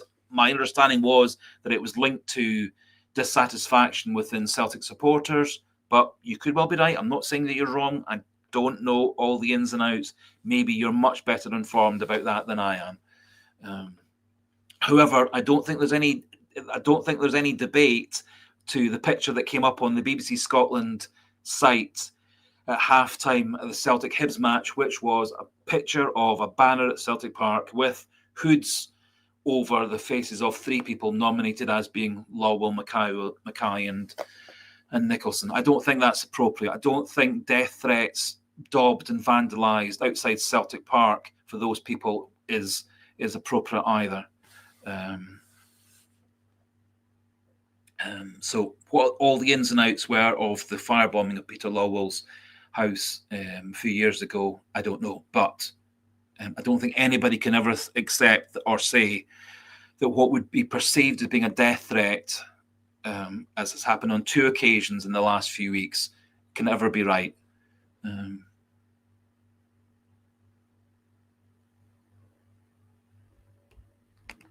I think so. It was a COVID.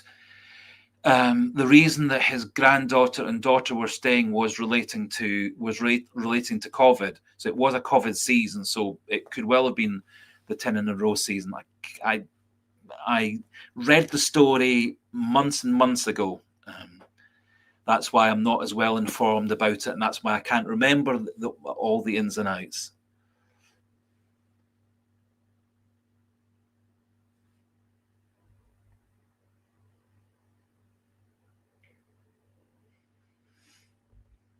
Anyway, we should, as a channel, also try and stay clear of any legalities and controversial things and things that might be libelous or slanderous or etc. So what I thought we would do, just as we, oh my goodness, I didn't realize it was so late. Sorry, I did not realize it was so late in the morning. When I looked at the clock, it wasn't that late. Sorry, I apologize for talking for so long. Just thought we would finish things off now with my personal feelings at the weekend. We are going to beat Motherwell. I'm going to go personally at this point, assuming that everyone's fit for the game against Motherwell. Going to go for a nice, comfortable 3-0 win. Hopefully, we make a few changes to the team. Hopefully, that brings in some fresh blood, some fresh energy. Hopefully, a few of the players that look rather stale.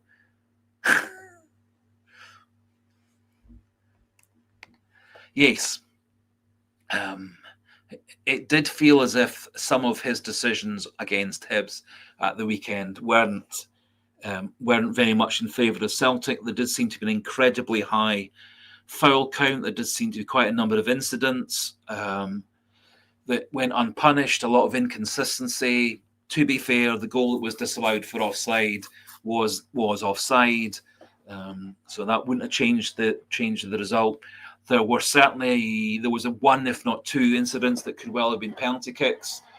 Possibly, had Robertson given them, VAR wouldn't have overturned them. Although, based on this evening's evidence of the VAR people overturning the Iheanacho goal, as I said, it didn't look like the referee thought it was a free kick. It didn't look like the defenders who were right beside Iheanacho as he won the ball off them and it rebounded into his path. Didn't look like any of them were protesting for it. Didn't look like the goalkeeper was protesting for it. So I think the Braga players were just as surprised as the Celtic players that got overturned. So it's now gone 1 o'clock in the morning. I do apologise. We've been talking for a lot longer than I thought we were. Thank you again for absolutely everybody who has contributed. Thanks everybody for putting in their comments. Thank you for everybody for being so pleasant, polite, respectful. Do apologise. There were some comments 2 hours ago, etc., that weren't terribly nice. Those people seemed happily to have moved on. I wasn't quite sure what any of them were talking about.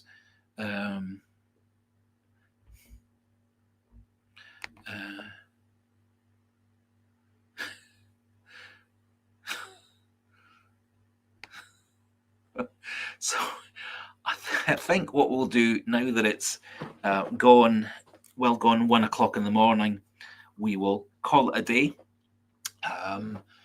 I'm planning to keep on doing Thursday live streams. The only time I wouldn't be doing a Thursday live stream at 9 o'clock would be if Celtic are still playing at that time.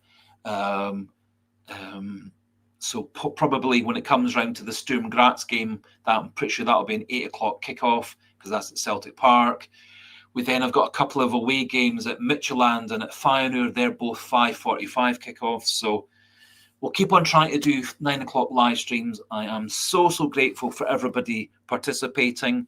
If people want to pass on the good news of the David 67 channel to other Celtic supporters, that would be absolutely brilliant. The more the merrier, the more different voices, the more different opinions, the better.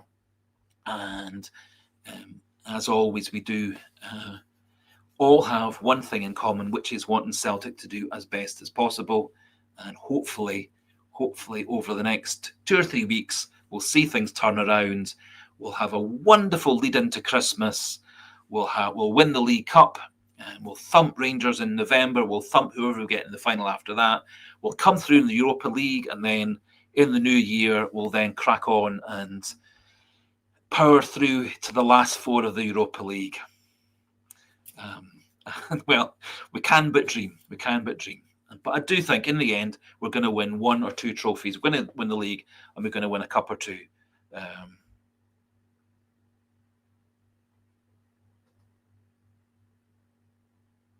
Yeah,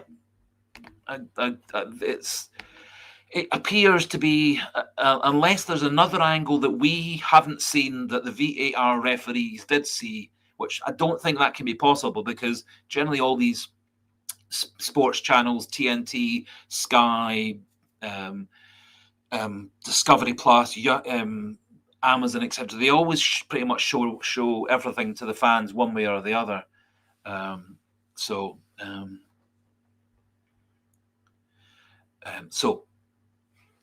it's going to be really quite interesting to see what comes out over the next few days in terms of UEFA, their VAR people. I'm pretty sure, if it hasn't happened already, that the Celtic backroom people, the Nicholsons and the lawyers, etc., will have contacted UEFA to get an explanation. I think, and probably in the end, we're not going to be very happy one way or the other. And the other thing, in the end, it's not going to change the decision. The decision's been made. The game's gone. We've lost the game. We're not going to get a replay. And so those 3 points are lost. Maybe in the next game that we play in Europe against Sturm Graz, maybe something goes in our favour. Maybe we get a soft penalty kick. Maybe something goes in our favour. So I think we'll finish things off at that point there. I say thank you very much for everybody contributing, participating. We'll be doing another one, all things being equal, next Thursday at 9 o'clock. So we'll finish things off at that point there and say goodbye and excuse me, and hail, hail.